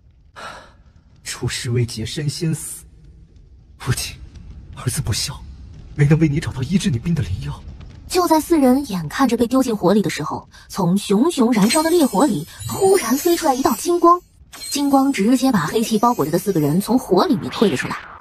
这怎么又出现金光了？而且与刚才破我阵法的金光一样，而且是谁释放的金光？这么大的火势，绝对不可能还有人活着。就算烧不死，也得被这浓烟呛死。这金光到底是怎么回事啊？尹先生，这是怎么回事？哪里来的金光啊？这四个人怎么被弹出来了？公子能动了，黑气没了。哎呀，咱们公子那哪是谁都能伤得了的呀？那可是有龙气护体的人。姓胡的，你想杀我们，老天都不答应。看见没？有神仙在暗中保护着我们。我们不死，那死的就该是你们了。龟雀说着，就飞身向胡县令扑去。尹先生，快打死他们！尹元清手中的黑气刚运出来，还没等打向龟雀呢，一道金光又从火光里飞出来，直接砸向他。这墙不会是用肉做的吧？胡县令，你怎么样？说话！你再不起来，我就憋死了。哟，火神爷，是不是您显灵了？知道他们都不是好人，这么多人都被活活烧死，您都看不过去了吧？对，就用您的金光打死他们。别胡说，分明就是公子身上的龙气发出来的光。扯呢，龙气在哪儿呢？我自己怎么都不知道。尹先生，这到底是怎么回事啊？这金光，这火……县令大人，这火有问题。啊，火有问题，那就灭火！灭火！来人，快点灭火！这个差还真是难当啊，一会儿放火，一会儿灭火，干脆把你也灭了得了。你们是脑袋被踢了，又不是胳膊腿被踢了，慢吞吞的找挨处吧！切，你被那人踢一下脑袋，看看胳膊腿还能不能灵活？在胡县令的骂骂咧咧声中，火总算是被浇灭的差不多了。尹先生，你现在不用担心火了，把他们几个抓了，我做死他们！哎呀，你快点，尹县长，别让他们几个跑了！哎，怎么样？不敢了吧？你若是再玩那黑气，这次的金光就把你砸死！去！他的这一声落下，天空中突然划过一道金光，紧接着只咔嚓一声，一道雷就劈了下来，尹元清当场就给劈糊了。妈呀！看吧，把老天都惹怒了吧？劈死他们这帮王八羔子！尹元清被雷追得慌不择路，也钻到了香案桌子底下，一声响雷劈在了香案桌上。哎，劈死了！老天爷真是善解人意，听到了我的话，真给他劈死了。坏事做多了遭报应喽，不是不报，时候未到啊！有鬼啊！冤魂来索命了！你们索命就去找县令大人索命吧，都是他让我们干的，不关我们的事儿，我们都是奉命行事，饶命啊！饶命啊！你叫做什么？那些是不是鬼啊？少年则抬脚就向废墟里走了过去。那你们都过去了，我若是还站在这里不动，不就显得我胆小吗？元宝妹妹，是你吗？大哥哥，是我就知道你肯定会来的。可是我没能救你们出来，都是我做事不够果断，让你们这么多人枉送了性命。大哥哥，不要难过，我们要死。那狗县令想要烧死我们，有我师父在，怎么可能让他们得逞呢？你们这么大的火，他们是怎么毫发无伤的躲过去的？不会是房子里有暗道吧？除了这个解释，也没有别的可能了。这狗县令也不知怎么想的，害人还给关进有暗道的房子里。傻的。傻的。没事就好，没事就好。哥哥真的是好难过，好害怕，以为再也见不到你了。公子啥时候对小孩子这么亲近了？公子啥时候变成这小奶娃的哥哥了？哥哥，你认出来我是你妹妹了？元宝从今以后就是我的妹妹，亲妹妹一般的妹妹。我本来就是你的亲妹妹呀。对，亲妹妹，亲亲的妹妹。咋感觉意思有点不一样？亲妹妹和亲亲的妹妹一样的吧？师父，你不能乱认哥哥呀！你认一个哥哥，我可就要叫人家一声师伯。你见一个好看的少年，就认人家做哥哥，那我这师伯不就要遍天下了？叫师伯，以后哥哥就是你的师伯啦。真是怕什么来什么呀！师伯好，这个称呼还怪好听的嘞。你还不愿意叫？你可是捡了大便宜了。元宝也是叫我小哥哥的。你是小哥哥，可是小哥哥和哥哥是不一样的哟。怎么就不一样了？不就是他比我年长了几岁，长得比我好看那么一丢丢？我这不是病的吗？等我再养上一段时间，也不比他差的。不过我确实比人家小，那小哥哥就小哥哥吧。苏青云想到了这里，看了一眼子虚道长。师父没让我叫，你甭想着没事儿。妹妹，快跟哥哥说说，你们这些人是怎么躲过这么大的火的？有哥哥的感觉真好，哥哥都这么好，那娘亲是不是会更好呢？好期待见到娘亲啊！都是哥哥，怎么不让你徒弟叫我师伯呢？苏青云轻轻的低咳了一声。小哥哥，你是不是被烟呛到了？你身体刚好，应该远离这些地方。你们回家去吧。我怎么就撵我走了呢？他们现在还回不去，家还被这个狗县令封着，咱们得先解决他。解决？杀了吗？哎呀，哥哥，你会不会觉得我很凶啊？不会，伤害烟宝的人该杀，不过不用弄脏了咱们的手，有人会处理的。完了，师父被人抢走了。师父，你不爱徒弟了。回去，你们两个把这狗县令和这些衙役都先押到二堂去，再去找个郎中来。哥哥，你受伤了吗？我看看。不是我，是元忠受伤了。哥哥，这里有郎中的，还有我也会看诊的呀，你忘了吗？妹妹说的对，我怎么把你给忘了？很严重吗？五脏俱伤，真不可治。你说啥？那元忠岂不是没救了？我的医术是无能为力，不过什么？不过有小神医在，他应该能医得好。毕竟苏公子那么严重，他都能医得好。别这么看着我呀，压力山大呀。元宝，你快给元忠看看，我从小他就跟在我身边，我真不希望他有事。放心吧，哥哥在乎的人，我肯定不会让他有事的。确实蛮严重的，他是被鬼气所伤，不太好治。鬼气？你是说黑袍人的黑气是鬼气？小元宝点了点头。原来是鬼气，就是说那黑袍人用的是邪术啊。这胡县令这不是倒打一耙吗？说苏家人用邪术，还说他们用邪术使得四康县几个月不下雨，其实都是他干的，真是可恶。少年的眉头皱得更厉害了。哥哥，不用担心的，虽然难治一些，不过对我来说不难的。说着，他就从如意袋里掏出一粒药丸，塞进了元忠的嘴里。这就没事了。黑气所致的伤势没事了，可是这个爷爷胳膊和腿也断了，他是从高处摔到地上了吗？元忠是从房顶上被那个黑袍人打到地上的，他的胳膊腿还能接好吗？不过接不好也没事，回去以后我给他安排个地方养老。我说过了，哥哥在乎的人，我是不会让他有事的。10天以后，我就让这个爷爷和以前一样跟在你身边。然后他又从如意袋里拿出2滴膏药，给袁忠贴在了骨折的地方。怎么，你们一个个都什么表情啊？不信，我师傅说10天就10天，要不咱们打赌，10天这老头的骨头若是长好了，你们每人给我1锭金子；若是长不好，我给你们每人1锭银子，怎么样？众人齐齐摇头。哎呀，这么好的一个赚金子的机会，可惜了。金子我给，不用说10天，就是10个月能让我好起来伺候公子，我都给。不过不是打赌。哎，袁老头，你醒啊！我都准备给你烧点纸钱，给你提前打点小鬼了。李乾，你这混小子，盼着我死是吧？老人家，你感觉怎么样？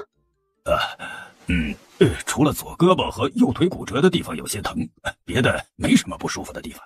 哎，袁老头，可不要害怕我们说你是累赘就不敢说实话，可别逞强啊！我不是累赘，你不也受伤了吗？我逞什么强了？不难受就是不难受，我咋没说胳膊腿不疼呢？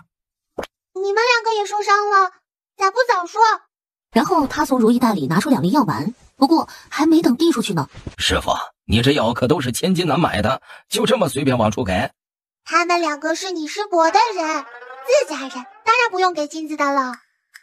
你见到好看的少年公子就叫哥哥，那我的师伯不得遍地都是啊？那以后咱们还赚不赚金子了？那都得白送。哎，我都给金子了，你们2个凭啥不给啊？元宝喜欢金子啊，对，我师傅喜欢金子。元宝，给，拿去玩吧。这个哥哥还是个有钱的哥哥，那以后多多给我些新元宝玩吧。谢谢哥哥。就2个金元宝就这么开心，以后得多给，别让那些居心不良的人把这个妹妹给哄骗走。李显和归雀把小烟宝给他们的药刚吃进了嘴里，哎，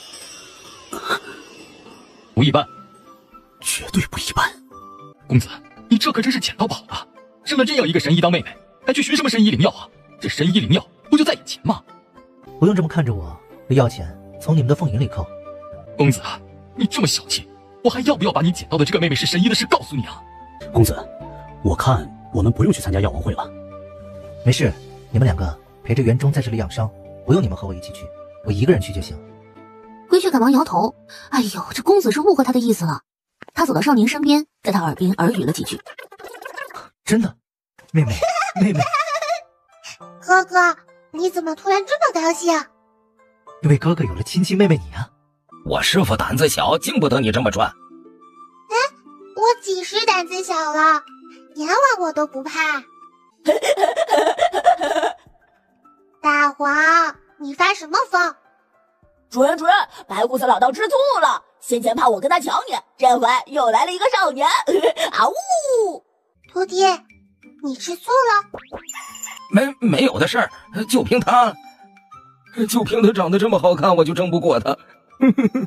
师傅是个颜狗美妇，少年苏家公子，再看看自己这张老脸，失宠了。啊呜！还有我这张沉鱼落雁的虎脸。主人，白胡子老头骂你是狗，颜狗，你把他逐出师门。我看脸这么明显吗？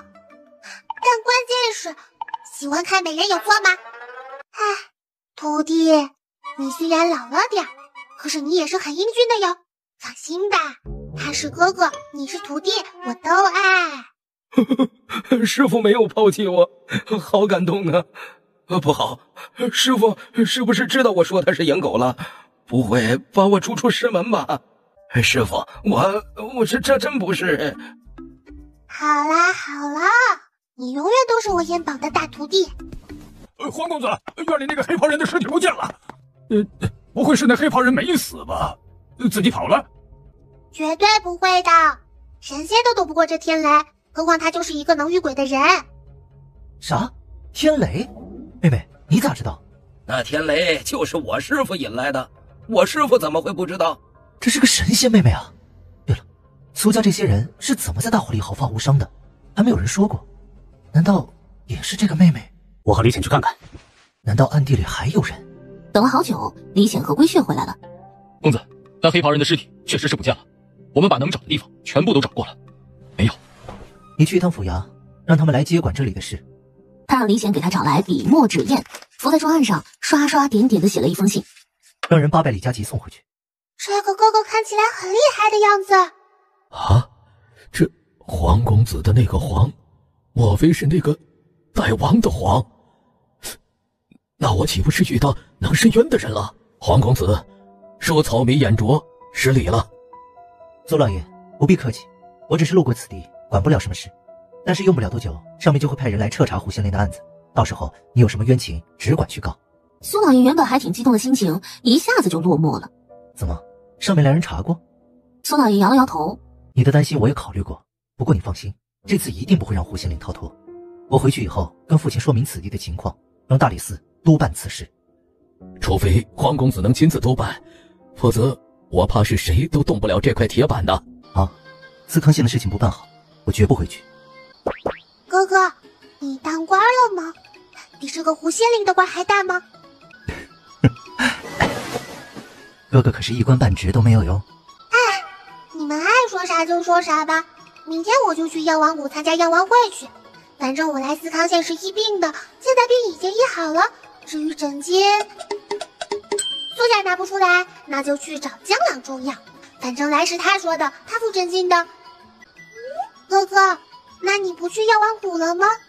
现在有妹妹了，我就不用去药王谷了。那你去药王谷是找我的？这么说也对。而且爹娘也没来呀，来的是哥哥。师傅，你到底算得准不准呢？不过哥哥来也是一样的。哥哥，可是我想去药王谷参加药王会呢。妹妹，你去药王谷是要去选什么人或者什么药吗？你不是说在药王会上参加比赛能拔得头筹，会名扬天下吗？哦，妹妹想名扬天下做什么呢？发扬云台观呀！我师父说我们云台观发扬光大，可全靠我呢。既然妹妹想去参加比赛，那我一定陪妹妹去。黄公子，你走了，这里的事儿……我只是陪我妹妹去参加药王会，几天就回来了。这里的事让袁忠先替我盯着。众人在县衙一直等到天亮，微却带着知府回来了。下官参见王四公子。我们公子是出来办私事的。黄四公子，起来吧。你身为知府，对下边的县有管辖职责。可是四康县令贪赃枉法，鱼肉百姓，草菅人命，还使用邪术使得一方干旱，你是龙还是虾？四公子明察，真不是我不管，是我不敢管呐。你既然不能胜任，那又有何脸面坐在这个位置？是下官无能，下官无能。现在我就把胡县令这个案子交于你，该如何审，你自己掂量着办吧。季知府心想，这不是要他的命吗？他低着头半天都没吭声。你是不敢接这个案子？是下官无能，怕是这案子牵涉甚广，下官人微言轻。你只是暂管，过几天会有人来接手，先把苏家一家人放回去。下官遵命。这人是谁呀？好像很怕哥哥的样子。哥哥也不可怕呀，就像阎王看到我的反应。哎，我和哥哥都又好看又可爱，他们为什么要怕呢？阎王是地府的事没管理好，心虚，那这人也一定是什么事没做好，也心虚。哥哥，我们什么时候走？哥哥把这里的事情交代完，咱们就走。哥哥，他头上有好大一团黑气，要倒霉了呀。妹妹，你还会看相啊？我看得很准的哟。妹妹，那你看看哥哥头上有什么气？哥哥身上有龙气。这妹妹难道真会看相？有龙气之人，要么是帝王子孙，要么是能当帝王。哥哥，你将来当皇上，我不就是皇上的妹妹了？这话可不能乱说。刚才你可听见什么？下官什么都没听到。小道长，我斗胆问一句，我头上这黑气可有化解的办法？若是哥哥不让我帮他化解，我就不多管闲事了。妹妹，你能化解？能的呀，很简单的。他身边跟着一只倒霉鬼，把他送走了就行了。你是不是出门采购时走路崴脚，吃东西卡喉，坐车马精，洗脸溺水，放屁都在脚后跟？我妹妹说的这些事，你可都经历过？都经历过。我刚才来的时候，马跑着跑着，突然腿还折了，害得我从马背上滚下来了。妹妹，那你就帮她化解了吧。好，不过什么？不过要我师傅帮你，那可不能白帮。你师傅？谁是你师傅？看什么看？化解一次100斤，不然你就另请旁人吧。100斤，徒弟你可真敢要。不过他是当官的，应该能拿得出来。100斤不是拿不出来，可是这是不是这黄四公子想诈我呢？诈我是不是个贪官？3年清知府，10万雪花银，我拿出100斤，正常的。好，100斤不多，不多。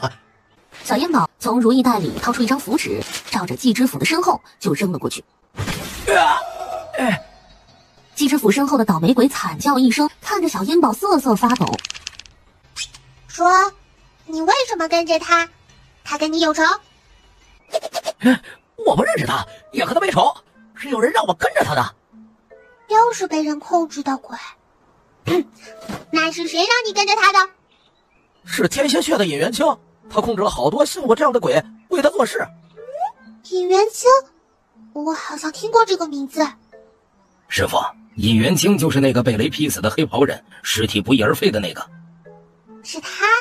那看来与胡县令也脱不了干系了。那尹元清是受谁指使，你知道吗？我不知道啊。那你还知道什么？都交代出来吧。什么都能说？说吧，把你知道的都说出来。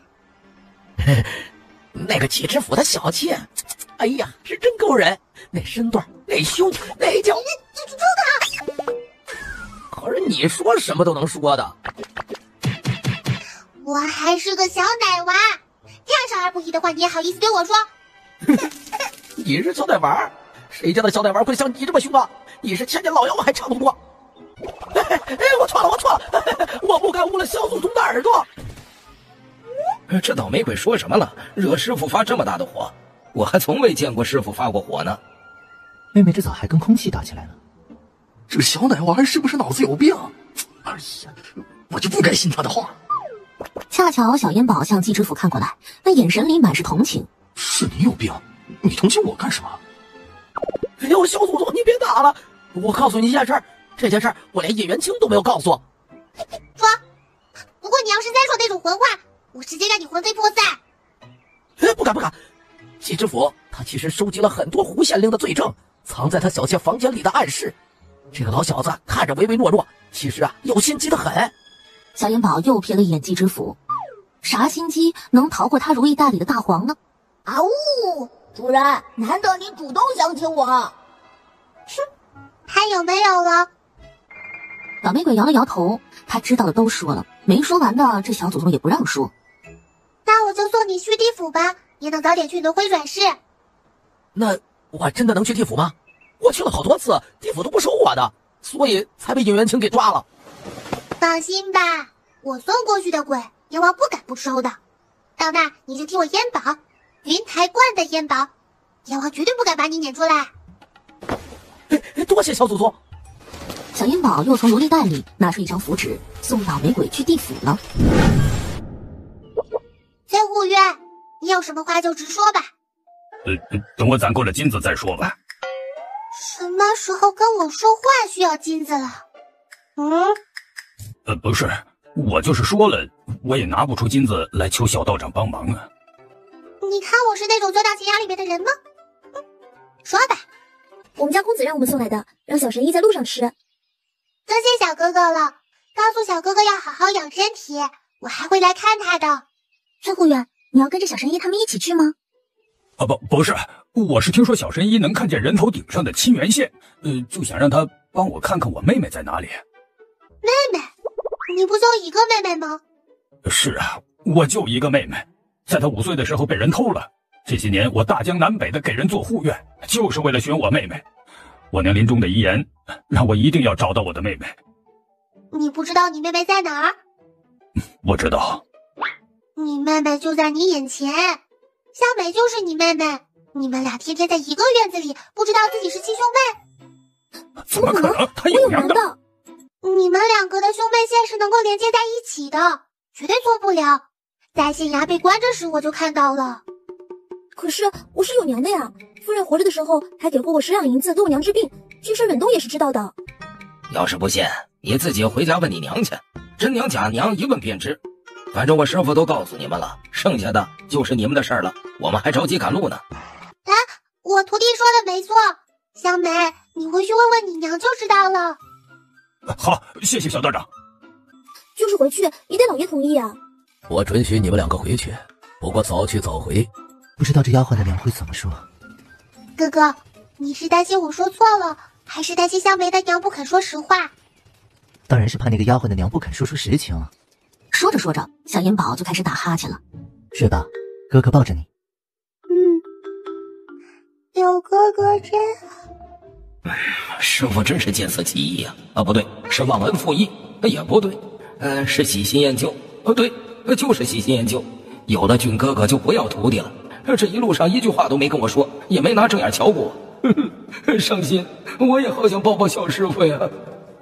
公子，天要黑了，过了这段山路，我们就找地歇息吧。行。突然，一支箭就插在了车窗框上。公子小心，有刺客！小点声，别把我妹妹吵醒了。黄公子，不会是你们招惹上什么仇家了吧？放心，有我在，不会让人伤害到我妹妹的。主人吩咐了，这辆马车上的人不留，杀！哎，就凭你们这些臭鱼烂虾也想靠近马车？回炉再造一遍吧。哼，是吗？好大的口气！那我就要让你看看你们所有人以及这辆马车是如何毁在我手上的。比口气是吧？我今天晌午吃的可是大葱、大蒜、韭菜，外加臭豆腐，我熏不死你！李显，那些黑衣人交给你了。小意思，再来个10个8个，我也能都给包圆了。有本事你插嘴！玄色长袍男子嘴角勾了一下，随即拿出一个黑色的小旗子。你是什么人？怕了，可是晚了。在你们废掉我隐师弟的修为时，你们就注定得死。尹元清，你说的是尹元清？他没死，那是给他服用了我们天蝎雀的镇却的丹药，才保了一条命。就是你引来的天雷，劈得我尹师弟。是我怎么的？你也想尝尝那天雷的滋味？玄色长袍男子把黑旗子又晃动了3下，顿时四面八方响起让人毛骨悚然的声音。如果你今天若是能引来天雷，那我柳龙尘就自行了断在你面前。好，那你现在就死吧，离马车远点，别把血溅到马车上，晦气。去！砰的一声，一道金光从马车里飞出，把飞向马车的鬼影全部都击散开来。你们天蝎雀的人是狗皮膏药吗？怎么我走到哪跟到哪？怎么，你们没人可用了？把一个小奶娃抱出来凑数？对付你们还用得着别人吗？我自己就够了。哥哥，把我放下来。你真行，要不还是交给哥哥吧。哥哥，你就藏好吧。真没想到，在兰国国土上还有这样一个用鬼干坏事的帮派。这要是跟谋夺皇位的人勾结在一起，兰国的江山岂不岌岌可危了？小奶娃还是个先天道体，这些鬼今天有口福了。好呀，让那些鬼快点来吃我吧。哼，真是不知死活。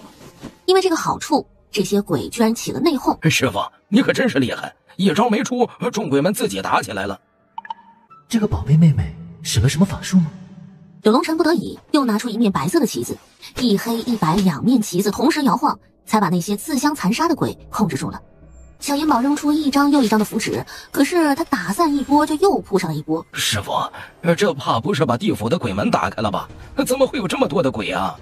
阎王这地府的老大是怎么当的？居然自己的鬼门开了都不知道。等收拾完这柳龙尘，我非得去一趟地府找阎王说道说道。小烟宝拿出一张天雷符，口中念动咒语，照着天空就甩了出去。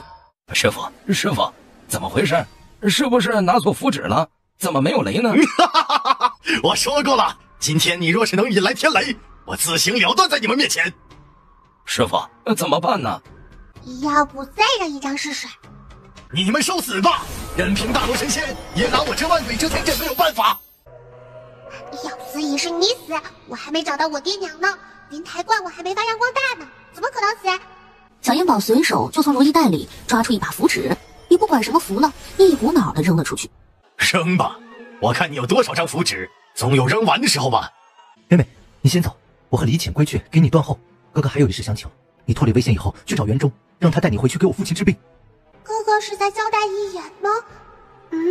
我才刚找到你，怎么可能让你出事？想到这里，他伸手从如意袋里把大黄拎了出来，他爪子里抓着的黑色金纹牌子也落到了地上。我咋把它忘了？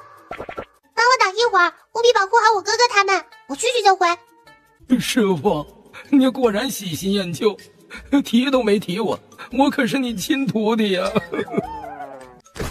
想跑没门儿！上天不行，那我就入地。小烟宝手里拿着黑色金纹牌子秒睡。你个破老虎，就你会用符纸，我就不会用吗？师傅也给过我符纸的，只是我舍不得用罢了。一张符纸100金，那可都是钱呢。啊呜！主人，你咋还不回来？大王顶不住了呀！这回没符纸了吧？那你们就受死吧！谁说没有？我这儿还有呢，谁受死还说不定呢。符纸，给我符纸！且看且看，风头都让你抢了，拿我当摆设呢？我自己没长手不会扔吗？紫虚道长手里的符纸还没等扔出去呢，他直觉眼前一闪，救兵来了，我这金子不用往出扔了。啊呜！哎呦，烟宝，有话好好说，莫发火嘛。我好好说，你自己看看，你这阎王是咋当的？啊？怎么，你认识他？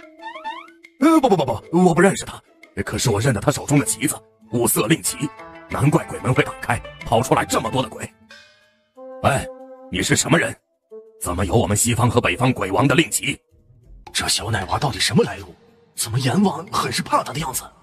说，你是怎么得到鬼王令旗的？阎王头疼啊！他从怀里掏出一个手镯一样的东西，然后将其抛了出去。那镯子在半空中发出万道光芒，同时柳龙尘手里的一黑一白2面旗子也被金光吸到了镯子里。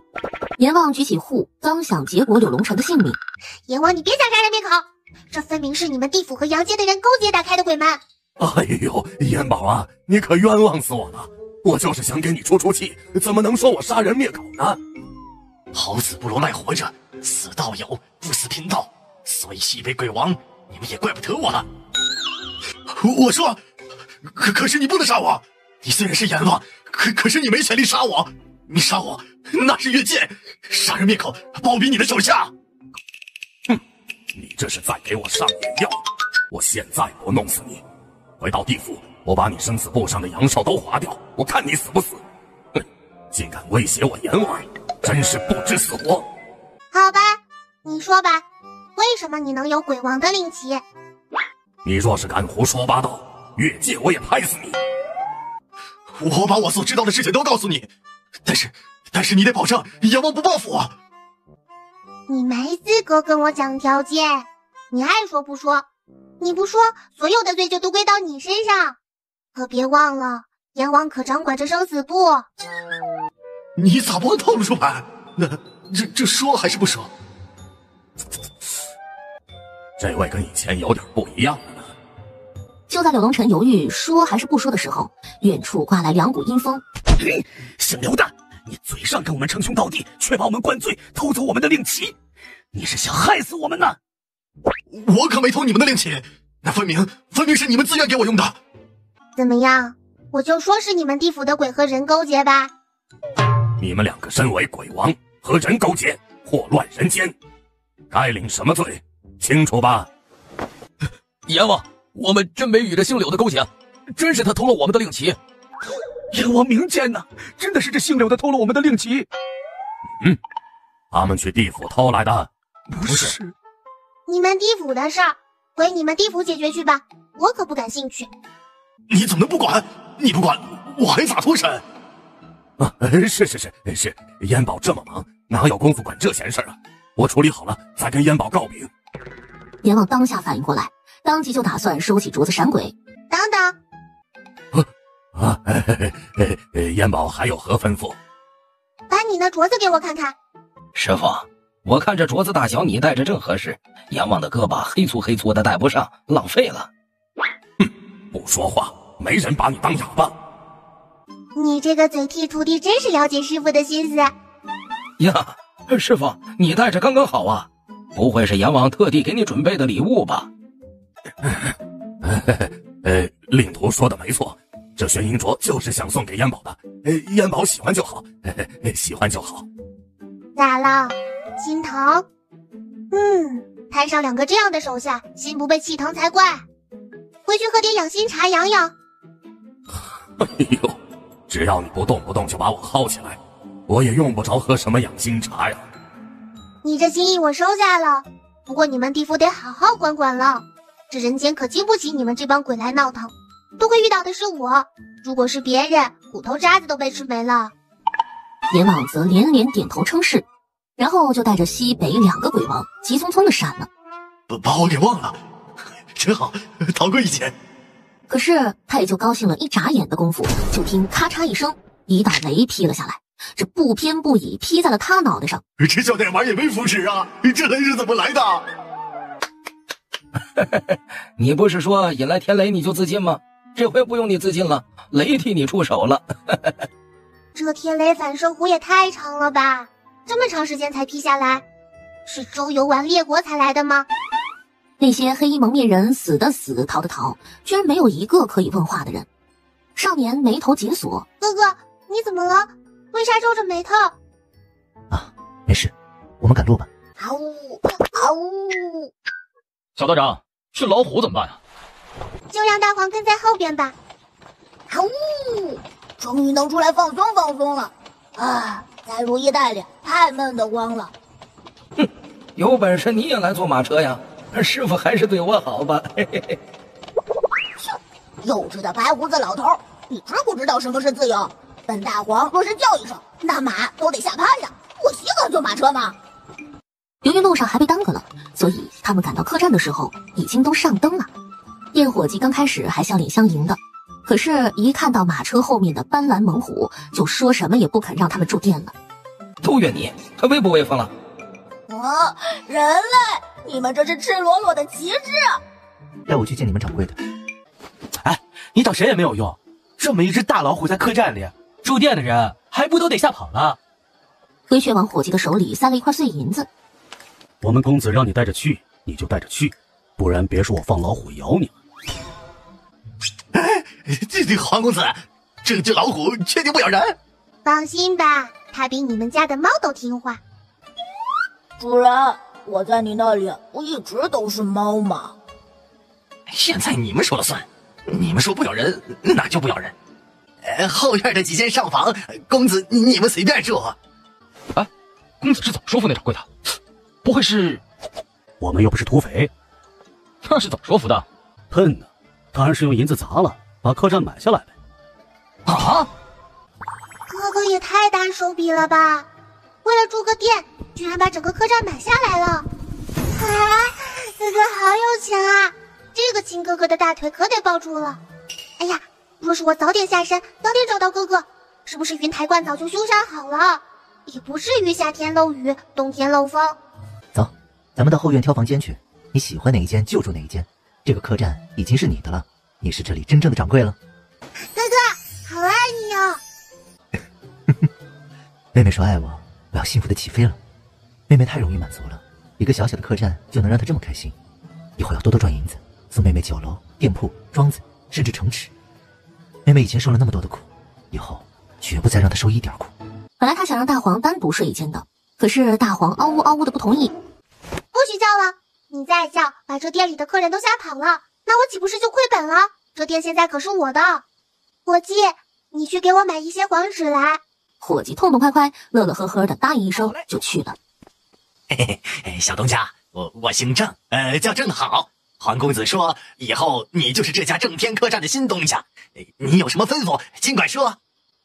你是东家，你说了算。好，那就先给我送一桌子菜来，我饿了。哎呀，是我考虑不周，我现在就让人给小东家送一桌最好的饭菜来。郑掌柜的转身刚出门，怎么是我们银子给的不够多吗？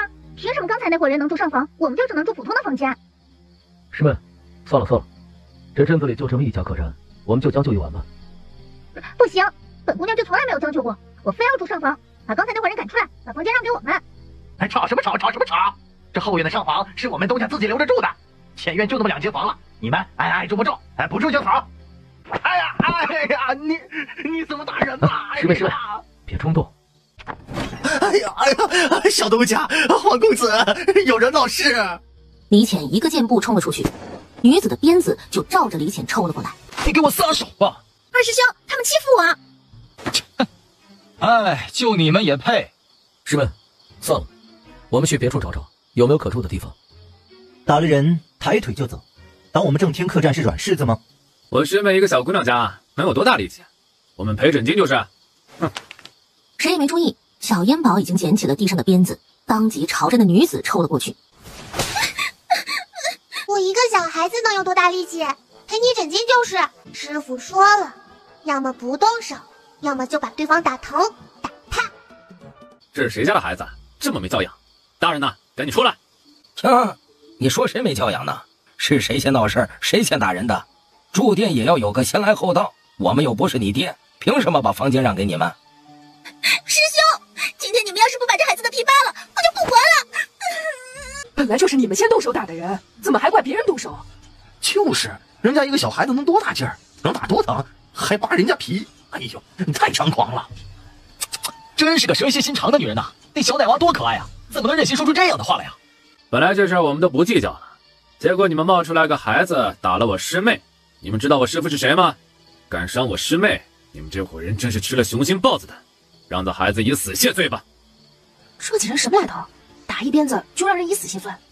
咱们还是离远点吧，别崩了一身血。哎，别太远啊，看不清楚了。还你们不计较？哟，真是脸给多了，狗都能当狮子了。啊呜，狮子很厉害的好吗？我才是森林之王，好不好？啊，好像有老虎叫。我也听到了。啊，真有老虎，赶紧走吧。走。大黄则扭的来到小烟宝身旁，但还没忘白了李浅一眼。我又没说你坏话，你瞪我干什么？你们以为你们放出来个老虎就能吓唬住我们？我们炎龙谷的人跺上一脚，地皮都得抖3抖。来，你现在就跺脚！哎，别跺脚，您直接蹦吧。我看你能不能让这地抖？你以为你是地龙啊？翻个身就能地动？无知之人真是没法沟通。比喻懂不懂？怎么这么平静？难道你们不知道我们炎龙谷？哎，老虎怎么没有人？怎么还趴在小奶娃身边了？哎，先别跑，再看看，这小奶娃好像不简单呐。我们炎龙谷可是连着3年拿下药王会头名的，你们知道那意味着什么吗？小烟宝他们一听说药王会，脸上终于有了表情。意味着江湖上所有的帮派都会上赶着与我们交好，与我们炎龙谷为敌，那就是与整个江湖为敌，你们将寸步难行。嘿呦，你是要封杀我们呢？你得有那个本事才行。朝廷上本来是不掺和江湖上的事的，看来要破例了。哎，你不是说寸步难行吗？我已经走了20多步了，一点也不难呢，连个下腿绊的都没有。李浅，你是真贱！于是那男子二话不说，当即抽出宝剑就对着李浅刺了过去。二师兄，你早就该动手了。李浅连兵器都没拿，只是赤手空拳就接了男子10几招。哎，陪你玩了10几招，这回该让你见识见识我7星冷月刀的厉害了。7道寒光奔着男子就推了下去。喂，还跺不跺脚了？你们到底是什么人？我们小神医是这家店的东家，你说我们是什么人？你们是这家店的东家？哪位是小神医？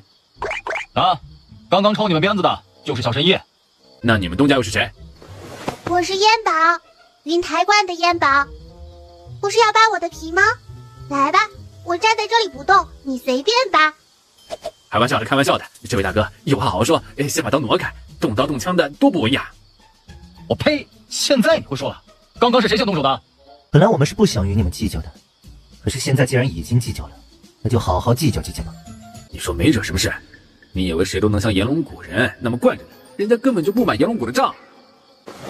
几位，都是我们的错，还请几位高抬贵手。等以后诸位有用到我们炎龙谷的地方，我炎龙谷定当竭力相助。女子听到白袍男子这么说，气得直跺脚。师妹，咱们还要到药王谷去，师傅他们还在等着我们，莫要再生事。高抬贵手可以，不过你们得留下点东西，不然谁也别想走。少年对着李浅一使眼色，李浅当即心领神会，手里的七星冷月刀一挥，男子惨叫一声，抱着脑袋蹲在了地上。给你吃吧。我又不是垃圾桶，这种垃圾人的耳朵我才不喜欢吃呢。你们识趣就赶紧走，否则一会儿就不是一只耳朵了。我们用不着你们炎龙谷帮什么忙。好好好，这个仇我们炎龙谷记下了，他是必定讨回来。郑掌柜，以后若再敢有人来正天客栈闹事儿，就给他留下点东西，什么眼睛、鼻子、耳朵、手脚的呀，随便，你想留哪儿就留哪儿。哎呦，可别吓我，我可没那本事留人家的这些零件。真要是留了，人家不还得说这正天客栈是废店呢？大家别怕，李哥哥是开玩笑的，开玩笑的。李哥哥，你也是蛮好看的，怎么说出这么血腥的话？以后咱们这客栈还开不开了？谁还敢来住店了？诸位，都散了吧，回房歇歇吧。等等，由于今晚给大家带来了些许惊吓，让大家有了不好的体验。我今天又是成为了这家店的新东家，所以大家所有的消费打8折。打8折啊？是打他们8下，再把他们胳膊腿折断吗？哎呦，黑弟，快跑啊！李浅、归雀，快把他们都拦住！小神医，你说怎么打？东家，他们就是看了个热闹，不至于打他们，还打骨折吧？啊呜！主人，你说城门楼子，他们却说胯骨轴子。妹妹，恐怕他们是误会你的意思了。大家误会我的意思了。我是说，大家的店钱、饭钱只收大家的8成，可不是打大家的意思。东家的意思是，大家的店钱、饭钱都降价2成。原来是虚惊一场。原来是这么回事，这小东家还怪好的嘞，多谢小东家。多谢小东家。这回大家都回去歇着吧。一会儿把它涂在你的伤口上，明天早上就好了。哎呀，多谢小东家，我这就去给你安排饭菜去。麻烦郑掌柜了。看人家这孩子3、4岁就能买下店铺开店了，看自己家这孩子都10来岁了还尿床呢。哎呀，想想都糟心。我能不能换一张聚财符呢？到时候符纸一甩，就有无数的金银财宝源源不断而来，那我岂不就是小富婆啦？发财之路，这不就有了吗？直到他把纸端的灵力都用光，才勉强画出一张聚财符。他现在是又累又困，他趴在桌子上就直接睡着了。不知不觉中，抓起了桌子上的灵符就甩出去。这地方好美啊！这药田可比师傅的药田大多了，而且这些药材品级都是极品。这到底是谁的药田？我怎么会到这里来的？哎呀，这些药材要是拿去炼制丹药，那还不个个都是极品？这是谁的药田啊？我能不能给顺走啊？喂，有人吗？喂，有人吗？喂，有人吗？这些药材应该就是野生的，我煮的药材，那我就放心好了。他的手碰到一株药材，脑海里就会出现这药材的名字。他又看到一种特别的药材，血红血红的，仿佛要滴血一样。他的手抚摸上去，脑海里出现3个字：血灵草。这名字好像在哪里听过，是谁跟我提过了？师傅，醒醒！你怎么还趴在桌子上睡着了呢？我就说我陪你画符，你偏不让我陪。原来是个梦啊！徒弟，你不好好在你屋里睡觉，你叫我做什么？师傅，我是来叫你吃早饭的，你怎么还趴在桌子上睡了呢？那么大一张床你不去睡，多浪费呀！主人，我怎么闻到了药材的味道？你夜里出去挖药材了？哎呦，师傅，你昨晚画了这么多符纸，难怪你趴在桌子上睡着了呢。小烟宝看了一眼桌子上的符纸，想起自己昨晚最后做的努力，可是他把桌子上的符纸都翻了一遍，也没有那张聚财符。是不是你拿我的符纸了？绝对没。师傅，你可别冤枉我。我进来时就看到你的2只手一直在桌子上划了，还以为你做噩梦打架了，就把你叫醒了。我一张符纸都没拿，是不是你自己放袋子里了？小烟宝他便把手伸进了如意袋。我昨晚梦游去挖药材了，不可能啊！从思康县到这里，一路上根本就没有能挖药材的地方。拿着药材是哪里来的？等等，昨晚那个梦，难道梦里的药材真被我薅来了？啊呜啊呜！你还说你没去挖药材？你不但去挖药材了，还去地府的幽冥林里去挖药材了。哎呀呀呀呀呀呀！阎王要是知道你把血灵草给挖走了，他还不得心疼死啊！你不是说血灵草1000年才能长出来一颗？可是大黄，你看看，这些药材都是长在幽冥林里的吗？啊，主人，你到底是从哪里挖来的这些药材啊？幽冥林1000年才长1颗血灵草，所以你这血灵草不可能是在幽冥林里挖的。还有这些药材根本就不是阴间能够长出来的药材。倒像是啥？你倒是接着说啊！师傅，你在跟谁说话呢？我在跟大黄说话，你别打岔。师傅能跟大黄对话，师傅好厉害呀，居然能听懂兽语。大黄不会偷偷跟师傅说我坏话吧？那以后我还是少得罪大黄一些吧。主人，我倒是觉得你去的那个地方是仙界。好怕，不会神仙发现了追下前来找我吧？不好，我得画几张能对付神仙的符纸，不然小命休矣。妹妹，你不会是画一宿符没睡觉吧？小孩子不好好睡觉，不好好吃饭，会不长个的哟。咱们先去吃饭，路上妹妹可要好好补一下觉。把桌上的东西都给我放进袋子里。妹妹，你是哪里不舒服吗？小烟宝摇了摇头。主人，你不必担心，天上1天，地下1年，没准儿仙界发现丢药材的事都已经是几年之后了。咋不早说，还多下担心。我得研究画出承载力更大的传送符，到时候遇到急事，即使人多一些，也能一起带着走。出示请柬，没有药王谷请柬，一律不准入谷。小烟宝傻眼了，他没有请柬啊。少年从怀里拿出一张请柬递了过去。你们几个人？怎么，你们的请柬还限定人数？你们是第一次来？少年点了点头。难怪你们不知道药王谷的规矩。什么规矩？一张请柬最多进3个人，并且第一次来的一张请柬还只能进去2个人。这时后边走过来一伙人，递上去一张请柬，一共7个人都进去了。我说，他们比我们多1个鼻子多1只眼睛是吗？凭什么他们一张请柬能进去7个人，我们5个都不行？人家是去年药王会的第2名，每年的前3名在参加下一年药王会时是不限定人数的。有本事你们今年拿个头名，明年再来，你们就是带1个营来，我也让你们进。我读书少，你不是蒙我吧？你们这药王会办的有些不公平。你一个小奶娃凭什么说不公平？你看哟，每年都是这些老人比来比去的，新人没有请柬就不能参加，那对新人公平吗？你们怎么就知道新人不会比这些老人厉害？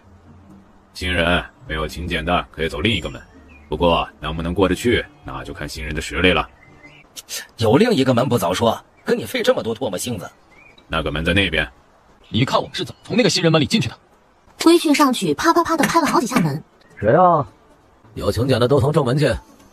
我们没有请柬，是新人。那人一听，爱答不理的把手往外一伸。干什么？你不是要摆手腕吗？我是要你们拿出天才地宝来，只有能拿出天才地宝的新人才能从此门进去。妹妹，要不咱们2个从正门进去吧，让李浅他们3个留在外面。不行。你们说的天才地宝是什么？天才地宝都不知道是什么，还想从这个门进？去，哪儿凉快哪儿待着去。你再说一遍，信不信我一刀把你鼻子削下来？谁这么大胆子，敢来我药王谷撒野？少谷主，从这个门进就要守这个门的规矩，这么多年还没有人从这个门进过，几位是想硬闯吗？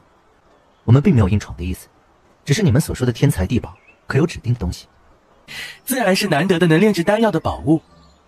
主人，你昨天晚上薅来的药材，随便拿出一株都是天材地宝啊！那，你看我这个算不算你说的天材地宝？难道这是只在传闻中却从未有人见过的血灵草？这位大哥哥，你倒是说话呀！我这血灵草算不算你说的天材地宝？这真是血灵草？我也不知道，你看看吧。你要是实在不确定，我就把阎王叫来，让他认一认。你说把谁叫来？阎王啊？怎么了？哼，你以为阎王是你家左邻右舍，说叫来就叫来？这小奶娃的口气也太大了吧！这血灵草肯定是假的。你们走吧，药王会是比炼制丹药的大会，不是骗人比赛。教谷主，你这是什么意思？我们骗谁了？真正的血灵草是长在幽冥林里的，活人又怎么能得到？教谷主，并不是你没见过的东西就是假的。你们药王谷不会是没有人认识血灵草吧？那还说什么天才地宝？少谷主的脸色变了变，于是他回头对着守门的人耳语了几句，那人就转头跑开了。如果这小娃娃拿出来的真的是血灵草，那他们药王谷那个一直都没有机会炼制的那个丹药方子，岂不是……我让人去找我父亲了，是与不是等我父亲来了再说。大哥哥，你若是不能确定，我还是把阎王叫来吧，是真是假他一看便知。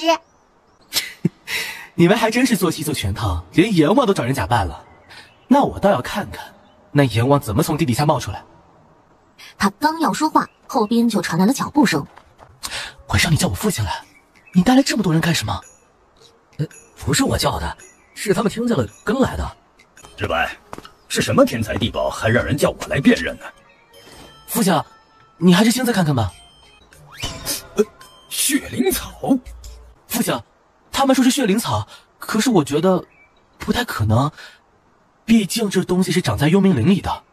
诸位，我能问一下，这血灵草是从何而来吗？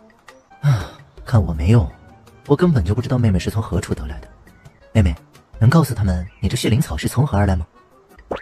我说是我自己挖的，你们信吗？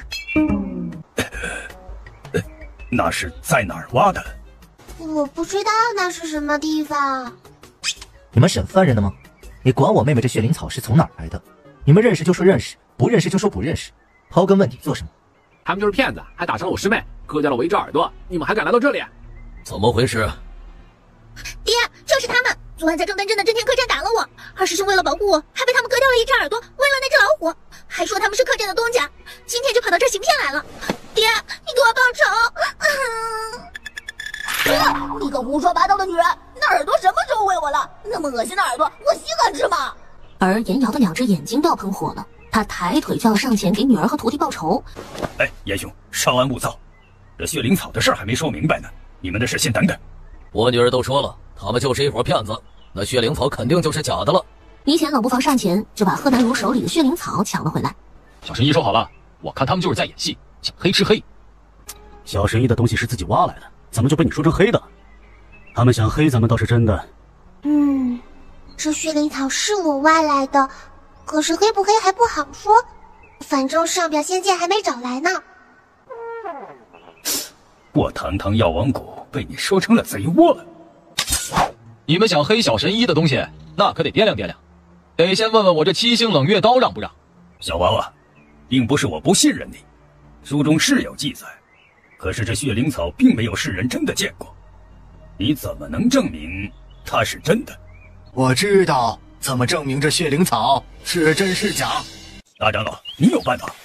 小娃娃，能不能让我看看你的血灵草？看行，不过可不许抢哦，不然我会放大黄咬人的。啊呜！主人，你这是又把我当狗使唤了。你是能者多劳，身兼数职。主人，你说的是真的吗？咋感觉你在忽悠我呀？小烟宝笑眼弯弯的，又从如意袋里掏出血灵草，不小心还带出来一株七霞莲。这小奶娃是什么来头？不但有血灵草，还有七霞莲，一个生长在冥界，一个生长在仙界。这小奶娃上天入地无所不能，这是人吗？这是神仙吧？妹妹，把东西收好了，别遭人惦记。大长老，你有什么办法证明这血灵草的真假？谷主，我哪有什么辨别这血灵草真假的办法？但是我看到了刚才那小奶娃掉在地上的那株栖霞莲了。栖霞莲那可是能起死回生、白骨生肉的，绝对的天才地宝。那你的意思是让他们进去参加比赛？炎龙谷这2年嚣张得很，有打算把咱们撇开，由他们炎龙谷来办这药王会的心思。咱们得灭灭他们的嚣张气焰。我已经和谷主仔细看过了，这血灵草是真的，所以他们可以进药王谷参加比赛。不行，我药王谷定的规矩，他们拿出了天才地宝，何时需要你说行不行了？哼，是吗？如果你非要让他们进来，那我炎龙谷就不参加这个药王会了。随你便。凌兄、张兄，我不参加了，你们还参加吗？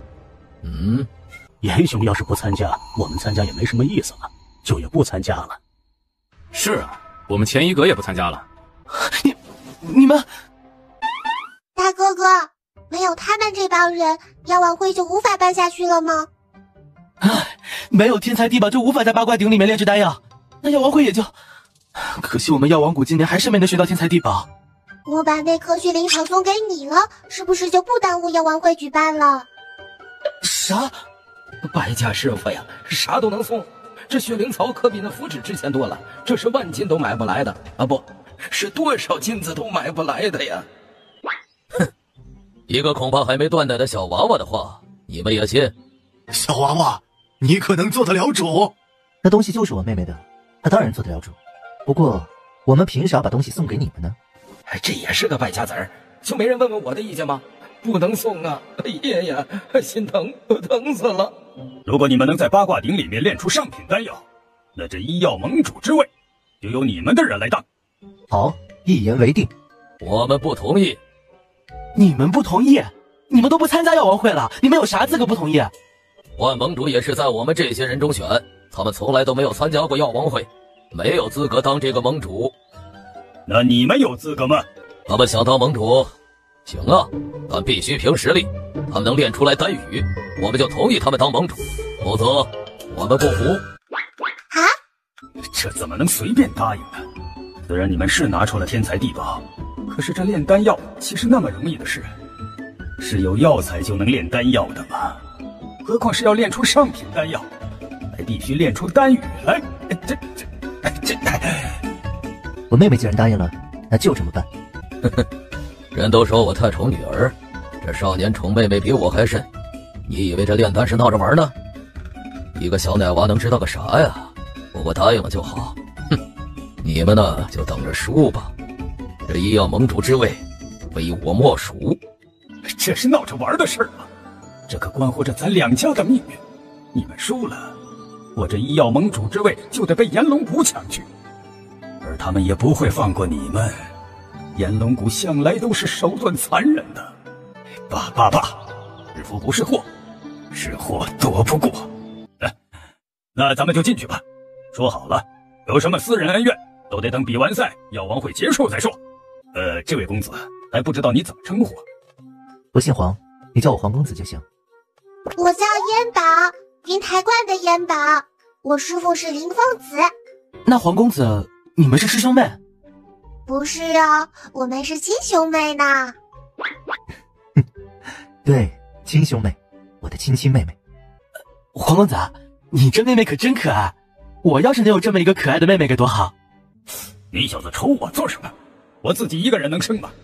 你娘那个身体能生吗？生你都差点没要了她的命。喜欢呢。太可爱了，要不你和我娘再给我生个妹妹？喜欢就自己赶紧找个媳妇生一窝，让你稀罕个够。拿我当猪吗？还生一窝？哎，得，这个话题没法再聊。明天药王大会就正式开始了，赶了一天的路，想必你们也累了，就去歇歇吧。我让人把晚饭给你们送到房里，就不必去时尚阁了。等药王会结束，要你们好看。哎，出什么事了？药王谷里出贼了，大长老的东西被偷了。啊，在自己的地盘被偷了？那大长老丢什么东西了？听说是宝贝，具体是什么我也不知道。这不，谷主亲自带人找呢。不会是血灵草丢了吧？谷主，这再有半个时辰，药王会就开始了，我们还没吃早饭呢，让我们在这院子里站着，太失礼了吧？各位，对不起了，临时出了点小状况，耽误大家时间了。失礼，是我们药王谷招待不周了。各位散了，去吃早饭吧。药王会准时开始。王公子，咱们屋里说话。贺谷主，到底丢了什么东西？是那棵血灵草丢了。你看我没猜错吧？准是炎龙谷那帮王八蛋干的。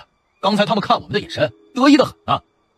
我和大长老也是怀疑是他们干的，可是我们把他们的住处都找了，没有找到。切，谁偷东西还能让你找到？只要这东西在药王谷，我就能找到。我们谷主有一项特殊能力，只要是药材，特别是天材地宝，他能闻到药材的灵气味儿。那也就是说，这血灵草找不到了，不会是你们想私吞、监守自盗吧？主人，他们的血灵草确实是丢了，至于谁偷的，还得好好查查才能知道呢。啊？道长，绝没有的事，我可以对天发誓，真不是我们监守自盗，是真被偷了呀。贺谷主，你别听我这徒弟瞎说，我们都相信你。都是我的错，我保管不力，没想到会有人敢在药王谷偷我们的东西。这么有天才地宝，让炎龙谷夺去盟主之位，我们药王谷和你们云台观，怕是难以在医药界立足了。可是他的眼睛却一直没有离开小燕宝。这药王国挺贪呢，那天才地宝是那么容易得来的吗？真是财不能外露，否则遭别人惦记。以后别嘱咐妹妹。那个血灵草已经给你们了，丢不丢的都不耽误我跟他们比赛哈。放心吧，盟主之位我肯定夺过来。你比赛？你个小奶娃会炼丹药？就是我妹妹来比赛啊，我是陪着她来的，我可不会炼什么丹药，我连药材都不认识的。完了！救命啊！哎呀，早知道是这样，就先不与炎龙谷的人撕破脸了。哎呀，这回咋办？我师父说他能夺下这盟主之位就能夺下，你们要是不相信，我们还不参加了呢。我们不是不信任小道长，是想借小道长的那株栖霞莲用用。用？怎么用？你们用完了拿什么还？你以为那是盘子碗吗？我把炼成的丹药给小道长，其余我们天价的药材算送给小道长的。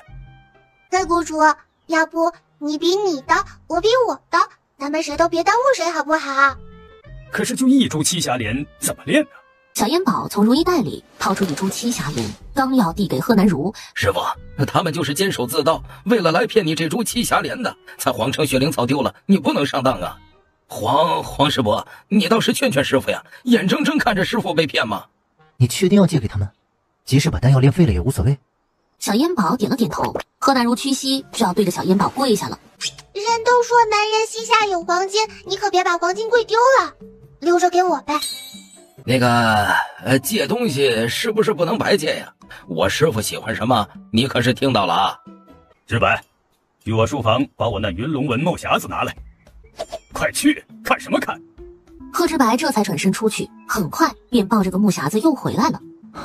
真是个难得的好物件，再难得也没有小道长的血灵草难得。这个小玩意儿就送给小道长，以表我的一点心意。哎呀，这怎么好意思呢？哎呀，师傅，你总算见着点回头钱儿，这一天都要送得倾家荡产了。我让人把早饭给各位送到房间里来，吃完饭就直接去比赛场吧。为了以防万一，这株栖霞莲就由我保管吧。咱们又得了栖霞莲这事儿，就咱们3个人知道就行了。谷主，都是属下无能。哎，你不用自责。眼下咱们先把这药王会顺顺利利举办完，别的事儿咱们以后再议。这时，一个下人跑了过来。谷主，炎龙谷的谷主带着一帮人在奇花堂等您呢。告诉他们直接去比赛现场，我还有别的事儿，没时间见他们。怎么？难道这医药盟主你贺谷主想换谁就换谁吗？这医药盟是你自家的是吗？诸位可都是医药界的人，可答应吗？啊，不行，必须能炼出丹羽的人才有资格当医药盟主。对，不行，不能这么随便。没有炼出丹羽，我们就不承认。对，不承认。姓严的，你少在这里煽风点火。谁说不比赛就能当盟主了？我父亲这么说，是因为皇公子他们一定能炼出丹羽。不就是下雨吗？我到时候丢出去一张祈雨符不就得了？保证把这些人淋成落汤鸡。那好，那咱们就还按照以往的规矩来，由我们炎龙谷炼首颗丹药。不行，这次要改一改规矩，让挑战的新人先练。我们医药盟已经近10年没有新人崭露头角了，我们该给新人些机会。不行，规矩就是规矩，凭什么你说改就改？我看你是想作弊。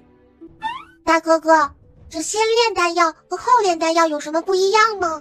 这首颗丹药的炉火纯净，后面的炉火就没有那么纯了，丹药的品质会有所影响。大家都是医药盟的人，既然要改规矩，那就举手决定。同意改规矩的举手，不同意改规矩的不举手。好，既然大家说举手决定，那就这么办。同意改规矩的举手。赛场下的人立刻就不出声了，举手的人寥寥无几。怎么，在座的各位都不同意改规矩吗？贺南如，哼，我看你怎么和我斗。今天这医药盟主之位我是夺定了。贺谷主，你是不是下去把他们的手都拽着举起来啊？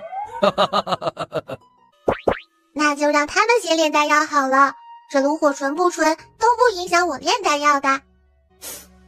这小奶娃背后的人为什么还不出现？难道他们此行来的目的不是比赛？那他们的目的是什么呢？既然大家都不同意改规矩，那就按原来的办吧，由严谷主来炼首颗丹药。这不是瞎耽误功夫吗？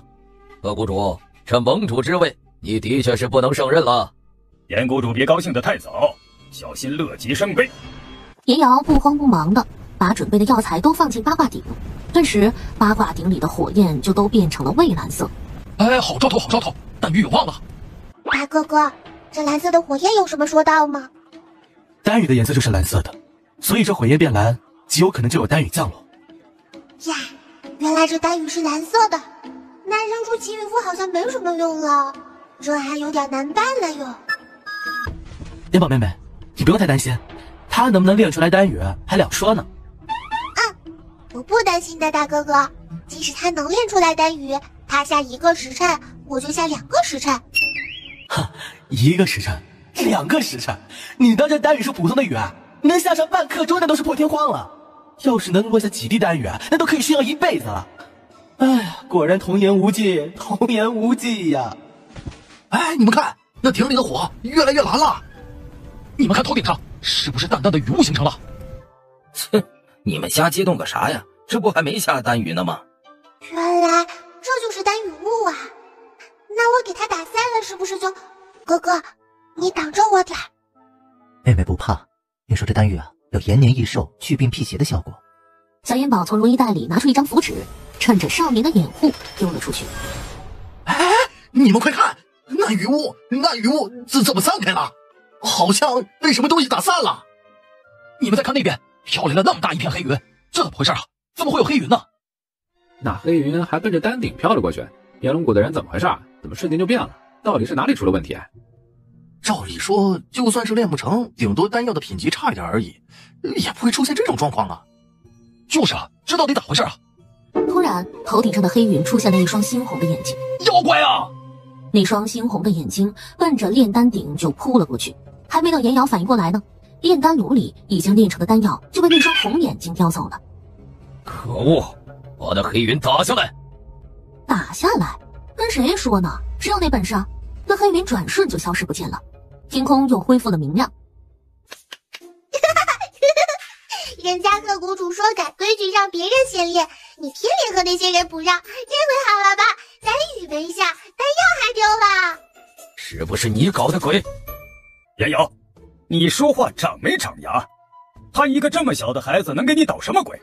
他是能把那雨雾打散，还是能把那黑云招来抢走你的丹药？他是神仙吗？难怪妹妹让我挡住他。可是妹妹，这样咱们就有点胜之不武了。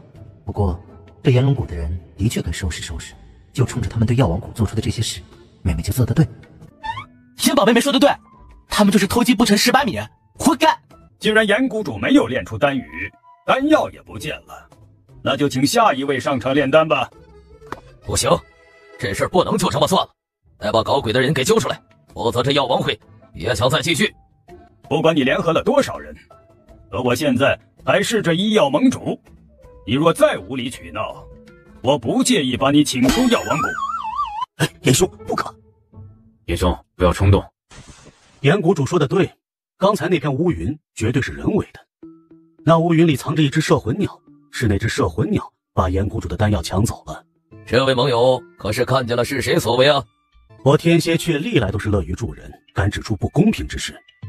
这明明是有人不想让严谷主炼出丹羽啊！天蝎雀，这咋走到哪都能碰到天蝎雀的人？嚯，这天蝎雀是跟我们云台观死磕上了，是不是哪天我拉屎撒尿的时候也能碰上这天蝎雀的人呢？天蝎雀，你们天蝎雀这几年倒是名声越来越大了。不过你们啥时候乐于助人了？你们助纣为虐还差不多。今天你得把话说清楚了，谁不让严谷主炼出丹羽了？是谁？我一会儿就能查得出来。还请贺谷主把心放到肚子里。往年都不曾发生这样的怪事，怎么偏偏今年要换盟主了？而且严谷主最有希望当下一任的盟主，他炼丹药时就偏偏出了这样的怪事，这不很明显吗？你查，你现在就查！若是查不出来，就是你和严谷主合起伙来搞事情，想搅了这亚王会。查，好好查，必须查出来。要查也是比赛结束了再查。你们要是查个1年半载，这药王会还办不办？我看那就让他们查，给他们1个时辰，查不查得出来，比赛都继续进行，如何？好，那就依黄公子所说，给你们1个时辰。给我半个时辰就足够了。我这金葫芦能感知到天地之灵气，刚才打散那雨雾是需要灵力的，谁身上有灵力，那就是谁干的。小烟宝没想到对方居然知道打散的雨雾需要灵力，他默默地丢出一张符纸，把他们这伙人都罩了起来。我这防护符可是刀枪不入水火不侵，隔绝起来什么东西都近不了身，我看你怎么找到我的灵力。去！忽然这金葫芦里飘出一缕绿色的光，直奔小烟宝他们飘去。果然是他们搞的鬼，果然是他们搞的鬼。我就说不让他们查，你们非让查。我看你们还往哪里跑？这盟主之位，哼，谁都夺不去。而就当大家觉得真相立马就能见分晓的时候，那绿光突然像没头苍蝇一样胡乱地飞了起来。啊，怎么回事？别过来，别过来！太上太下应变无停，巨蟹符咒保命护身，智慧明镜心山安宁三会永久破无丧心。去！那绿光直奔岩瑶就飞了过去。你是贺南如派来的奸细吗？什么情况？你是自己把自己的丹药抢跑了？你这是在帮我吗？我跟你们天蝎雀可没什么来往。这回到底是谁搞鬼？你到底是什么人？不会那黑云就是你招来的吧？然后偷了我们的丹药吧？就是他们搞的鬼。怎么，看我们是新人好欺负啊？你那东西明明就落到姓严的身上了，不敢得罪他，就拿我们当软柿子捏。是啊，你倒是说说，让大家听听。大家谁都不是瞎子，你编个理由吧。本来我的寻宝就是奔着他们去的，可是到了他们跟前，不知道他们用了什么法子，让我的寻灵失去了辨别能力，所以才误落到严谷主身上。好，编得非常好。诸位，这天蝎雀的人说能查出来捣鬼的人，我们就依着他，让他查。结果查出来的人，他却说是误落，而是把罪名安在无辜的人身上。那我们是不是就可以这样认为，他们是一伙的？他们早就串通好了，要栽赃黄公子他们，不然那绿光怎么就直接奔着黄公子他们去了呢？结果老天开眼，他们没栽赃成，这是不是就是所谓的搬起石头砸自己的脚？我可是帮你说话了哟，我再摸烟宝妹妹的头，你可不许再拦着。结果少年只是宠溺地看着妹妹，连眼皮都没撩一下何之白。哎，看我，我分析的这么头头是道，怎么看都不看我？你说，你是不是贺南如派到我身边当奸细的？严公主，别冲动，绝没有的事情，真是误会，你相信我，绝对是那伙人干的，是他们不想让你炼出丹羽。你把这事查明白了，我就不与你计较了。严谷主放心，我今天绝对把他们逼出实话。日白，去请咱们药王谷12护法来，我看今天谁敢造次。他们一而再再而三的，真当我药王谷没人。贺知白答应一声，接过父亲手里的令牌，就向药王谷的后山跑去。谷主，不到药王谷生死存亡的时候，是不能动用12护法的。什么是生死存亡？把药王谷屠了吗？你们药王谷这是要包庇到底了，与我天蝎雀为敌，你可想好了？不是我与你为敌，是你们天蝎雀手伸得太长了，居然管起我们医药盟的事，不给你们点颜色看看，真以为你们天蝎雀没人敢惹了？就在这时，天空中响起一道嘹亮的鹰叫声，12个人速度之快，就像是凭空冒出来一样，落在了比赛场上。谷主，12护法前来听令，请谷主吩咐。今日有人在我药王谷一而再再而三的闹事，不得已请12护法前来正我药王谷威名。请谷主放心，我12护法出山，庇护药王谷平安。贺南如，我还以为你们药王谷的12护法是什么厉害的角色，原来只是一帮山猫野兽。12个受领人就那么一转身的功夫，就把青袍男子围在了中间。青袍男子不慌不忙地把金葫芦托在掌中，口中念念有词。白帆一抖，无数道绿色的光从金葫芦里飞出，直奔12个受命人。严兄，我看这青袍男子未必能敌得过这12护法，要不我们派几个人上去帮帮忙？再等等看，我觉得他应该还有大招。既然你们不知好歹，想替人顶事，那就别怪我出手太狠了。他把白瓷瓶放在地上，又取下一个铃铛，铃铛一响，白瓷瓶里就有黑烟冒出。师傅，那黑烟是什么？不会是有毒吧？这些黑烟是怨灵，被那金袍人控制的怨灵。刚才还打得很轻松的12护法，却被这些怨灵一下子缠住了。贺南如，我让你替人顶事，那就让你药王谷付出惨痛的代价。去，今天让你们吃个够。一部分怨灵便朝着小烟宝他们和药王谷的人扑了过来。小烟宝赶紧掏出一张符纸，对着那些怨灵扔了过去。怨灵撞到符纸，发出噼里啪啦的声音。我就说是你们捣鬼，果然狐狸尾巴露出来了吗？我还说是你捣鬼呢，你这黑烟不就是和那黑云一样的吗？你到底是什么人？刚才用了什么手段隐藏了你的灵力？那你先站稳了，别我说出来吓死你。我是云台观的烟宝，我师父林疯子。什么？你是云台观的林疯子的徒弟？怎么怕啦？那就跪下来求饶，或许我还能饶你不死。我还寻你不到，你自己送上门来了。我师弟们被你打得死的死，伤的伤，废的废。今天我不但要杀了你，你身边的这些人也一个也别想活。你可真是老虎打哈欠，口气真大。大黄，你怎么来了？不是让你待在屋里吗？主人，打架怎么能不叫我呢？我最喜欢打架了。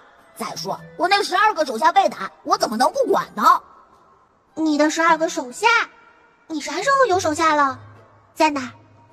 啊呜！主人，那12护法就是我的手下呀。这是什么时候的事儿？我怎么不知道？那你就上去打吧。都不用我师傅出手，我师傅的大黄猫就能把你收拾了。切，你眼睛瞎吧？我是猫，我主人说我是猫是狗都行，可是别人说不行。大黄虎。这时，金袍男子又指挥着那些怨灵，再一次扑向小烟宝他们。这小烟宝妹妹是个神仙妹妹啊，她的老虎都能对付天蝎雀的人。这要是我的妹妹该多好！大黄一个猛虎扑食，直接扑向了青袍男子。那些怨灵根本就近不了大黄的身。青袍男子慌忙的闪躲，大黄扑了个空，但却把地上的瓷瓶子都给踢碎了。那个小娃娃的阳元，吃了他的阳元就可以脱离5行3气之外了。吃了那个小娃娃，吃掉它，吃掉它！怎么了？惹祸了？你你倒是让这些东西去打药王谷那些人，他来攻击我们了，你倒是管管呢。哼，他们不来攻击我就不错了。此瓶碎了，我的铃铛也就不好使了。不想死就赶紧跑吧。小烟宝急忙从如意袋里掏出符纸，对着那些怨灵给扔了出去，最后把在客栈里写的那些符纸都扔没了。师傅，怎么办呢？小烟宝此时已经脸色发白了，他感觉自己都要虚脱了。主人，找阎王来帮忙啊！小烟宝扔出一张驱鬼符，可是足足有半盏茶的时间也没见阎王上来。难道灵力不足，连驱鬼符都不好使了？就在这时，他身边突然冒出来一个人，啊，不是鬼。你是谁？阎王呢？他怎么没来？小的谢必安，大家都叫我白无常。那个阎王今天没在地府，出门办事儿了，走不开，给我传音说是小燕宝有急事需要帮忙，就让我上来看看。哦，那你就看看吧。白无常抬头看去，转头就想跑。阎王躲着我不来，你来了还想跑？你们地府的烂摊子不收拾丢给谁啊？不是，我不是跑，我得回去跟阎王借他的玄阴镯，回来才能收了这些怨灵。是这个吗？阎王的玄阴镯怎么在你手里？这个就能收了这些怨灵？对，扔出去，那些怨灵就会被吸进来。这小奶娃到底是谁？阎王不在地府，还特意派我上来看看，身份肯定不一般呐。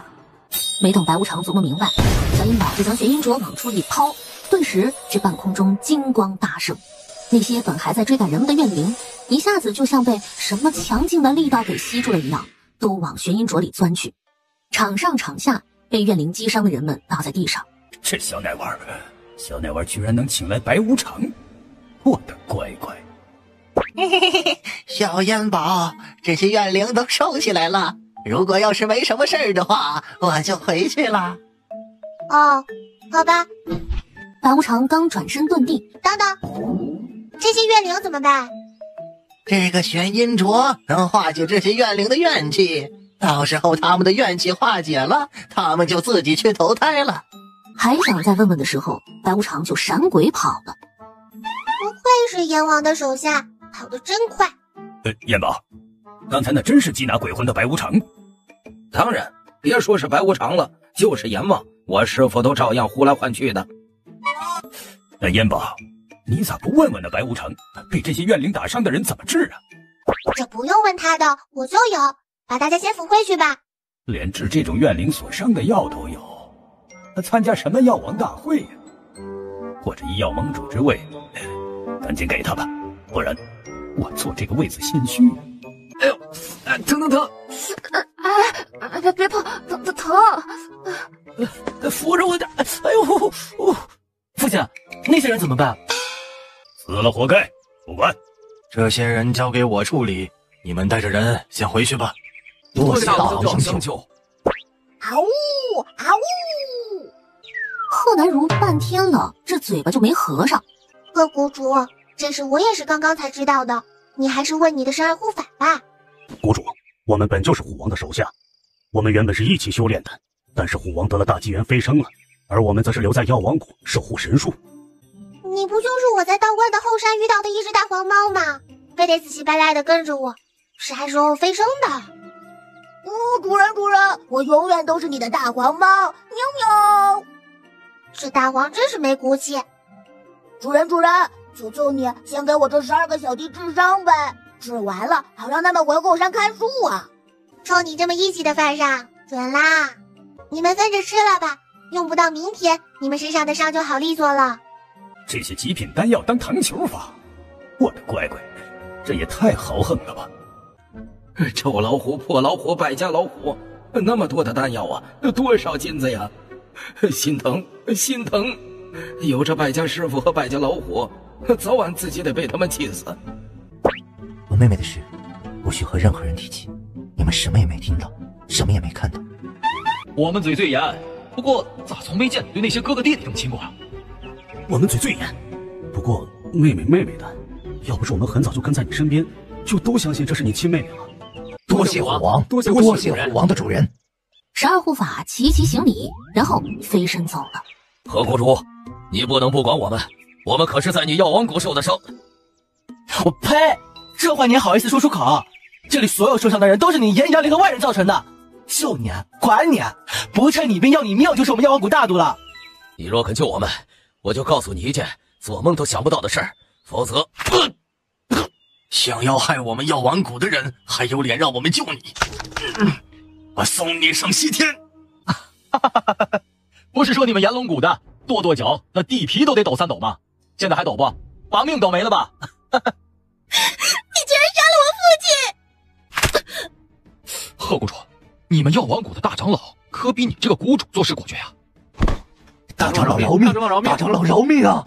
可是这大长老就像是杀红了眼一般，匕首接连的刺下去，严瑶带来的人无一人生还。大长老，他们都求饶了，为什么还杀了他们？何必赶尽杀绝？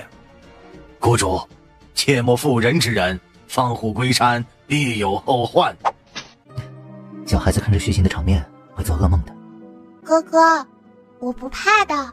谷主，灵蛇谷和千一阁的人怎么处置？盟主，我们错了，都是严瑶逼我们干的，我们不敢不听他的。他们炎龙谷横行霸道是出了名的。是啊，这些事情都和我们无关呐，盟主饶命啊！盟主，在你们心里，严瑶才是你们的盟主吧？